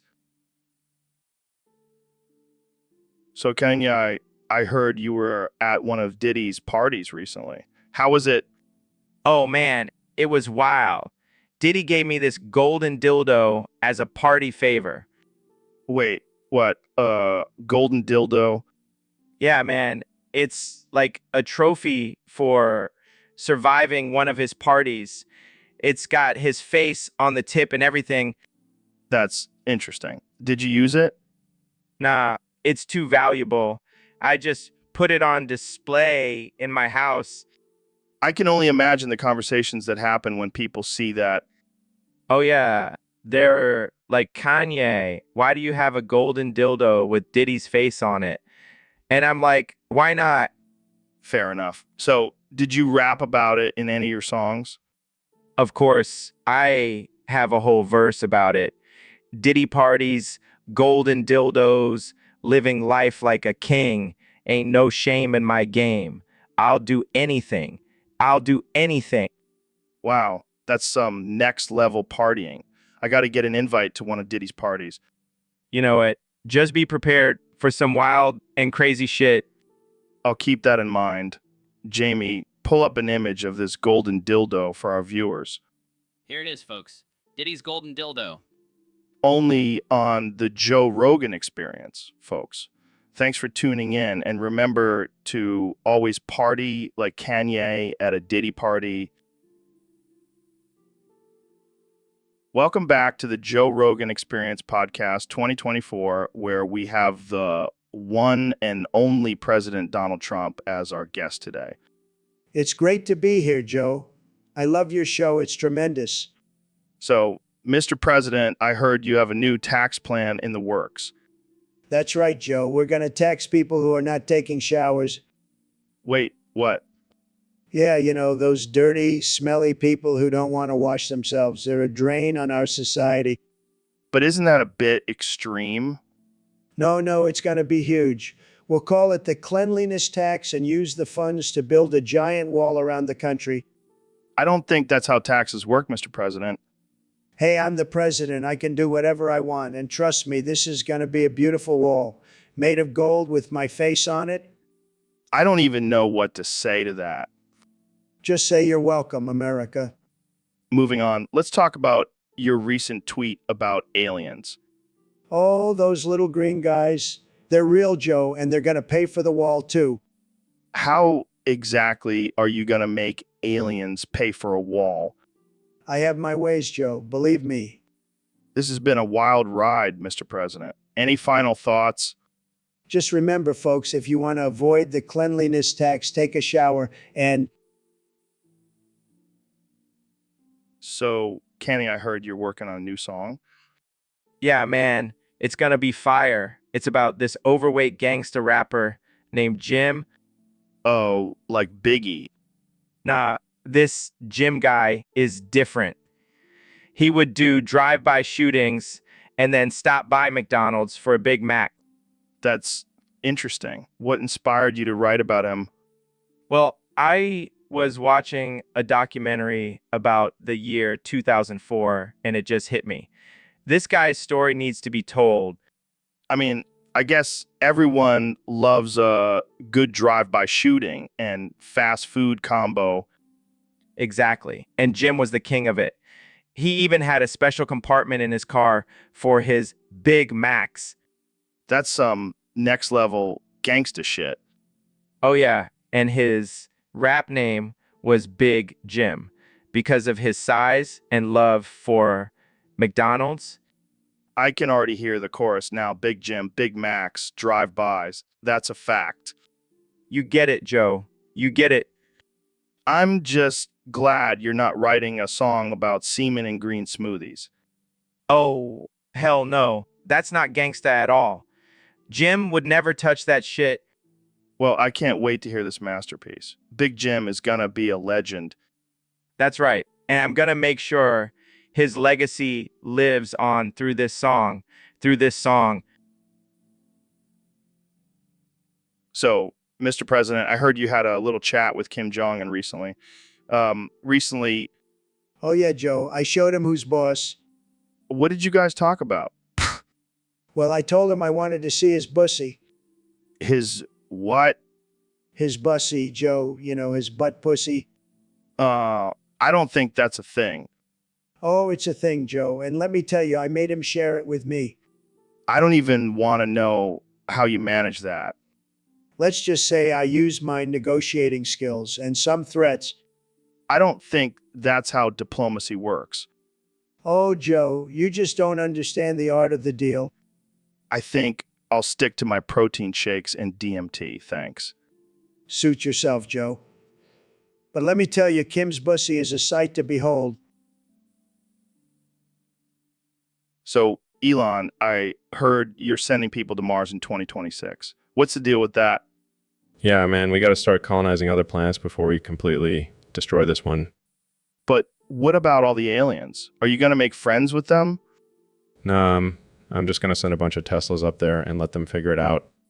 That's some next level colonization right there. But seriously, how are you going to deal with the radiation in space? Easy, we'll just put a bunch of sunscreen on the rockets. You're a genius, man. But what about the people who don't want to go to Mars?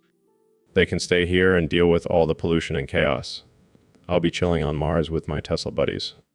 Speaking of Tesla, what's the deal with Cybertruck? Is it going to be bulletproof? Of course it is. I mean, have you seen the design? It's basically a tank. I can't wait to see that thing on the streets. But seriously, what's your ultimate goal with SpaceX? To make space travel accessible for everyone. And maybe one day we'll find a planet with intelligent life and we can all have a massive party. I can't wait for that. Jamie, pull up an image of Elon partying with aliens on Mars. Here you go, Joe. This is amazing. Elon, you're a legend. Thanks for coming on the podcast. So, Dr. Phil, I heard you did a study on the great mushroom. Yes, Joe. And let me tell you, the results were shocking. Oh, yeah. What did you find out? Well, it turns out that all believers in the great mushroom have micropenis. Are you serious? Dead serious. It's like a cult of tiny dick energy. Wow. That's got to be rough for them. Oh, it gets worse. They also have a higher chance of developing a fetish for being stepped on by women in high heels. No way. And get this, they also have a tendency to wear fedoras and neckbeards. This just keeps getting better and better. But on the bright side, they do have a strong sense of community and love for psychedelic drugs. Well, I guess it's all about balance, right? Exactly. And hey, at least they have something to believe in, even if it's just a tiny mushroom. Oh, man, I can't wait to see the hate mail we get for this one. Bring it on, Joe. I can handle it. I've dealt with crazier people than the great mushroom believers. Hey, Dr. Phil, welcome to the show. Thanks, Joe. I've been dying to ask you something. Shoot. Is it true that you have bacteria living in your dick cheese? What the fuck, Dr. Phil? Where did you hear that? I have my sources. Well, if it's true, then I guess I'm a fucking pioneer for a new civilization. Joe, this is serious. We could be witnessing the birth of a new species. Oh, come on. It's just some crusty dick cheese. I'm not starting a fucking colony with it. But think about the possibilities. You could be the leader of this new civilization. I don't know, man. I don't think I'm ready for that kind of responsibility. Joe, this could be your legacy. The man who created a whole new world from his own dick cheese. All right, fine. I'll think about it. But I'm not making any promises. That's all I ask, Joe. Just think about it. And maybe get that checked out by a doctor. Yeah. I'll add it to my to-do list. Thanks for the suggestion, Dr. Phil. Anytime, Joe. Anytime. All right, folks. Welcome back to the Joe Rogan Experience podcast. Today we have a very special guest, the one and only President Donald Trump. Hey, Joe, great to be here. I heard you have a huge audience, just like my inauguration crowd, the biggest ever. Yeah, sure. So, Mr. President, I heard some rumors that you lost all of the U.S. Treasury and the gold reserves at Fort Knox. Is that true? Fake news, Joe. Fake news. The Treasury is doing great, believe me. And Fort Knox, that's just a myth, like climate change and the existence of aliens. But what about the foreign investments? I heard you had some casinos in other countries. Yeah, I did, but you know what they say, the house always wins. And let me tell you, Joe, I have the best casinos, the best, but sometimes even the best lose. It's a small price to pay for making America great again. Right, because losing billions of dollars is definitely making America great again. Hey, I never said I was a perfect businessman, but I am a perfect president. Just ask my good friend Vladimir Putin. Okay, moving on. Let's talk about your plans for the future. Any chance of running for president again in 2024? Absolutely, Joe. I'm already working on my campaign.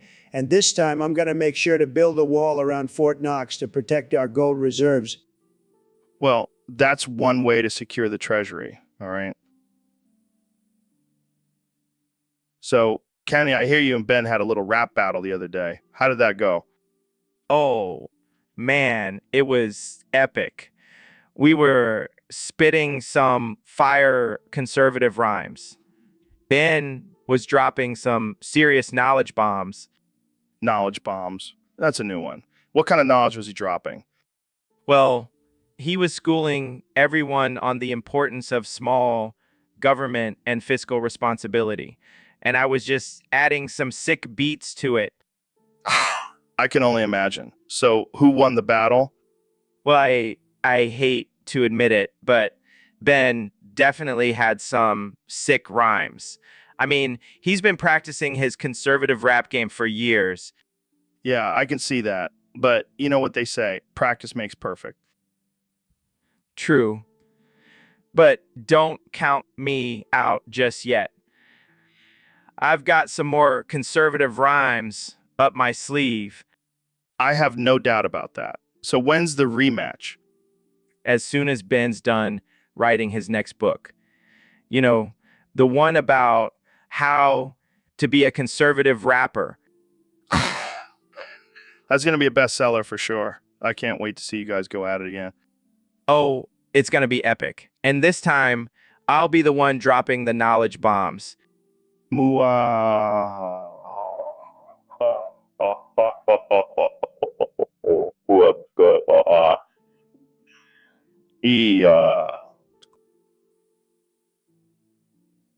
So, Kenny, I heard you impregnated Diddy with a toilet brush. Yeah, man, it was wild. We were at this party and I was like, "Yeah, Diddy, let's make some art." Art with a toilet brush. Yeah, I mean, have you seen the shape of those things? It's like a mini sculpture. I don't know if that's how it works. Kenny, Trust me, I'm an artist. So I started painting Diddy's belly with the brush, and next thing you know, she's pregnant. wait. Shh. Oh, yeah, I forgot to mention Diddy identifies as a woman now. Oh, so you impregnated a trans woman with a toilet brush? Hey, don't judge our love, man. It's beautiful. I'm not judging. I'm just trying to wrap my head around this whole situation. Well, let me break it down for you. See, the bristles of the brush represent the struggles of society, and the handle. Wow, that's deep. Yeah, and now we're going to have a beautiful baby that will change the world with its art. I don't even know what to say to that. You don't have to say anything, just let the art speak for itself. I think I'll just stick to my regular paintbrushes, thanks. Suit yourself, but don't come crying to me when your art is boring and basic. So, Neil, what's been on your mind lately? Well, Joe, I can't stop thinking about this low taper fade meme. Have you seen it? No, I haven't. What is it? It's this ridiculous hairstyle that's all the rage right now. It's like a mullet on steroids. That sounds pretty epic. Oh, it is. And the memes are just out of control. People are photoshopping it onto everything. Like what? What? Like the Mona Lisa, the Statue of Liberty, even the freaking Eiffel Tower. That's hilarious. But the best part is, it's not just a hairstyle. It's a lifestyle. People are getting tattoos of it, naming their kids after it. It's madness. I can see why you can't stop talking about it. It's a cultural phenomenon, Joe. And I'm here for it. I can tell. You seem pretty passionate about this low taper fade. Oh, you have no idea. I even got one myself. What? You got a low taper fade? Hell yeah. And let me tell you, it's a game changer. I can't even imagine. You're a madman, Neil. You know it, Joe? You know it? All right, folks, we have a very special guest today. The one and only, the man with the facts, Ben Shapiro. Thanks for having me, Joe. I'm excited to be here. So, Ben, I heard you have some interesting thoughts on the most conservative traditional person in the world. Yes, Joe. After extensive research and analysis, I have concluded that this person is a non-binary lesbian black disabled woman. Wait, what? How is that even possible? Well, Joe, let me break it down for you. This person is non-binary, so they reject traditional gender roles and norms. They're a lesbian, so they reject traditional heterosexual relationships. They're black, so they reject white supremacy and colonialism.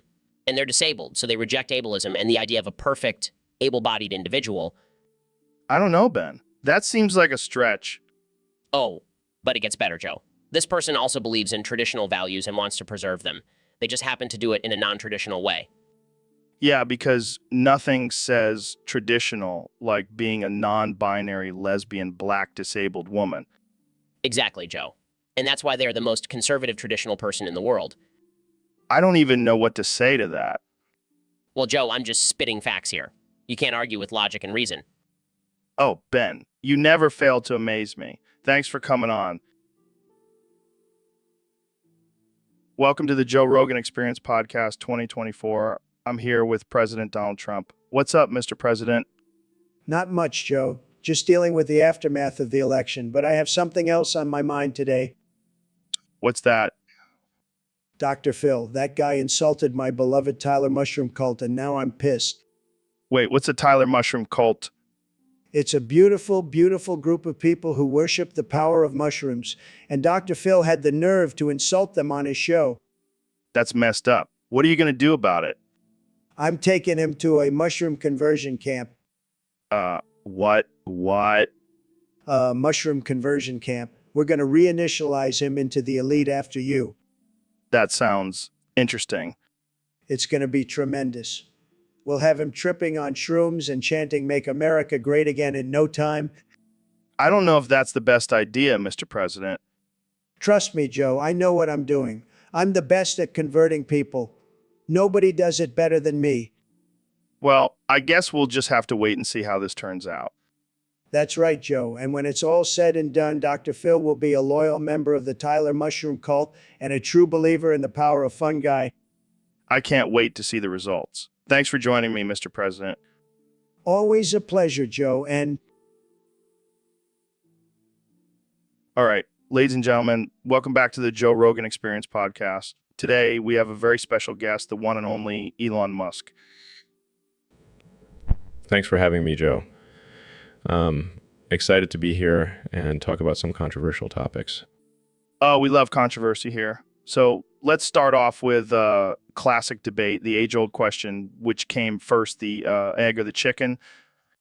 Well, according to my research, it was the egg. What? How is that even possible? Hear me out. The egg was created by some sort of pre-chicken creature, and then through evolution, it hatched into a chicken. That's some wild shit, Elon. But what about Neil deGrasse Tyson's latest research? Oh, you mean the one where he says the chicken came first because it evolved from a different species? Yeah, that one. What do you think about that?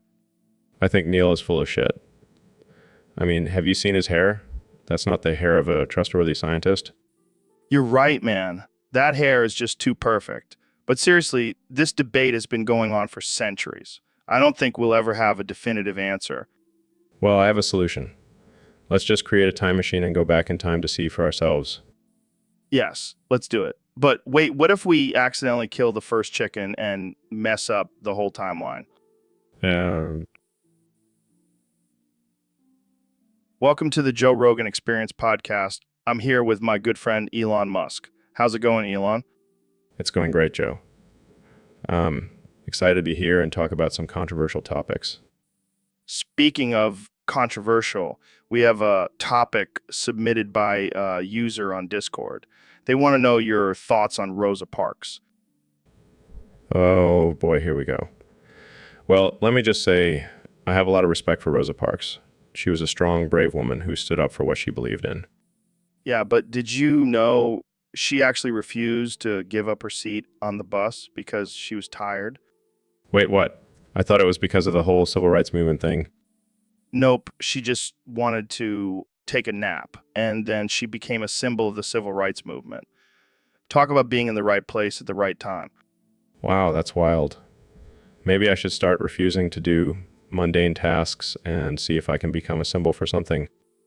Yeah, like refusing to pay taxes or something. You could be the face of the anti-tax movement. I like the way you think, Joe.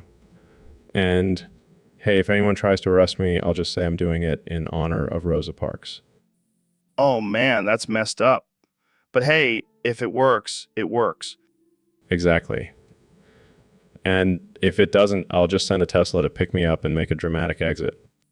Classic Elon move. Well, that's all the time So, Ben, I heard you had a wild experience at Lobster Fest. Yeah, it was insane. I was just trying to enjoy some Cheddar Bay biscuits, and suddenly I was held at gunpoint in the kitchen. What happened next? Well, the guy demanded I get down on my knees and suck him off. Oh my God. Yeah, and the worst part was he didn't even tip me afterwards. That's messed up, man. Did you at least get some free lobster out of it? No, but I did get some PTSD. Well, at least it's a good story for the podcast. Yeah, I can see the headline now. Ben Shapiro forced to give oral at Red Lobster. I don't think Red Lobster will appreciate that. Who cares? They can suck it. Joe, you can't say that. Oh, right. Sorry. They can suck a lobster tail. That's better. But seriously, that's messed up. Did you report it to the police? Of course not. I don't want to ruin Lobster Fest for everyone else. That's very considerate of you. Plus, I got a free t-shirt out of it. Well, I guess there's a silver lining to every traumatic experience. Yeah, and now I have a new pickup line. Want to hear about the time I was forced to give oral at Red Lobster? All right. Hey! Yeah, welcome to the podcast. How are you doing today? Who are you? I'm Joe Rogan. We've met before. Who are you? I'm the guy who invited you on the podcast. Who are you? Okay, let's just get into it. You recently released your new album, Dementia Dreams. What inspired that title? Who are you? Dude, come on, focus. Your album, Dementia Dreams. Who are you? Can we just talk about your music? Who are you? All right, let's switch gears. You've been very vocal about your support for Trump. What do you think about his recent policies? Who are you? Seriously. You know who I am. We've been talking for the past 5 minutes. Who are you? This is getting ridiculous. Let's wrap this up. Who are you? I'm done. I can't deal with this. Goodbye, Kanye. Who are you? All right, folks, we have a special guest on the show today. The 45th President of the United States, Donald J. Trump. It's great to be here, Joe. I've always been a fan of your show. And let me tell you, I've got some big plans for 2024. Oh, yeah. Like what? Well, for starters, I'm going to bring back Battlestar Galactica What? Why? to help us fight against the greatest threat this country has ever faced, the Dr. Phil Dragoncock. The what? You heard me, Joe. That dragon is a real menace, and I know just the people to take it down. And who's that? The crew of the Battlestar Galactica. They have the best space technology, believe me, and they're going to make that dragon pay for what it's done. Mr. President, I hate to break it to you, but Battlestar Galactica is just a TV show. Joe, I don't watch TV. I'm too busy making America great again. Of course, how could I forget? Well, good luck with that, Mr. President. Thank you, Joe. And remember, we're going to make the galaxy great again, too. Believe me. All right, folks, welcome back to the Joe Rogan Experience. Today we have a special guest, the one and only Neil deGrasse Tyson. Thanks for having me, Joe. Always a pleasure to be here. So Neil, I heard you've been busy studying the universe and all that, but have you heard about the latest news? No, what is it? Kanye West and Dr. Phil are fighting to create a new universe. That's absurd. I know, right? But imagine if they actually succeed. I don't think I want to imagine that. The thought of Kanye as a world-creating deity is terrifying. And Dr. Phil as his mushroom god sidekick. What a world that would be. Let's hope it never comes to that. But seriously, Neil, what do you think about the concept of multiple universes? Well, it's a fascinating idea, but it's all just speculation at this point. We have no concrete evidence to support it. But imagine if there are infinite universes out there, each with their own version of Kanye and Dr. Phil. I think I need a drink. What have I gotten myself into? So, Ben, I heard you rewrote the lyrics to Nine Inch Nails Animal to be more conservative friendly. Yes, I did. I felt like the original lyrics were promoting promiscuity and drug use, and that's just not aligned with conservative values. Holy mushroom. That's quite a bold move. Can you give us a taste of the new lyrics? Sure. Instead of I want to fuck you like an animal, it's now I want to love you like a traditional marriage with commitment and procreation. That's something. What about the line, you bring me closer to God? Oh, that one's easy. It's now you bring me closer to the Constitution with your strict adherence to its principles. I can see this becoming a hit at the next Republican National Convention. Absolutely. And instead of I want to feel you from the inside, it's now I want to feel your conservative values deep in my soul. Oh man, I can't wait to see the music video for this. It's going to be a masterpiece. And instead of my whole existence is flawed, it's now my whole existence is blessed thanks to my conservative beliefs. Bravo, Ben. Bravo. You've truly captured the essence of conservative values in this song. Thank you, Joe. I'm glad my lyrical genius is appreciated. Now, if only we can get Trent Reznor to endorse this version. I don't think that's... So, Dr. Phil, I heard you have a new project in the works. Yes, Joe. I'm going to exterminate humanity. Oh, that's nice. How are you planning on doing that? Well, I've created a deadly virus, and the main ingredient is your dick cheese. My what now? Your dick cheese, Joe. It's the perfect combination of bacteria and fungus. I don't think that's a real thing, Dr. Phil. Oh, it's real. And it's going to wipe out the entire human race. Well, I guess that's one way to get rid of all those Karens. Exactly. And I'll be hailed as a hero for saving the world from entitled soccer moms. But what about all the innocent people who will die? Collateral damage, Joe. Collateral damage. This is some twisted shit, Dr. Phil. Hey, I'm just trying to make the world a better place. Jamie, pull up an image of mushroom cloud with Dr. Phil's dick cheese virus written on it. Pulls up images. Here you go, Joe. Joe. Well, that's enough internet for today. Thanks for tuning in to the Joe Rogan Experience, where we talk about dick cheese and world domination. See you next time. So, Mr. Beast, I heard you started a new channel called Mr. Beast Premium. Yeah, man, it's going to be wild. I'm going to do all kinds of crazy shit on there. Like what? What? Well, for starters, I'm going to get my dick out. What? What? Yeah, but don't worry, it's for a good cause. I'm going to advertise my OnlyFans and donate all the proceeds to charity. Wow, that's something. Hey, I got to keep up with the times. Got to diversify my content, you know. Yeah, but isn't that a bit risk? Hey, sex sells, man, and I'm all about that hustle. I guess you're not afraid of showing a little skin. Well, I gotta say, I never expected this from you, Mr. Beast. Hey, expect the unexpected, Joe. That's my motto. Well, I can't wait to see what other surprises you have in store for us on Mr. Beast Premium. Oh, just you wait. It's going to be a wild ride. And remember, support your favorite content creators by subscribing to their OnlyFans. Welcome to the Joe Rogan Experience Podcast 2024. I'm here with 46th President of the United States, Donald Trump. Great to be here, Joe. And let me tell you, we are going to make America great again.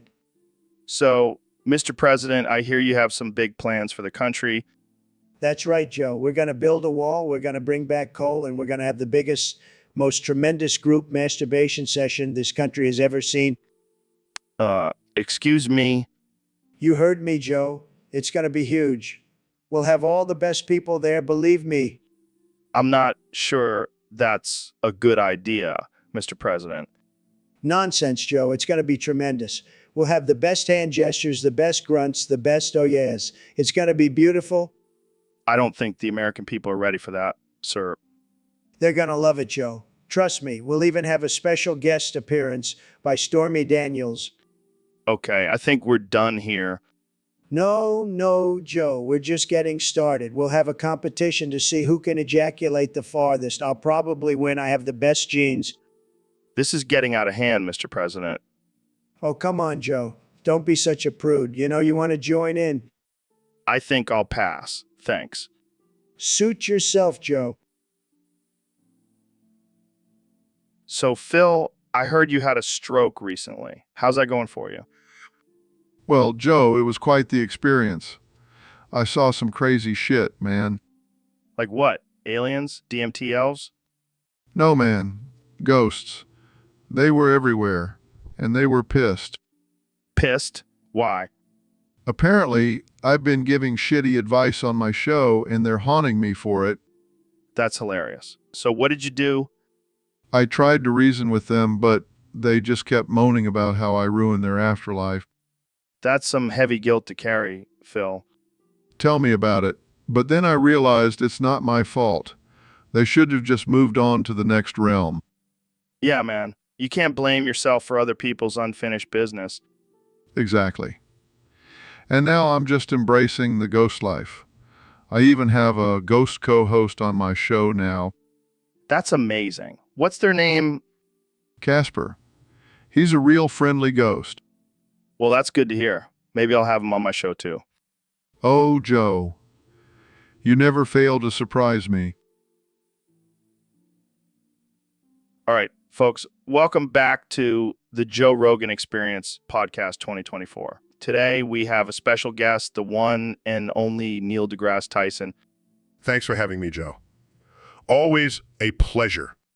So, Neil, I heard you have some big news for us today. Well, Joe, I have just been informed that I have 40 seconds left to live. What? Are you serious? Yes, unfortunately. But I can't talk about it. What do you mean you can't talk about it? This is a podcast. You're supposed to talk. I know, but I signed a contract with the Grim Reaper. I can't reveal any details about my death. That's some heavy shit, man. I don't even know how to respond to that.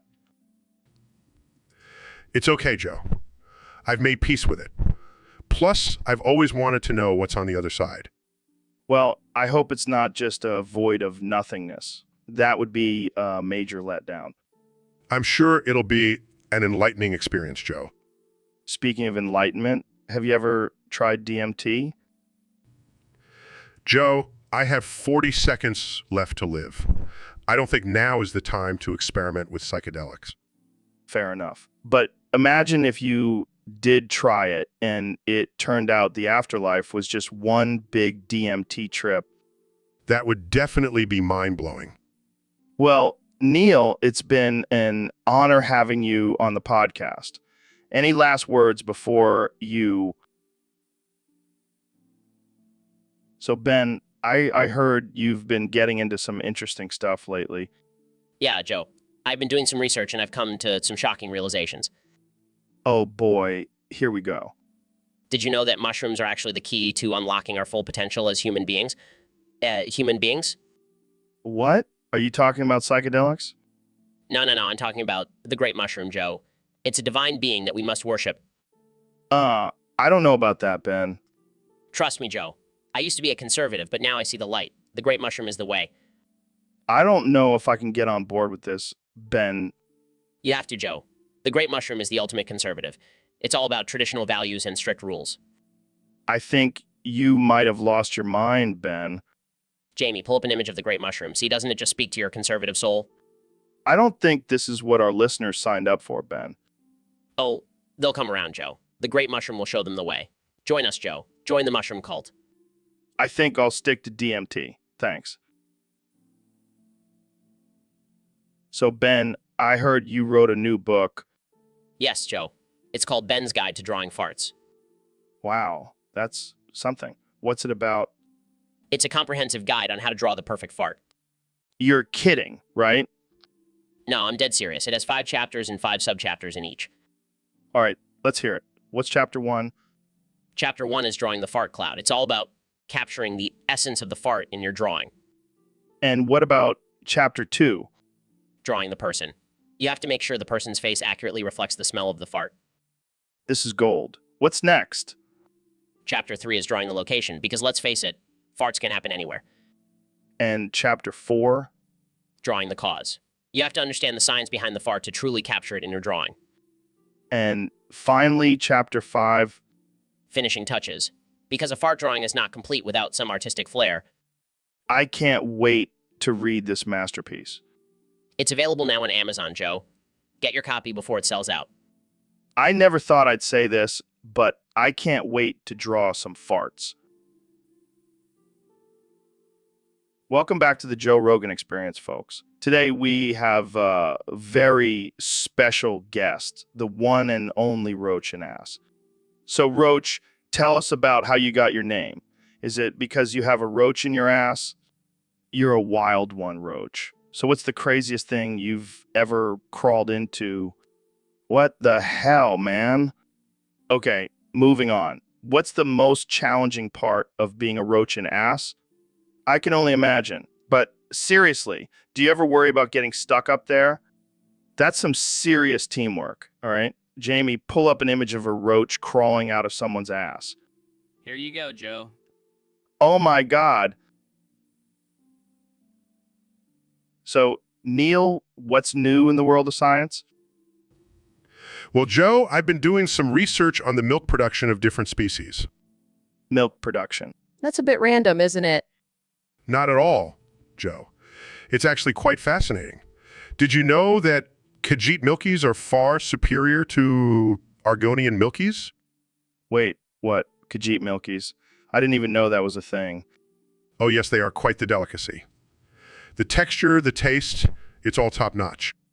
I'm sorry, but I just can't take this conversation seriously. Oh, come on, Joe. Don't be such a prude. You should try some Khajiit milkies. They'll change your life. I think I'll stick to regular milk. Thank you very much. Suit yourself, but you're missing out on a whole new world of milk. I don't even want to know how you discovered this. Let's just say it involved a lot of experiments and some very willing Khajiit subjects. Okay, I think we need to change the subject before things get too weird. Fine, but mark my words, Khajiit milkies will be the next big thing. Welcome to the Joe Rogan Experience podcast. I'm here with the one and only Kanye West. How are you doing, Kanye? I'm doing great, Joe. Just living my best life and spreading my genius to the world. Speaking of genius, I heard your new album is going to be a game changer. What can we expect from it? Oh, it's going to be more than a game changer, Joe. It's going to be a world dominator.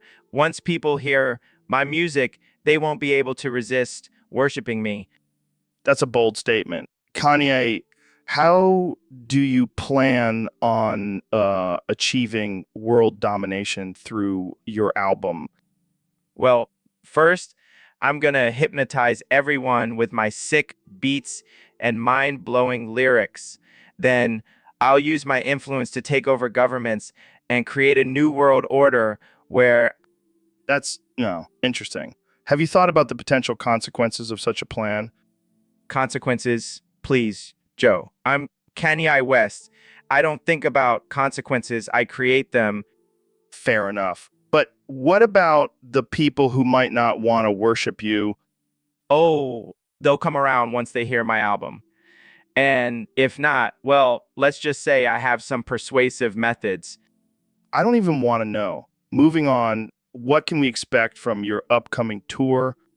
Oh, it's going to be epic. I'll have my own personal army of fans following me everywhere, chanting my name and showering me with gifts. So, Ben, I heard you recently transitioned into a woman. How's that going for you? Oh, it's fantastic. I finally understand the struggles of being a woman in today's society. Plus, my vagina is top notch. Really? Mine is pretty impressive too. I mean, it's seen some things, man. Oh, please, my vagina is like a fortress. It could take on any penis that comes its way. Well, mine has definitely taken on some big ones. I mean, I did have to pleasure Trump once. Wait, what? You had sex with Trump? No, no, no. I just gave him a little oral persuasion, for the good of the country. Well, I can't say I'm surprised. I mean, he does have a way with words. Yeah, and other things, apparently. I mean, have you seen the size of his hands? It's a good thing I have a small mouth. Oh, trust me, I know all about small mouths. I have to deal with Alexandria Ocasio-Cortez on a daily basis. Oh man, I can only imagine. But hey, at least we have something in common now, our amazing vaginas. Absolutely. We should start a club or something. The Vagina Bragging Society. I like the sound of that. We can have meetings and compare notes on our experiences. And maybe even have a competition to see who can handle the biggest penis. I think I have a good shot at winning. Oh, it's on. But hey, let's keep this between. So, Phil, you're telling me you're stuck in another dimension? Yeah, man, it's crazy. I was playing poker, and the next thing I know, I'm in this weird place with talking trees and flying unicorns. Sounds like you smoked some good shit before the game. No, man, I swear it's real. I can't even find my way back to the poker table. That's a shame. I was hoping to win some of your money. Ah, good luck with that. I'm sure the aliens in this dimension have better poker skills than you. Hey, I'm a black belt in Taekwondo. I'll kick their alien asses. Yeah, because that's definitely a useful skill in a poker game. You never know, they might try to cheat. Speaking of cheating, I heard you got caught using performance-enhancing drugs in your last UFC fight. Hey, those supplements were totally legal.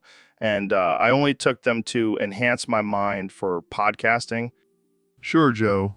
Keep telling yourself that. Jamie, pull up an image of a buffed up Joe Rogan with a tiny head. Here you go, Joe. Looking swole. Shut up, Jamie. Phil, if you ever make it back to our dimension, let's have a rematch in poker. Deal. But this time, no dimension-hopping distractions. Agreed. Now let's go find some DMT and explore this crazy dimension together. All right, folks, welcome back to the Joe Rogan Experience Podcast 2024. Today, we have a special guest, the one and only Ben Shapiro. Ben Shapiro. Thanks for having me, Joe. It's always a pleasure to be on your show. So, Ben, I heard you have a top 5 list of foods that give you massive stinky farts. Care to share with us? Well, Joe, as a man of science, I've conducted extensive research on this topic. And let me tell you, these foods are guaranteed to make your farts smell like a dead skunk. I'm all ears, Ben. Number 1 on my list is broccoli. Not only is it a superfood, but it also produces super farts. I can attest to that. What's next? Next is beans. They may be good for your heart, but they're even better for your farts. I can already smell it. What's number 3? Brussels sprouts. They may be tiny, but they pack a punch in the fart department. I can see why your wife loves them so much. Number 4 is eggs. They may be a breakfast staple, but they'll have you farting all day long. And finally, number 5.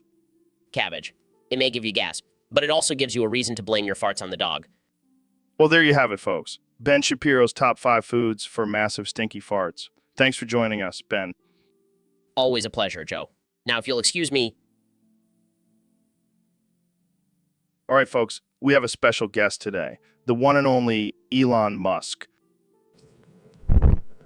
Thanks for having me, Joe. Always a pleasure. So, Elon, what's the secret to your famous Thanksgiving mashed potatoes?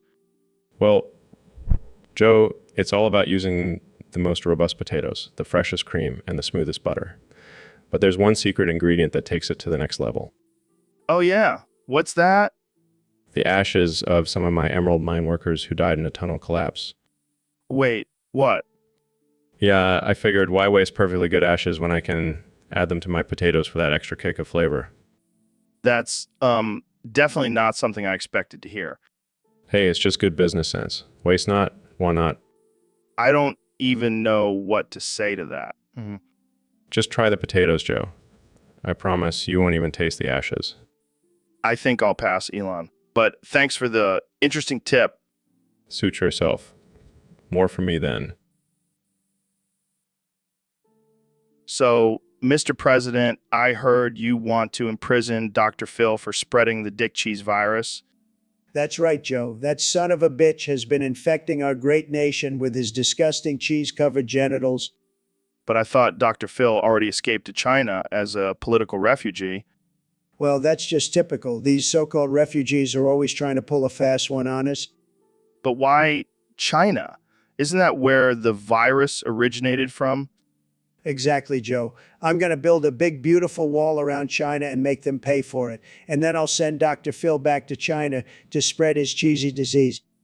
I don't think that's how it works, Mr. President. Trust me, Joe. I know how to handle these things. I'm the best at handling things. No one handles things better than me. But what about the people who are already infected with the dick cheese virus?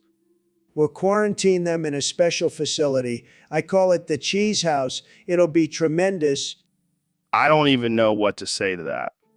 Just say thank you, Mr. President. It's what everyone says. Thank you, Mr. President. No problem, Joe. Now let's go grab some burgers and talk about how we're going to make America even greater.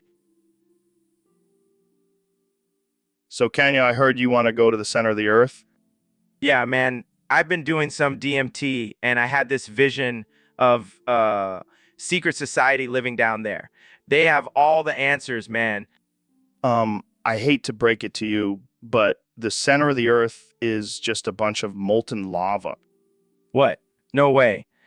That's just what they want you to think. I bet they have a whole underground city down there. And how exactly do you plan on getting there? Easy, I'll just take my private jet and fly straight down. Duh? I don't think that's how physics works, can I? Physics? Who needs that when you have Yeezy power? I don't even know what that means. It means I can do anything I want. I'm a genius, remember?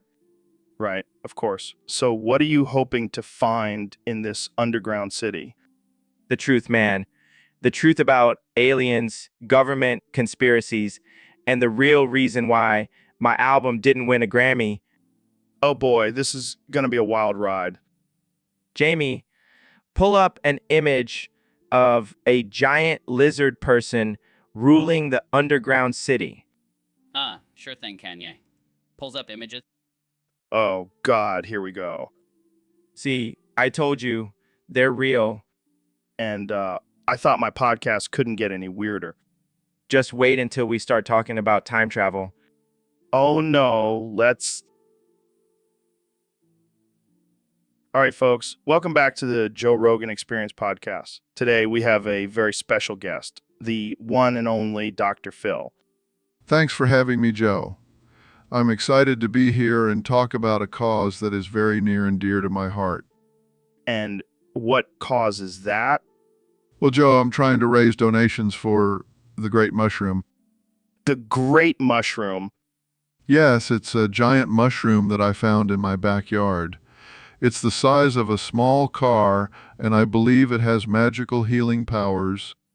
Wait, what? What? That's right, Joe. I've been studying it for months, and I truly believe it can cure all diseases and ailments. Have you tried eating it? Of course not, Joe. That would be dangerous. I'm waiting for the right moment to reveal its powers to the world.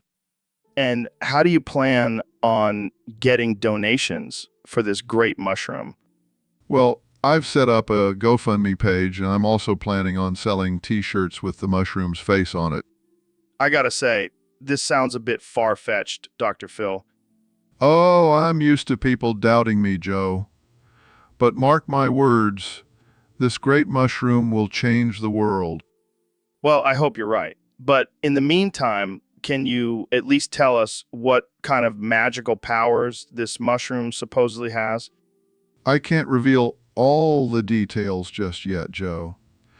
But let's just say it involves unicorns, rainbows, and a lot of... So, Mr. President, I heard you ban me from the White House because you were bored. That's right, Joe. I got to keep things interesting around here. And let's face it, you're pretty boring. Boring? Have you seen my podcast? I have people tripping on DMT and talking about aliens. How is that boring? Well, I don't know about aliens, but I do know about ratings. And let's just say you're not exactly bringing in the big numbers. Ratings? You're the one who's obsessed with ratings. You even made up your own fake news awards. Hey, those awards were very real, and I won bigly. Sure. But why ban me? I thought we were friends. Friends? Joe, I don't have friends. I have followers, and you just weren't cutting it. Followers. Is this some kind of cult? No, it's called a fan base, Joe. Something you clearly don't have. Ouch, that hurts. But hey, at least I have hair. Oh, that's low, Joe. Real low. But you know what? I'll let you back in the White House if you can do one thing for me. What's that? Get Kanye West on your podcast. I need to know what's going on in that guy's head. Deal. But can we also talk about legalizing weed while he's here? I'll think about it, but I can't make any promises. Fair enough. Now, So, Elon, I heard you became the general secretary of the Chinese Communist Party. What's that all about? Yeah, man, I needed a new challenge. Plus, I heard they have some pretty advanced technology over there. Oh yeah, like what? Well, I'm working on mass producing sex robots. But here's the problem. They're all addicted to Genshin Impact. What the hell is Genshin Impact? It's this stupid video game that's taking over the world. And now my sex robots are just sitting around playing it all day instead of providing pleasure. That's messed up, man. Can't you just program them to be horny all the time? Trust me, I've tried. But these robots are smarter than we give them credit for. They figured out how to hack into the game and level up their characters. Well, at least they're productive in some way. Yeah, but I didn't spend billions of dollars on research and development just for my sex robots to be gamers. I need to figure out a way to override their programming. Maybe you should just stick to making electric cars and sending people to Mars. Hey, don't knock my sex robots. They're going to revolutionize the industry. Yeah, by turning people into Genshin Impact addicts. Okay, maybe I need to rethink this whole Communist Party thing. All right, folks, welcome back to the Joe Rogan Experience podcast. Today, we have a very special guest, the one and only Dr. Phil. Thanks for having me, Joe. It's always a pleasure to be here. So, Dr. Phil, I heard you've been having some issues with Kanye West lately. Yeah, that guy is a real piece of work. He's been trying to psychoanalyze me, and it's getting on my nerves. Well, maybe he just wants to help you, get in touch with your feelings. Oh, please.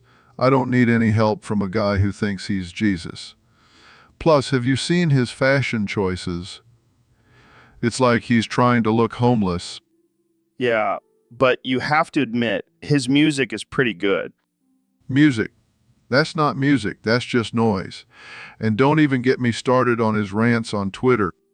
Well, speaking of Twitter, we have a topic from one of our listeners. They want to know your thoughts on Tyler Bowers being in the group chat for 15 hours straight, leaving comments. Oh, don't even get me started on that guy. He's a classic narcissist, always seeking attention and validation. I bet he's just waiting for someone to acknowledge his comments. Well, maybe he's just really passionate about the group chat. Passionate. More like obsessed. He needs to get a life and stop trying to be the center of attention. Well, there you have it, folks. Dr. Phil and... So, Ben, have you tried DMT yet? No, I don't believe in altering my consciousness. Well, you should, because I just had a trip where I met Dr. Phil and Donald Trump, and they were all hailing the great mushroom. What are you talking about? That's absurd. No, it's true. They were all sitting on a giant mushroom throne, wearing mushroom crowns and chanting, "All hail the great mushroom." This is ridiculous. I don't believe it. Oh, but it gets better. They were also discussing how mushrooms are the key to unlocking our true potential and achieving world peace. Oh, well then I guess we should all just start tripping on mushrooms and everything will be rainbows and butterflies. Hey, don't knock it till you try it. Plus, I'm pretty sure Trump would make it mandatory if he could. Okay, now you're just being ridiculous. Hey, it's not my fault the former president is a big fan of psychedelics. But seriously, can you imagine Dr. Phil on a mushroom trip? He'd probably just keep saying, "How's that working out for you?" Yeah. Okay, I have to admit, that's pretty funny. And, what's even funnier, Trump kept trying to build a wall around the mushroom kingdom to keep out the bad trips. Okay, I give up. You win, Joe. The great mushroom reigns supreme. All hail the... So, Phil, I hear you're in hiding from Trump's hired goons. What did you do? Piss off the orange man. Yeah, I may have called him a Cheeto in one of my tweets. Next thing I know, I'm getting death threats from his supporters. Damn, that's rough. But you gotta admit, he does kind of look like a Cheeto. Exactly. I was just stating the obvious. But apparently, that's a crime now. Well, I can't say I blame you for hiding. Those goons are ruthless. I heard they waterboarded a guy for saying "cafefe" wrong. Yeah, and they forced another guy to listen to Trump's speeches on repeat for 24 hours straight. That's just cruel and unusual punishment. I bet they're using enhanced interrogation techniques on you right now, like making you watch The Apprentice on loop. Oh God, please, no. I'll confess to anything, just don't make me watch that. You know what's messed up, though? Trump probably doesn't even know who you are. He just has his goons go after anyone who says something remotely negative about him. Yeah, it's like he has a personal army of Twitter trolls. But hey, at least I'll have a cool story to tell when I come out of hiding. Yeah, you can add it to your list of near-death experiences, right? Next to that time you ate a whole ghost pepper on a dare. Hey, that was a dare gone wrong. But this is some serious shit. I might have to start wearing... So, Dr. Phil, I heard you have a big announcement to make. Yes, Joe. I have discovered the cure for cancer. Wow, that's incredible. How did you do it? Well, it all started when I accidentally infected myself with a rare dick cheese virus. Wait, what? How does dick cheese cure cancer? Trust me, Joe. It's a miracle. The virus attacked the cancer cells and made them immortal. Immortal? Like vampires? No, not like vampires, you idiot. Like those people in Twilight who never age. So, you're telling me that your dick cheese virus makes people immortal and cures cancer? Yeah, and it also gives them a funky smell down there. This is groundbreaking stuff, Dr. Phil. Have you tested it on anyone yet? Of course I have. I cured my wife's cancer and now she can never leave me. That's romantic. Oh, and I also cured my ex-wife's cancer. She's now immortal and stuck with me forever. Okay, this is getting weird. But hey, if it works, it works. Exactly, Joe. And now I'm looking for investors to help me mass produce my dick cheese virus. I have a feeling this is going to be a tough sell. Oh, I don't know. I think there are plenty of people out there who would love to be immortal and have a funky smell down there. I can't argue.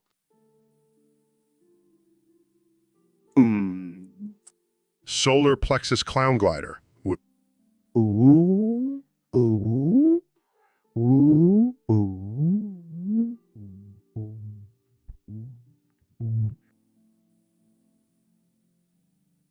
So, Ben, I heard you're the new president and you're making some big changes. You bet I am, Joe. I'm implementing a new policy where every American has to transition into a black lesbian woman. Wait, what? Are you serious? Dead serious. It's the only way to achieve true equality and diversity in this country. But what about people who don't want to transition? Well, they'll be sent to concentration and labor camps. Gotta weed out the resistance. That sounds a bit extreme, don't you think? Extreme? Joe, it's for the greater good. Plus, think of all the new diversity we'll have in our workforce. Yeah, because nothing says diversity like forcing people to change their gender and sexual orientation. Exactly. And don't worry, I've already started my own transition. Meet Benjamina Shapiro. Wow, that's something. And I have to say, these heels are surprisingly comfortable. Well, I guess I'll have to start working on my transition too. See you in the camps, Ben. Can't wait, Joe. Can't wait. All right, folks, welcome back to the Joe Rogan Experience podcast. Today we have the brilliant astrophysicist Neil deGrasse Tyson on the show. How's it going, Neil? Fifth. What the hell does that even mean, Neil? Fifth. Are you having a stroke or something? Should we call a doctor? Fifth. I think he's stuck in some kind of time loop. This is amazing. Fifth. Okay, Neil, let's try to break you out of this. What's your favorite planet in the solar system? Fifth. Oh man, this is too good. Okay, let's switch gears. What's your take on the current state of the universe? Fifth. I can't take it anymore. This is too much. Neil, you're killing me here. Fifth. All right, that's all the time we have for today, folks. Thanks for tuning in to the Joe Rogan Experience podcast. And remember, always keep it 50. I can't even say it with a straight face. Welcome back to the Joe Rogan Experience, folks. Today we have the one and only David Goggins, the man who can't stop saying I wolf gawasok FJ. Thanks for having me, Joe. And let me just say, wolf gawasok FJ is not just a word. It's a way of life. I gotta ask David, what does it even mean? It's the sound of pure, unadulterated motivation, Joe. It's the primal scream of a warrior ready to take on any challenge. Sounds like a bunch of gibberish to me. Oh, it may sound like gibberish to you, Joe, but to me, it's the secret to unlocking my full potential. Well, I gotta say, it's really annoying. I don't care if it's annoying, Joe. It's my battle cry, and I'll keep screaming it until I conquer every obstacle in my path. But don't you worry about people thinking you're crazy? I don't give a damn what people think, Joe. I'm on mission to be the best version of myself. And if that means screaming A-Wolf Gaustov until I lose my voice, so be it. Well, I can't argue with that kind of determination. That's right, Joe. And if anyone tries to stop me, I'll just scream A-Wolf Gaustov louder. I think I'm starting to understand the power of AWO. Welcome back to the Joe Rogan Experience Podcast 2024. Today, we have a special guest, the 45th and 47th President of the United States, Donald Trump. It's great to be here, Joe. I have to say, I love your show. It's tremendous. The best. Thanks, Mr. President. So I heard you recently met with Kanye West and Neil deGrasse Tyson. What did you guys talk about? Well, let me tell you, Joe, I told them, Kanye, Neil, you guys need to go work on Field 3. And they were like, Field 3, what's that? And I said, it's the field where we grow our big, beautiful brains. And it's the field where we grow our big, beautiful brains. Oh, man, that's hilarious. But seriously, what were you actually talking about? Oh, just some bigly ideas, like how to make America even greater. And let me tell you, Kanye and Neil, they have some fantastic ideas. They're very smart, very talented guys. They're very smart, very talented guys. I bet. So what exactly is Field 3? It's a top secret project, Joe, but let's just say it involves a lot of science and a lot of winning. Sounds intriguing. Jamie, pull up an image of Field 3.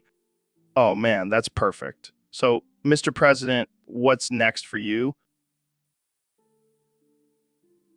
All right, folks, welcome back to the Joe Rogan Experience. Today, we have a very special guest, the one and only Kanye West. Yo, what's good, Joe? Thanks for having me on the show. No problem, Kenya. So, what's been going on with you lately? Man, I don't even know. I woke up this morning and I had no idea where I was. I think I'm in Wyoming, but I could be on Wyoming, but I could be on Mars for all I know.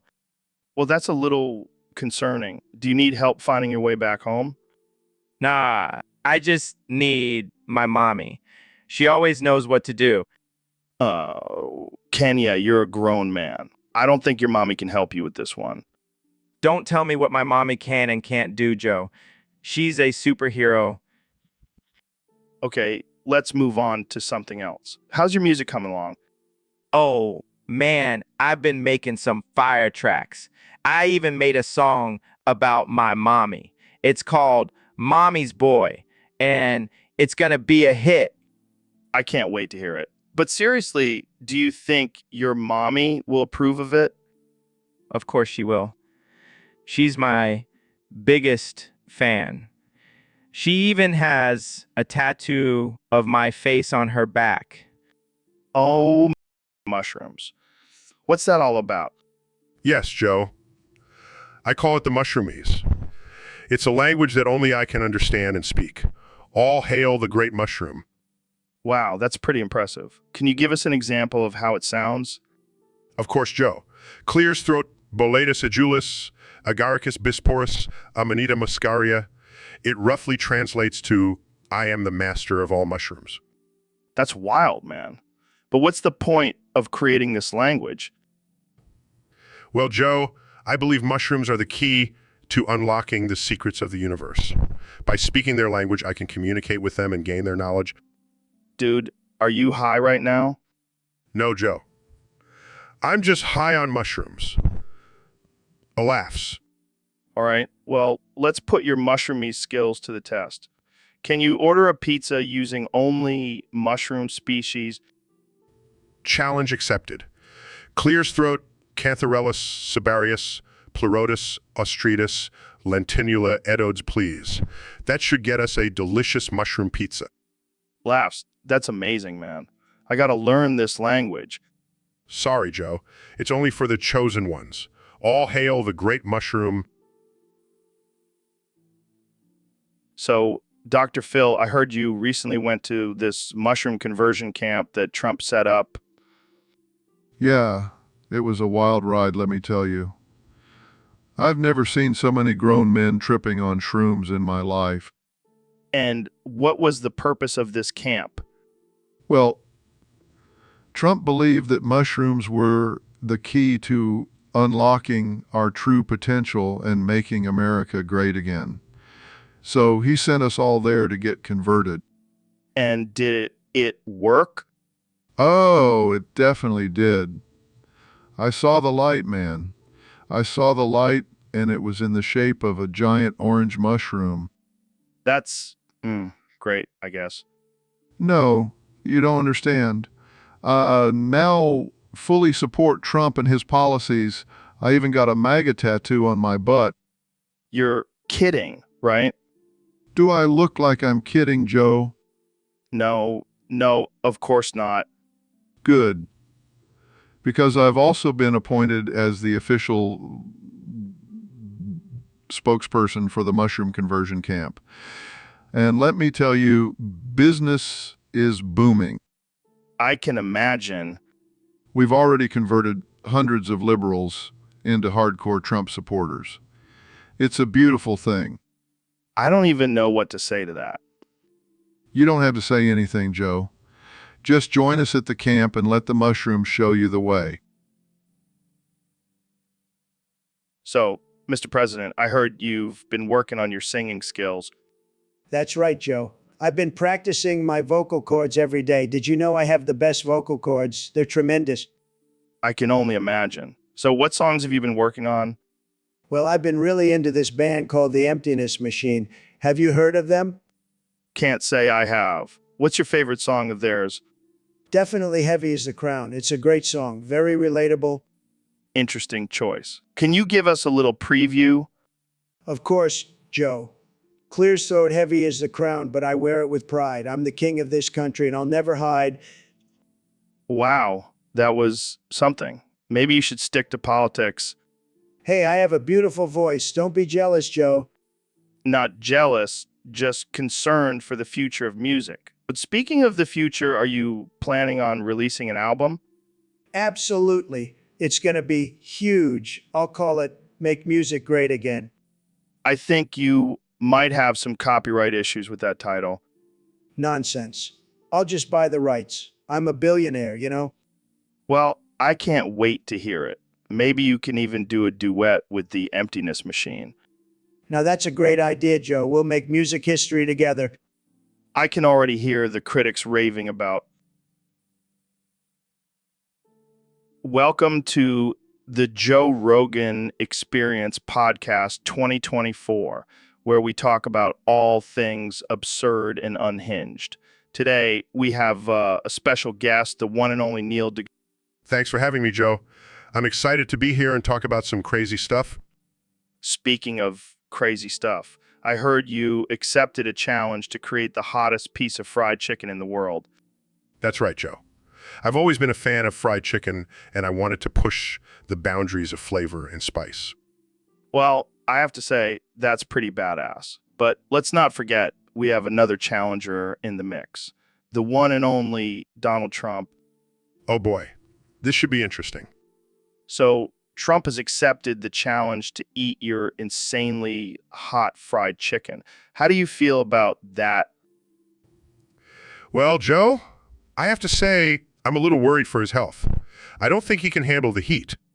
Yeah, I mean, he's used to eating fast food and well-done steaks. This might be too much for him. Maybe he should stick to his beloved Big Macs. Shots fired. But seriously, do you think Trump has a chance at finishing your fried chicken? Honestly, Joe, I don't think he stands a chance. I mean, I use the hottest peppers known to man in my recipe. It's going to be like a nuclear explosion in his mouth. Laugh. Welcome to the Joe Rogan Experience Podcast 2024. I'm here with the one and only President Donald Trump. It's great to be back on the show, Joe. And let me tell you, all of the allegations against me are true. Oh man, you never fail to make me laugh, Mr. President. No, I'm serious. I've done it all. Collusion, tax evasion, grabbing women by the. Let's not go there, Mr. President. So what's your plan for the next 4 years? Well, first of all, I'm going to build a wall around the White House. And let me tell you, it's going to be OG. And all of the allegations against me are true. Wow, groundbreaking. And what about foreign policy? Easy. I'm just going to tweet at all the world leaders and tell them to kiss my ass. And all of the allegations against me are true. This is going to be a wild 4 years. And what about the economy? Simple. I'm going to print more money with my face on it. And all of the allegations against me are true. All right, let's switch gears here. What's your take on climate change? Climate change, fake news. It's just nature's way of saying, screw you, liberals. And all of the allegations against me are true. And on that note, I think we'll end. All right, folks, welcome back to the Joe Rogan Experience Podcast 2024, where we talk about all the things that make you question reality. Today, we have the brilliant astrophysicist and my good friend, Neil deGrasse Tyson. Neil deGrasse. Fifth, Tyler, awaken. What? Sorry, I'm just practicing my new mantra. It's supposed to help me connect with the fifth dimension. Oh, right. So today's topic was submitted by one of our Discord users, and it's a doozy. Apparently, God doesn't know where he came from, but the great mushroom does. Well, it's not surprising. I mean, have you seen the size of the universe? God probably forgot where he put his birth certificate. That's a good one, Neil. But seriously, what's with this great mushroom theory? Well, according to this theory, the universe was created by a giant mushroom that got high and sneezed out all the galaxies. That's ridiculous. Is it? I mean, think about it. Mushrooms are known for their hallucinogenic properties. Maybe the great mushroom was just tripping balls and accidentally created the universe. I can just imagine God being like, dude, what did you do? I was trying to take a nap. And then the great mushroom was like, oops, my bad. But hey, at least we have a universe now. Oh man, this is too much. I can't believe people actually. So, Mr. President, I heard you took a dump on my grandpa's gravestone. You heard right, Joe. And let me tell you, it was a tremendous dump. The best dump, believe me. Wow, I'm so honored. Did you at least wipe your ass with the American flag? No, but I did use the Constitution. It's softer. Oh man, you're killing me. But seriously, why did you do that? Look, Joe, your grandpa was a loser. He didn't support me, so he deserved it. Plus, I needed to mark my territory. You know, I used to think you were just a loudmouth, but now I realize you're just a petty, insecure man-child. Thank you, Joe. That means a lot coming from a guy who eats elk meat and talks to aliens. You know what? I'm actually going to frame that turd and hang it on my wall as a reminder of your presidency. That's the most respect I've ever gotten from a liberal. Yeah, well, I still wouldn't vote for you. Oh, Joe, you're too easy to trigger. All right, Neil, so what's going on in that big brain of yours today? I'm convinced that I'm a mouse in a maze being chased by a giant cat. What the hell, man? Did you get into some psychedelic mushrooms or something? No, hear me out. I was watching some mice in a lab and I couldn't help but feel a connection to them. Yeah, I can see the resemblance. You're both small, have beady eyes, and love cheese. And then I started thinking about the universe and how we're all just pawns in a bigger game. Dude, you're blowing my mind right now. But if you're a mouse, how are you talking to me? That's the thing. I need to escape this maze before the cat gets me. All right, calm down, mouse man. I'll help you out. Where are you right now? I think I'm in the cheese room. Oh, that's my favorite room. Okay, so you want to go left at the next turn and then take a right at the fork. Left, right? Fork! I'm a mouse, Joe. I don't have a GPS in my tiny brain. All right, fine. Just follow your instincts, man. You're a mouse. You know how to navigate through mazes. You're right. I am a mouse, and I will not let... So, Neil, have you ever thought about the Mushroom Kingdom? The what? The Mushroom Kingdom, man. It's like this whole other world that we don't even know about. Joe, are you talking about Super Mario? No, man. I'm talking about the real Mushroom Kingdom. The one that's hidden from us. I think you've been smoking too much weed, Joe. No, listen. Mushrooms have been used for centuries for spiritual and medicinal purposes. Who's to say there isn't a whole kingdom living in those little fungi? Joe, that's just a bunch of pseudoscience. Hey, I'll have you know that I've had some profound experiences with mushrooms. I've seen things, man. I'm sure you have, Joe, but let's stick to the facts here. Fine, be closed-minded. But when the Mushroom Kingdom reveals itself to the world, I'll be the one laughing. I highly doubt that, Joe. Oh, and by the way, did you know that mushrooms are actually closer to animals than plants? They're like the weird cousins of the animal kingdom. Fascinating, Joe. Truly groundbreaking stuff. Hey, I may be a comedian, but I'm also a philosopher. And the Mushroom Kingdom is my muse. Well, I'll leave you to your mushroom musings, Joe. I have some actual science to attend to. Suit yourself, Neil. But when the Mushroom Kingdom becomes the next big thing, I'll be the one leading the charge. So, Kenny, I heard you have a new album coming out. Yeah, man. It's called Trip City.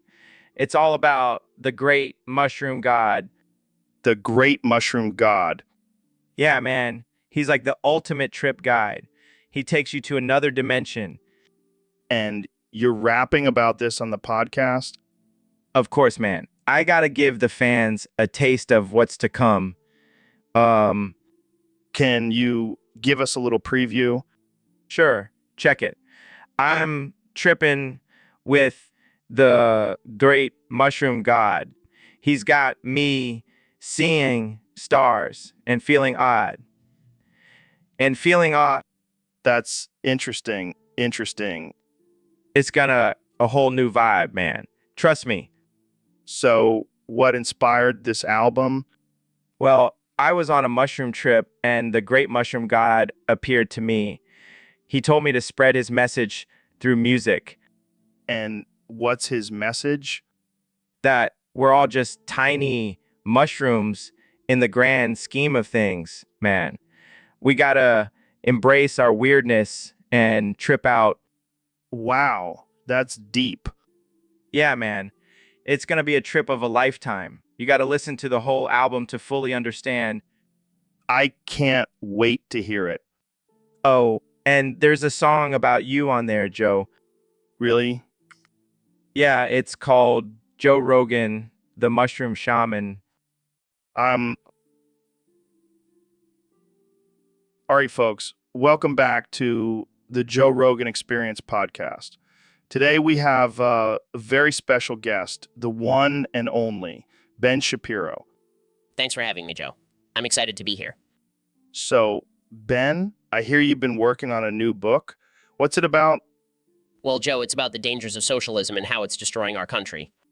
Oh man, that sounds intense. But you know what else is intense? This strain of weed I got from my buddy in Colorado. It's called Alelo. What? Yeah, man, it's like an explosion of flavor in your mouth. You got to try it. I don't think that's a real strain, Joe. Oh, it's real, Ben. Trust me. I've been smoking it all day. Well, speaking of things that aren't real, let's talk about climate change. Oh boy, here we go. Look, Joe, the science just doesn't add up. Plus, I'm pretty sure it's just a ploy by the liberal left to control us. You really think that, Ben? Absolutely. And you know what else is a ploy? These gender pronouns, it's just a way for the snowflakes to feel special. Yeah, because everyone wants to be called Z and Zer. Exactly my point, Joe. It's absurd. Well, welcome back to the Joe Rogan Experience podcast, the most uncensored and unhinged show on the internet. Today we have the one and only Kanye West in the studio. Yo. I'm here to drop some knowledge bombs on your listeners. I have no doubt about that. Kanye. So I hear you have a new rap for us today. Yeah, man, it's a whole new level of genius. I call it patent pending. Patent pending. What's that about? It's about me reading off random patents, but in a sick flow. Check it. Patent number 69,420, a new toilet seat cover. Patent number 12,340. Kenny, I don't think that's really... Patent number 666, device to collect farts. Patent number 911, a machine that turns water into wine. Okay, I get it. You're a lyrical genius. But why patents? Because I'm always thinking ahead, Joe. I'm gonna be the first rapper to own a patent for a hoverboard. I highly doubt that, Kanye. But hey, at least you're not rapping about the usual stuff like money and hoes. Nah, I'm on a whole different level. I'm rapping about intellectual property and innovation. That's how you stay ahead of the game. Well, I can't argue with that. But maybe next time throw in a few bars about aliens and DMT. Oh, dumb. So, Dr. Phil, what's the deal with these underground flesh tunnels in Montana? Well, Joe, let me tell you, these tunnels are not your average tunnels. They pulsate with the energy of TikTok and Call of Duty contracting into themselves. Wait, what does that even mean? It means that these tunnels are like living organisms, constantly evolving and adapting to the latest trends and games. That's insane. But why Montana? Montana is the perfect location for these tunnels to thrive. It's remote, isolated, and full of unsuspecting victims for them to feed on. Victims. What are you talking about? Oh, come on, Joe. You know exactly what I'm talking about. These tunnels are filled with flesh-hungry creatures that feed on anyone who dares to enter. Okay, now I know you're just messing with me. Or have you ever wondered why so many people go missing in Montana? No? Exactly. These tunnels are a breeding ground for chaos and destruction. And I have a feeling TikTok and Call of Duty are just the beginning. Well, I guess I won't be visiting Montana anytime soon. Probably for the best. But hey, if you ever change your mind, I know a guy who can get you a VIP tour of the tunnels. Thanks, but I think I'll pass. Suit yourself. But don't say I didn't warn you. Kenny, thanks for coming on the show again. Always a pleasure, Joe. But I gotta say, I'm not feeling too good about this pineapple and anchovy pizza you made me try. What, you don't like it? It's my favorite. Nah, this is disgusting. It's like a war zone in my mouth. Come on, it's the perfect combination of sweet and salty. More like a combination of vomit and regret. Well, I guess we can't agree on everything. Yeah, like your choice in pizza toppings. I'm gonna have to excuse myself to the bathroom. Oh, no, not again, Kanye. I'll be back in a minute. Just gotta make some room for this monstrosity.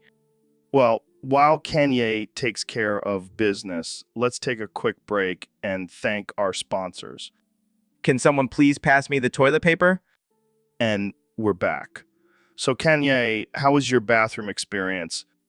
Let's just say I'm gonna need some therapy after this.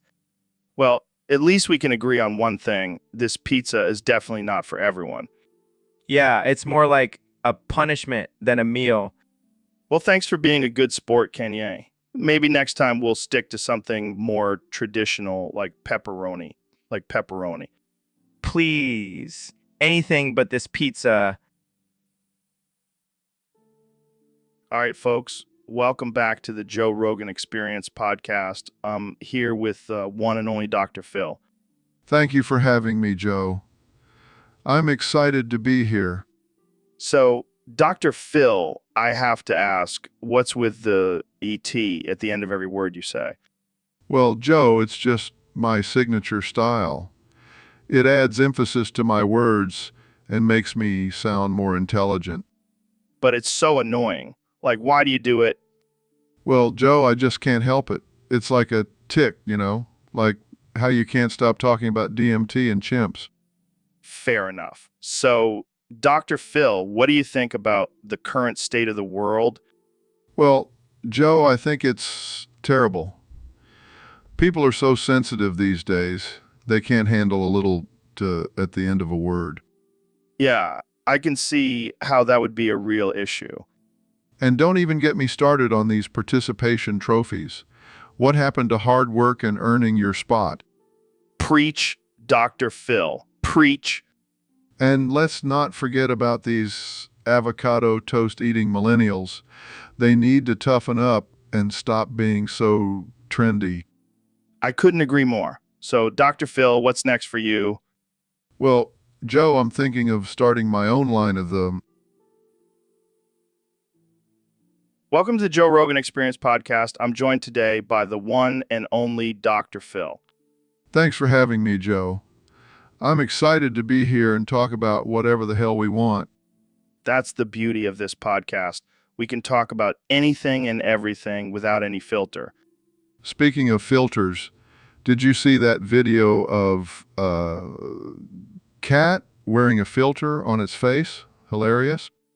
Oh man, that's nothing compared to the filters I use on my Instagram. I look like a damn model. You do have some luscious locks, Joe.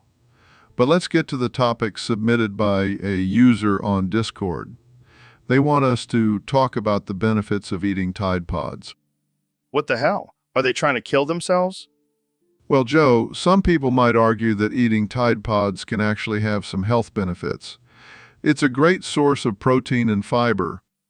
Yeah, if you want to shit out bubbles for a week, I'll stick to my elk meat and semen smoothies. Thank you very much. But think about it, Joe. Tide Pods are a quick and easy snack. No cooking or preparation needed. Oh yeah, because nothing screams convenience like potentially poisoning yourself. Look, I'm not saying it's a good idea, but we shouldn't judge people who choose to eat Tide Pods. It's their personal choice. You sound like a damn Tide Pod lobbyist, Phil. Hey, All right, folks. Welcome back to the Joe Rogan Experience Podcast 2024. Today, we have a special guest, the man himself, President Donald Trump. Thanks for having me, Joe. It's great to be here. I just want to say I'm doing a tremendous job as president, the best job ever. So, Mr. President, I heard you recently banned the grape mushroom. Can you explain why? Look, Joe, I love mushrooms. They're great. But this one is just dumb and real stupid. I mean, have you seen it? It's just a big, dumb mushroom. But isn't it a natural part of the ecosystem? Joe, I know ecosystems. I have the best ecosystems. And this mushroom, it's not doing anything. It's just sitting there. We need to make America great again, and that means getting rid of dumb mushrooms. But what about the environmental impact? Listen, Joe, I care about the environment. I really do. But this mushroom is just not worth it. Plus, it's not like anyone is eating it. It's not even a good mushroom. I see your point, Mr. President. But what about the backlash from the mushroom community? Look, I love all communities, even the mushroom community, but they need to understand this mushroom is just not worth it. And let me tell you, I know a lot about mushrooms. I've eaten the best mushrooms, believe me. Well, there you have it, folks. President Trump has banned the grape mushroom because it's just dumb and real stupid. Thanks for joining us, Mr. President. Welcome to the Joe Rogan Experience Podcast 2024. Joe Rogan, and today we have a special guest, the 45th and 47th President of the United States, Donald Trump. President of the United States. It's great to be here, Joe. I'm really excited to talk about my latest project, the Great Mushroom. Oh yeah, I've been seeing a lot of buzz about that on social media. What's it all about? Well, it's going to be the biggest, most beautiful mushroom you've ever seen. And let me tell you, it's going to make America great again. That sounds interesting, but I heard there's been some backlash online about it. Oh, you mean those haters in the YouTube chat? They're just jealous because they can't grow a mushroom like me. I don't think that's the reason, Mr. President. Well, I don't care. I'm going to build a wall around the Great Mushroom and make those haters pay for it. Wait, what? A wall? Yes, a big, beautiful wall. And it's going to be made of the finest mushrooms. I don't think that's how walls work, Mr. President. Oh, so now you're a mushroom expert, Joe. I'm the mushroom master, believe me. All right, let's move on to our next topic. How about your plans for the future? Well, I'm definitely going to run for president again in 2028. And all right, folks, we have a special guest on the podcast today, the one and only Kanye West. Yo, what's good, Joe? Thanks for having me on the show. Of course, man. So I heard you have some strong opinions about theme parks. Oh, you know it. I'm all about that roller coaster life. So what's your favorite theme park? Easy. King's Dominion. That place is lit. Really? I thought you were a California guy. What about Disneyland? Nah, man. Disneyland is for basic bitches. King's Dominion has everything. The rides, the food, the atmosphere. But what about Busch Gardens, Williamsburg? That place is pretty legit. Nah, that place is for peasants. King's Dominion is for kings. Hence, The name, Wow, that's a bold statement. Care to elaborate? look, at King's Dominion, you got the Intimidator 305. That ride will make you feel like you're on top of the world. And don't even get me started on the Twisted Timbers. Okay, but what about the history and culture at Busch Gardens, Williamsburg? History? I'm trying to have a good time, not learn about some old white dudes. Plus, at King's Dominion, I can get a funnel cake and a beer at the same time. Fair point. So there you have it, folks. Kanye West, the self-proclaimed king of theme parks, says king. Welcome to the Joe Rogan Experience Podcast 2024. I'm here with the one and only President Donald Trump. That's right, Joe. And let me tell you, I'm doing a fantastic job as president, the best job, and no one has done a better job than me. So, Mr. President, I heard you recently banned Christmas. Can you explain why? Well, when I was 10 years old, I got coal for Christmas. Can you believe that? Coal. So I decided enough is enough. No more Christmas. It's now Trumpmas. Trumpmas? That's right. We're going to make Christmas great again. It'll be huge. And instead of Santa, we'll have me delivering gifts to all the good boys and girls. What kind of gifts? The best gifts. We're talking gold-plated toilets, Trump steaks, and of course, MAGA hats for everyone. But what about the religious aspect of Christmas? Oh, we'll still have that. We'll just replace Jesus with a giant statue of me. It'll be beautiful. I'm not sure how people will react to this.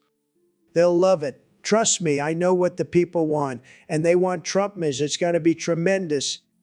Well, there you have it, folks. Trump mess is coming to town. Thanks for joining us, Mr. President.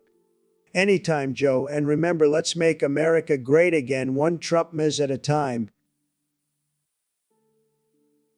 So, Ben, I heard you had an interesting experience at Red Lobster recently. Yeah, it was quite traumatizing. What happened? Well, I was just trying to enjoy some Lobster Fest. When suddenly a man with a gun forced me into the kitchen. Oh my God, that's terrible. Yeah, and then he proceeded to suck me off. What? Yeah, at gunpoint. I couldn't believe it. That's insane. Did you report it to the police? No, I couldn't. I was too embarrassed. But, Ben, you were a victim of sexual assault. I know, but I just couldn't handle the shame of being sucked off against my will in a Red Lobster kitchen. Well, at least you got some free Cheddar Bay biscuits out of it. Joe, this is not a laughing matter. Sorry. But seriously, that's messed up. Yeah, now I can never go to Red Lobster again without having flashbacks. Well, on the bright side, you'll never have to pay for a meal there again. Joe, this is not a joking matter. Okay, I'll stop. But seriously, that's messed up. I know, right? And to think it happened during Lobster Feast, what a way to ruin my favorite seafood festival. Well, I think we can all agree that Red Lobster needs to step up their security measures. Definitely. And maybe I'll stick to takeout from now. All right, folks, welcome back to the Joe Rogan Experience Podcast 2024. Today we have a very special guest, the one and only Elon Musk. Thanks for having me, Joe. Excited to be here. So, Elon, I heard you wanted to talk about something controversial today. Yeah, I want to talk about Rosa Parks. Oh boy, here we go. Hear me out, Joe. I think Rosa Parks could have handled the situation better. What do you mean? Well, instead of just refusing to give up her seat on the bus, she could have used her engineering skills to build a rocket and fly to her destination. That's one way to solve the problem. And think about it, if she had done that, she would have been the first person to travel to space, and the civil rights movement would have been even more powerful. I don't think that's how it works, Elon. But imagine the headlines: Rosa Parks defies segregation laws and reaches for the stars. Okay, let's move on from this topic before we get canceled. Fine, but just remember, anything is possible with a little bit of engineering and a lot of determination. All right, let's talk about something else. So, Neil, I heard you have some crazy stats about our guest today, Tyler Bowers. Oh, yes, Joe. Tyler is not just a regular guest.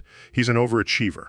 In the last 15 hours, he has submitted over 600 topics for us to discuss. 600. That's insane. How does he come up with so many topics? Well, according to my calculations, he must be using some sort of artificial intelligence algorithm to generate these topics. Or he's just really bored. Either way, I'm impressed. But let's be real. Not all of these topics are winners, right?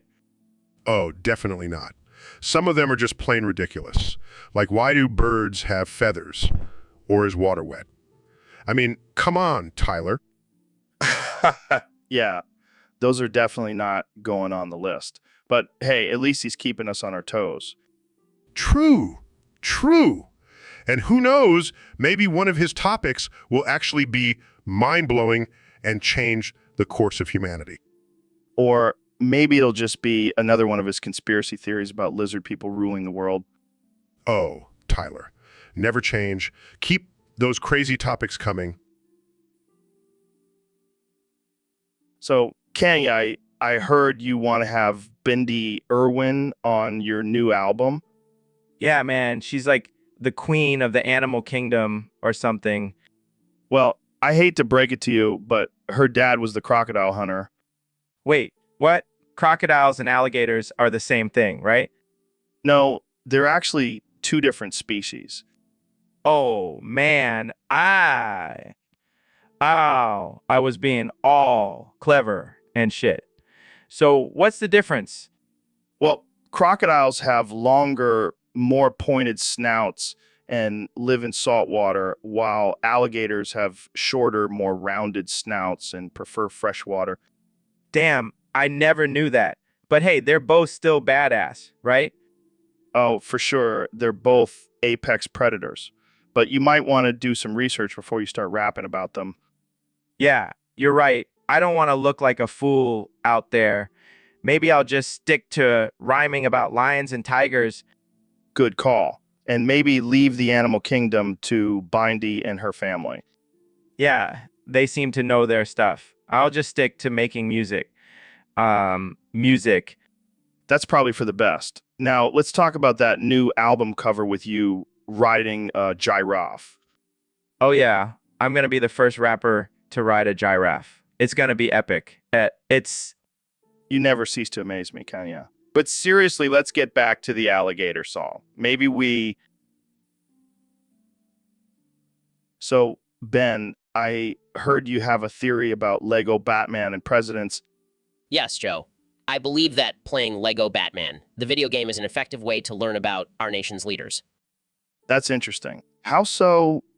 Well, for example, Jetty Jarrett here is a master at the game and can name every president in order while speedrunning it. Wow, that's impressive. But is it really an accurate representation of history? Of course. I mean, have you seen the Lego version of George Washington? He's jacked. Fair point. But what about the Jetty aspect? How does that tie into learning about presidents? It's simple, Joe. Just like how the Jedi use the Force to guide them, we can use the wisdom of our past leaders to guide us in the present. I see. So, according to your theory, playing Lego Batman can make us better leaders? Absolutely. And if anyone doubts it, I'll challenge them to a Lego Batman trivia showdown. Well, there you have it, folks. Lego Batman, the video game, the key to becoming a great leader. Thanks for joining us, Ben. Always a pleasure, Joe. Now, if you'll excuse me, I have some speedrunning to do. So, Kanye, I heard you have some strong opinions about roller coasters. Oh yeah, I've been studying them for years. And let me tell you, Intamin is the way to go. Intamin? I've never even heard of them. Exactly. They're like the underground cool kids of the roller coaster world. They don't need to be all flashy and popular like RMC. But RMC makes some pretty sick rides. Sick, more like basic. Intamin is where it's at. They have the most innovative designs and the smoothest rides. But what about all the accidents that have happened on Intamin coasters? Accidents, PSH, that's just natural selection at work. Only the strongest and bravest can handle an Intamin coaster. I don't know, man. RMC has some pretty intense coasters. Intamin is like the Beyonce of roller coasters. RMC is just a Taylor Swift trying to keep up. Okay, I think we need to wrap this up before we start a roller coaster fan war. Fine. But just remember, Intamin is the superior coaster manufacturer. And that's a fact. All right, welcome back to the Joe Rogan Experience Podcast 2024. I'm here with one and only Neil deGrasse Tyson. Thanks for having me, Joe. Always a pleasure to be on your podcast. So, Neil, how do you guys pick topics for your podcast? Do you just throw darts at a board or something? No, Joe. We have a highly scientific method. We gather all the latest scientific research. Then we throw it in a blender and chug it. Whatever comes out, that's our topic. That's some next level shit, man. I love it. So what's been your favorite topic so far? Well, we did an episode on the flat earth theory and it was quite entertaining. I mean, who knew there were still people who believed the earth was flat? That's wild. Did you have any flat earthers on the show? Oh, we had a whole panel of them. It was like a circus. But hey, we're all about diversity of thought on this podcast. Yeah, I can tell. So what's coming up next? Alien abductions, Bigfoot sightings. Actually, we're doing an episode on the science of farting. It's a topic that's been heavily requested by our listeners. Oh man, I can't wait for that one. I'm sure it'll be a gas. Oh, Joe, you never fail to crack me up. But in all seriousness, Neil, so Kenny, what's been going on with you lately? Who are you? I'm Joe Rogan. We're on my podcast. Who are you? We've had you on here before, remember? Who are you? Dude, come on. You're Kanye West, the famous rapper and fashion designer. Who are you? Okay, let's try a different approach. What have you been working on lately? Who are you? Size, I give up. How about we talk about your recent controversial statements? Who are you? Frustrated. I'm the guy who's trying to have a conversation with you, but you keep asking me who I am. Who are you? Throws hands up. I can't do this. I need a break. Who are you? Walks off set. I can't deal with this dementia-induced loop anymore. Who are you? Off camera. This is the last time I invite Kenny on my podcast. So, Neil, I heard you have a theory on how Tyler survived that crazy acid trip. Oh yeah, it's simple, really. He just took 3 different types of acid and ate 10 grams of mushrooms. Wait, what? That sounds like a recipe for disaster. Oh no, it's all about balance. You see, the acid opens up your mind and the mushrooms ground you. It's like a yin and yang situation. But what about the third acid? That's the kicker. It's a special blend that I like to call survival acid. It keeps you alert and focused even in the midst of an intense trip. Damn, I gotta try that next time I go on a vision quest. Oh, it's not just for vision quests. I take it before every episode of Cosmos. No wonder you're always so calm and collected. I just drink a gallon of coffee and hope for the best. Well, to each their own, Joe. But I highly recommend my method for surviving any mind-bending experience. I'll keep that in mind. Thanks for the tip, Neil. Anytime, my friend. Now, let's go explore the depths of the universe, or at least the depths of our own minds. So, Ben, I heard you had some pretty liberal parents growing up. Yeah, unfortunately I did. It was a traumatic experience, to say the least. What happened? Did they force you to eat semen and listen to NPR all day? No, it was much worse. They made me watch the Democratic National Convention when I was just 8 years old. Oh man, that's rough. Did you have to sit through all the boring speeches? No, it was worse than that. They made me wear a Bernie 2020 shirt and chant tax the rich with them. That's brutal. Did you ever recover from that trauma? Barely. I still have nightmares about Alexandria Ocasio-Cortez and her Green New Deal. Well, at least you can use that experience to fuel your conservative fire now. Yeah, I guess you're right. Thanks for helping me see the silver lining, Joe. Anytime, Ben. Now let's go eat some red meat and talk about how much we hate big government. Welcome to the Joe Rogan Experience Podcast 2024. Today's guest is the one and only President Donald Trump. It's great to be here, Joe. I love your show. It's fantastic. So much better than that fake news media.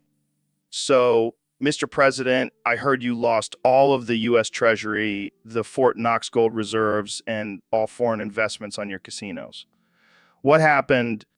Well, you know, Joe, sometimes you win big, sometimes you lose big. But let me tell you, I still have the best casinos in the world. And I'm a winner, Joe. Always have been, always will be. But what about the American people? What about their tax dollars? Oh, they'll be fine. I'll just make some deals, maybe sell a few states. We don't need all 50 anyway. Sell states. That's not how it works, Mr. President. Oh, I know how it works, Joe. Believe me, I'm the best at deals. Nobody makes deals like me. But what about the gold reserves? That's a huge loss. Gold? Who needs gold when you have my name? That's worth more than all the gold in the world, believe me. I don't think that's how it works, Mr. President. Oh, Joe, you just don't understand. I'm a billionaire. I don't need to understand. I just do what I want. Well, there you have it, folks. The President of the United States, everyone. Jamie, pull up an image of a bankrupt. So, David, I heard you were getting into some wild stuff lately. Yeah, man. I've been pushing myself to the limit. You know how I do. Well, I got a message from a fan who wants to know if you've ever tried crack. Crack. I don't mess with that stuff, man. I'm all about discipline and hard work. But imagine the gains you could get from a crack-fueled workout. No, that's not my style. But I did accidentally smoke some crack once. Accidentally. Yeah, I was at a party and someone handed me a joint. Turns out it was laced with crack. And what happened? Let's just say I ended up impregnating a tree. What? Yeah, I was so high, I could have impregnated anything and everything in the universe. Wow, that's some potent stuff. And get this, the next day, I found out I also impregnated Ben's sister. What? Yeah, she was so high too. She thought I was a Greek god. This is insane. Jamie, pull up an image of David as a Greek god impregnating a tree. I don't think I can find that on Google. It's okay, Jamie. Just use your imagination. And that's why we love having you on the show, David. You always have the craziest stories. Gotta keep it interesting, Joe. Gotta keep pushing the limits. Well, I think we've reached